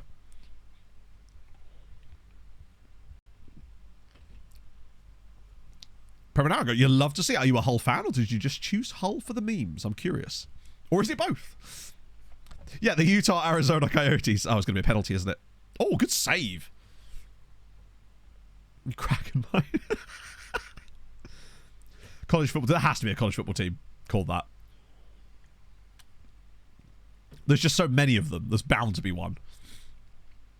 We're playing surprisingly mid here. Right, come on. Oh, a cheeky little win for Juve would be great. Now, I know very little about college sports in general, so I would have no real input on that. Listening, better keep hold of him. I see no reason why Celebrini would leave.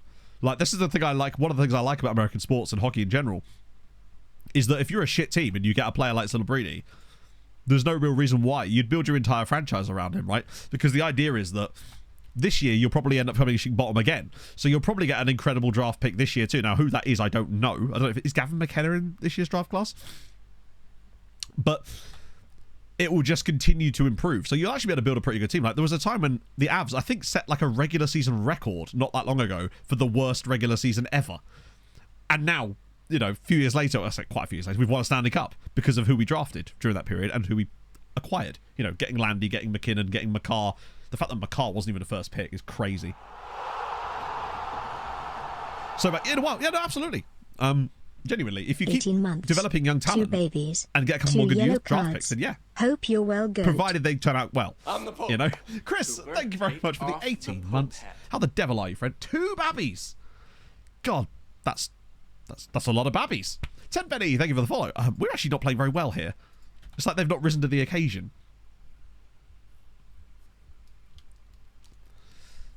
This has been so bad from us. Without really any explanation.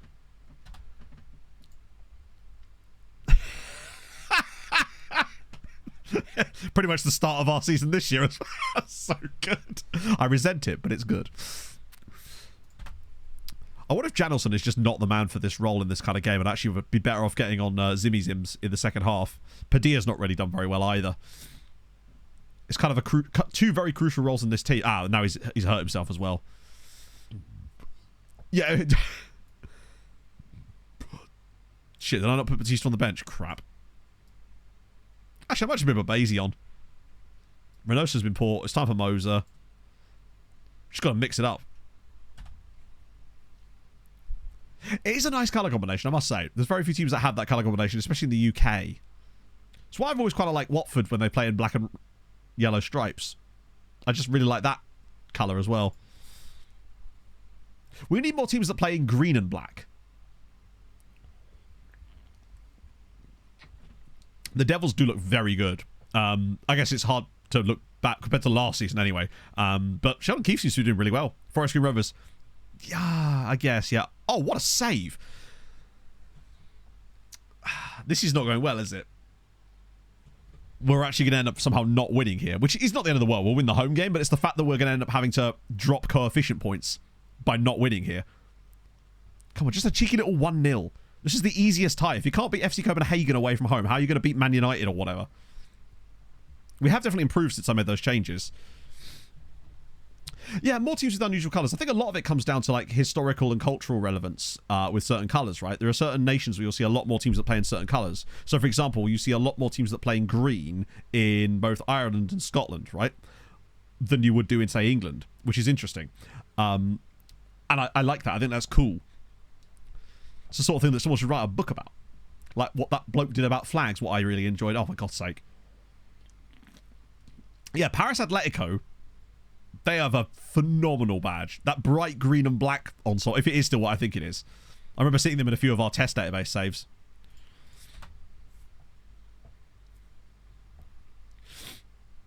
Betis, yeah, that's a cool kit too. Or a cool scheme. Come on, just somebody score. Thank you. Facundo Pereira bails us out, literally. Tyrese Campbell. I remember having him at Notts County. Yeah, so the reason I was thinking about green and black is because of Sassuolo. That's why I really like Sassuolo's kits in general. I don't actually have a Sassuolo kit. All I've got is that Sassuolo jumper, which I think is just a really fun purchase. I really like that jumper. It's just a green jumper with a Sassuolo badge in it, but I think it's just a really nice bit of kit. It's just, it was like $14.99 on classic football shirts for some reason. I don't know why it was so cheap. It was really nice. Yeah, massive lack of purple in England. We need more purple and green. The green screen apple. Oh, is it really? Is that actually the reason? Is that a bit like how Wrexham weren't allowed to wear a black kit in the National League because it blended with the referees' kits or something? And then when they got promoted, they were allowed to. Jesus. You're right. Sorry, chat. I didn't even notice this. That Real Madrid are just getting absolutely clarted. Big fan of that. Watch them still go through. I guess as you go further up the leagues, the refs have got more sort of fancy-ass kits, haven't they? Come on, Juve. That's perfect. Yeah, get rid of Real Madrid would be perfect, because they're still a bloody good side. Central Southern Europe, yeah. Right. Here we go. Valletta against RZ. I think they lose the first leg like 3-1. FM loves a 3-1 defeat for your teams for whatever reason.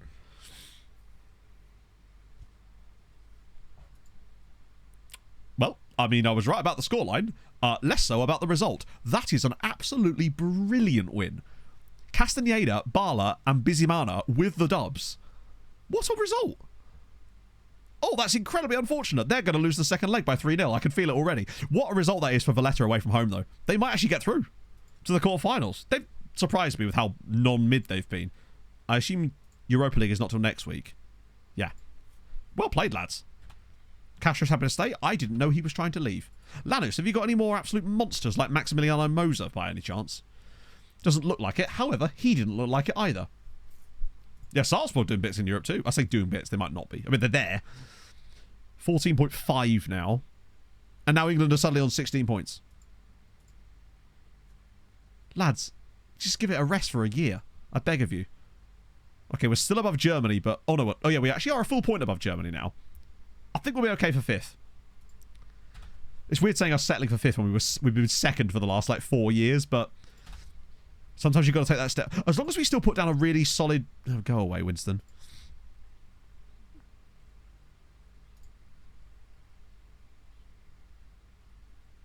Why is there not an option to sell him? Oh, that one. Fair enough. He's got a contract. We'll probably sell him to Arsenal for 70 million in the summer. I'm actually surprised at how little Fageda and Tesco's Express have complained about football this year, because I don't think I've played them almost at all year. Just because I feel like this version of the tactic just seems to work better for whatever reason. And it's probably more superstition than anything else. Oh, wait, the second leg is before the youth intake.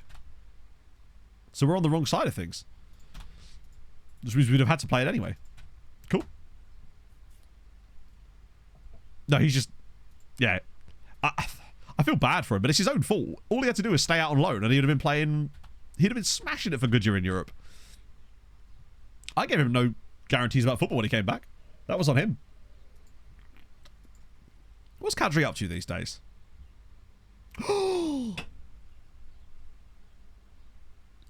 Wait just a fucking second. Please, please, please, please, please, please, please, please, please, please. I will happily sack someone.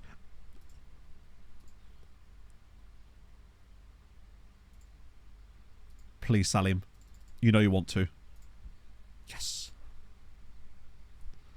Oh, Salim Kadri. That's great news.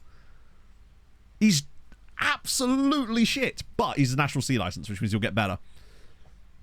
Plays a 4-2-3-1. Isn't youth intake when the latter stages of European football starts? Youth intake is on the 9th of March, so literally tomorrow, in game. And it's attacking. But it means someone like Santa Lucia... Probably not Santa Lucia. We're talking more like Zabar knowing us, because he's probably got high rep. So, yeah, youth intake's next day, chat. What are we saying? I'm good, Jack. How are you, friend? Welcome in. I'm going to say... B. No, it's a C-rated player is what we allegedly were getting. I'm going to go 3.5 stars. Genuinely. I'm going to go out on a limb and say there's a 3.5 star guy. PA-wise. And I bet you he might be Maltese. I don't... Oh, shit, I just realised we're on the match day for the FC Copenhagen game. We have to go through that game first. If we get a 4 star would be insane. At the level we're at, to get a 4 star guy would be unhinged. Yeah, we'll quick pick this so we can get a... There we go. Babesi and Hajara are back now. That should be enough. Same lineup? Yeah, fair play, lads. Well played. We have... Do you remember that one year where we got a B rating? And we were like, okay, there's someone here. And I can't remember who that was. But it wasn't Matthew Side, was it? Or was it? No. Have we actually had, in the last 20 years, a single youth intake that wasn't half a star? Oh, it was Abrahamson. Yeah, you're right, it was. That's the only reason he ended up in the first team. I feel like I kind of ruined his development. Not that he had any. I reckon Abrahamson probably just had really high CA, because a lot of the guys come through with really high CA here. but no potential. Most of the youth players that come through here are basically already fully developed because there's simply no way they can be any better than they are. In the sense that we can't produce any good players, so the ones we do get come through basically with the highest CA imaginable, for them anyway. Whereas if they come through at Man United, they'd have the same CA, but absolutely loads more PA. I think in terms of overall quality, if I was to take guesses on PA, Said, and then Venuto, but with like quite a big jump down from Said to Venuto. I don't think Venuto is even close to being as good as Matthew Said, although it could be partly due to the fact that Said came through earlier in the save, and thus it's not quite so... Nah, still not working. Now, I mean, with Malta, it was always going to be... How much do you reckon? What do you reckon the CA difference between the two is? Christ, it's... Maxed out, true. But if Venuto, now that he's gone out on loan to St Andrews, he's actually getting football, which a lot of these guys don't for us. 130. 130? Wow, that's really high. I had him pegged at being like 125 at most. Quite interesting to see. Oh, really? That's quite curious. Does it require you to have the editor? Oh, well played, Shurabadi. Oh, he's offside. Oh, he's not. FM, can I please have my GPU back? Turns out the 2D match engine thing doesn't actually work. We'll pay the... Imagine if he did. I'd be willing to bet that he definitely doesn't. That's pretty sick. So it just reloads the save file, checks the PA. You're a genius, man. Like, not that I would ever use anything like that, obviously, because we do the youth and text on stream anyway. That's so cool. Do you know what, right? It would be kind of fun to, once the save is done, use a bit of software like that, just to see how long it would take to actually get us a player of that kind of PA. Oh, it's 100% cheap, for sure. It would be interesting, though, like I said, to, once we're done with the save, try that out and just see how long it would take. Less cheating than the editor. I mean, I guess, but like at that point. But also, it's a single-player game, right? It's been blue screen. Yeah, that issue actually only persisted for like 1 or 2 days. Really bloody... Oh, it's super bloody clever cheating. It's automation. If only we could automate a way for me to extend all loans. That would be the true kind of automation I'd be here for. Okay, so I have many questions, chat. The biggest question of the bunch is, how exactly did Otavio there just score a header from about 25 yards out?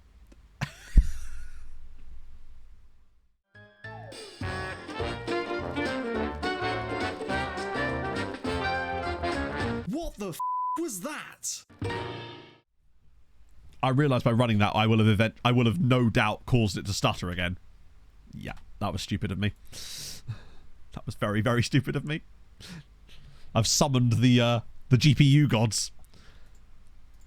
I don't know what he's doing, or why the goalkeeper doesn't react to this in any way. It is 2-0 on the night. But Otavio doesn't exactly score a lot of goals for us. Come on, give me my GPU back. I want to be able to watch this goal in all its glory without having my GPU throttled. It was a bit vampire. So the ball's crossed in and then cleared away. Or no, is it? He just heads it. And it just loops. It's not even... Fuck. I hope somebody clipped that.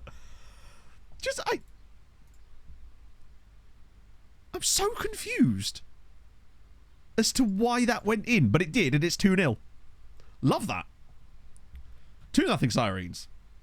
Please give me the goddamn... Oh, for crying out loud, FM.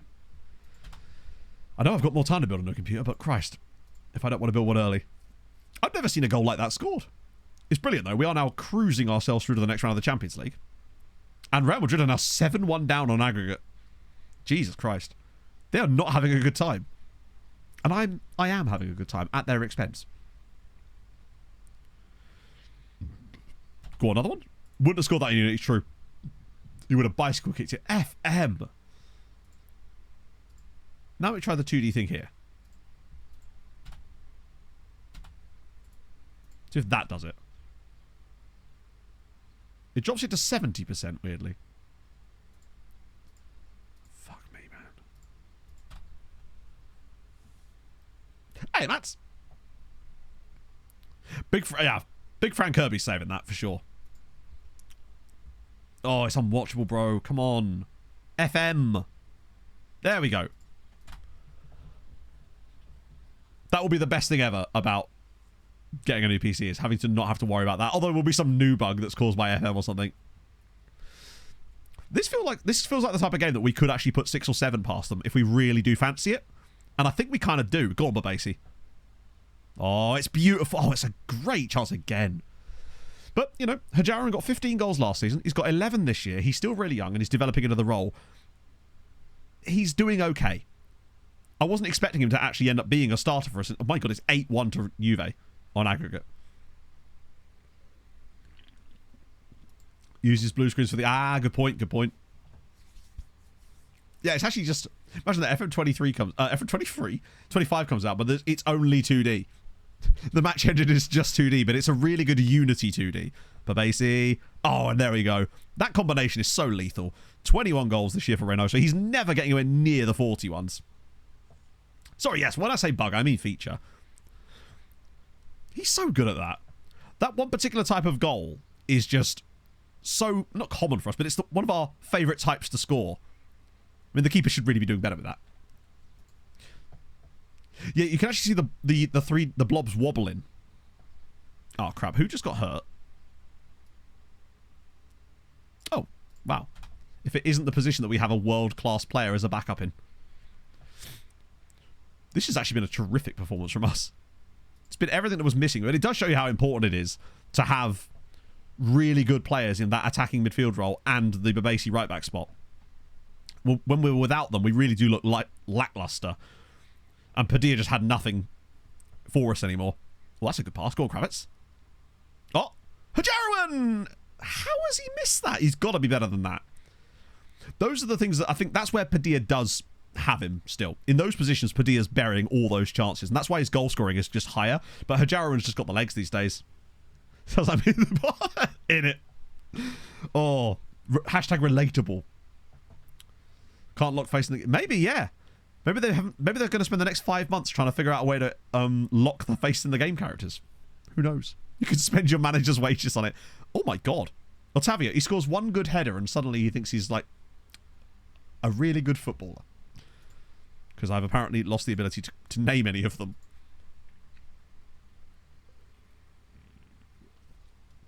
Yeah, the 3D code was just to display weight. I might as well make the subby say, oh, Hajaran's hurt himself again.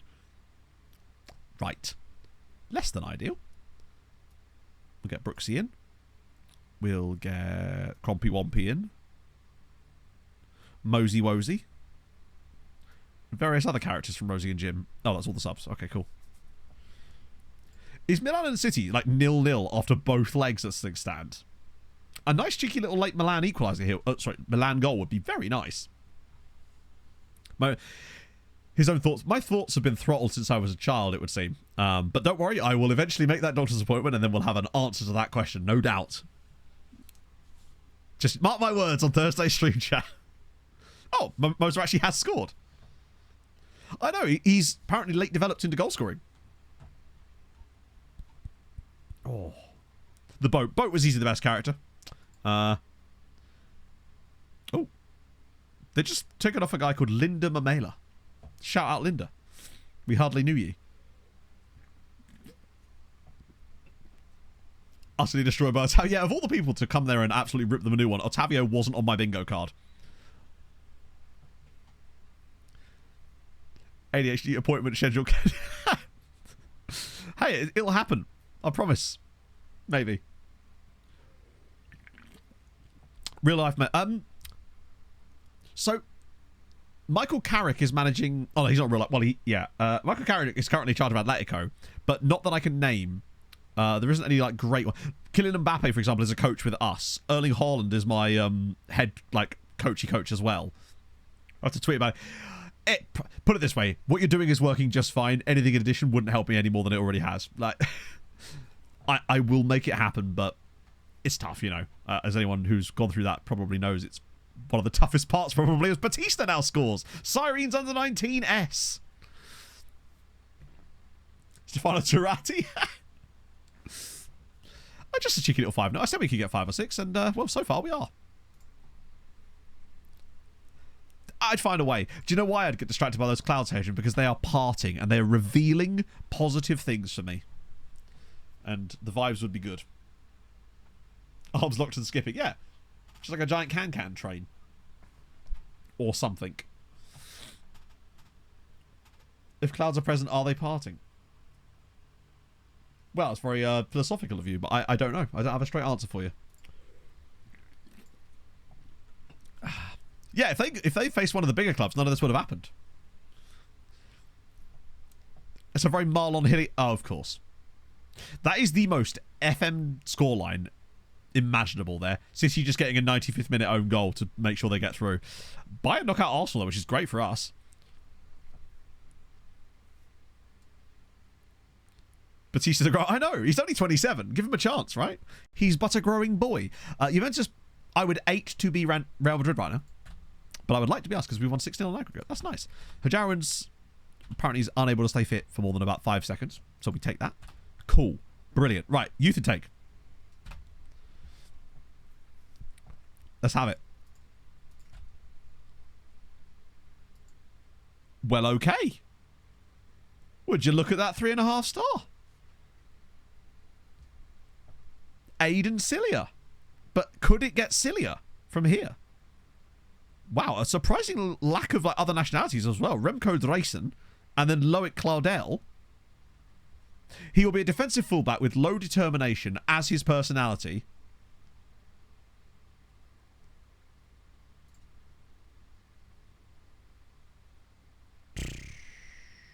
$14 tackling. Reasonable physicals. Balanced personality. Could be worse. He's okay. Like, he's not horrendous. Could be worse. We've got Andrew Magri. 13 tackling. Model citizen unflappable. So he's one of the Luka Modric school. Unfortunately, he wasn't paying attention in school as he's learned nothing. He's only 15 as well. So he's not horrendous. Born in St. Paul's Bay. Why is my 8 point? Is he uses the outside of his foot? So he's a fancy Dan. Fancy Andrew. We've also got Jean-Claude Buhagia. Also spirited. Yeah, he's the DM guy, which means he probably does have higher PA actually, potentially, than Cilia. Although, how would we fucking know? There's a Shembri here as well. At least the personalities are better. Like, spirited is alright. Mifsud. There it is. There's your low determination. Yeah, Cilia feels more usable. Any fun names or anything? Andre Aquilina? Matthew Sultana. Rate that. Loves his cereal, does Matthew. Yeah, uses his outside of his foot. He's a model citizen, which is literally a Modric. This is the Maltese Modric. Except without the ability to be any good. That's what really lets him down there. I say he won't be any good. He was quite literally... Bear in mind, Janilson is 3 stars, and he's this good. So there's every chance this guy will not get anywhere near. It's so hard to judge these youth intakes, because half the time, right, this here could mean that he's got like 150 PA, honestly. Right? Or it could mean that he's got like 96 PA or something. Because, yeah. Andrew Madrich. There you go. It works. Not great. Star ratings are very reliable. Really? So he actually could be alright. I must admit, actually, when I was doing some tests with Beaconsfield, when I had the editor on, and various other tests I've done, I have noticed that my stars from my youth intakes are all over the place. I'd have one guy rated at like 3 stars at Beaconsfield, and he's actually had like 160 PA, but then another guy that was like 5 star, all blazing amazing, is like 110. So they do seem to be crazy. What are we doing like that? They are all over the place, basically. So maybe he's better than... I don't think he is, somehow. He just has a really good personality. I'll be amazed if he's even touching 100 PA. In fact, I'll be amazed if we've even had many youth intakes that have. Like, Said, obviously. Venuto, clearly. But I reckon most of the others are barely touching 100. Which is still pretty good for Malta. But in the grand scheme of things, it's not. I think also what it is because the players are so young, they're all over the place. which makes more sense because you know less about the player's potential. You're guessing. The younger a player is, the more you're guessing, essentially. And I think the game kind of models that quite well. If anything, after they've been here for a while, you get a more accurate number sometimes. I was going to raid Ben, but Ben's not live today. It's during the week. I'm so used to him streaming these days. We could raid. Actually, I know who we're going to raid. Because I really liked him last time. And I want to make sure that I send you guys over again. Because he was really good. I know, how dare he take a day off? It's just cool to see him back making content, honestly. I think it's just really nice. Delirium! Thank you for the follow as well. So, yeah, I'm going to send you guys over to Surely Only Mikey. Round 3. Oh, he's gone on a bit later now. Oh, fair enough. Okay, cool. No skin off my back. So, yeah, we're going to send you guys to Surely Only Mikey, Truly, Madly, Deeply. Because I just really liked him when we raided him last time. He's, like, way better than, like, the base level, I suppose, for, like, just really good mic, really good, just seems like a really sweet, nice dude. So I wanted to raid him again. Frappuccino, thank you for the follow. Caught up in a Twitter flame war. He would never. Is this because he called people normal? Everyone tell him Matt has pipe. Don't you dare do that. Yeah, seriously, thank you for joining me today, friends. This has been really fun. I'll see you lovely people on Thursday. Well, hopefully we can get to another Champions League final. That'd be fun, wouldn't it? Stay tuned for loan video.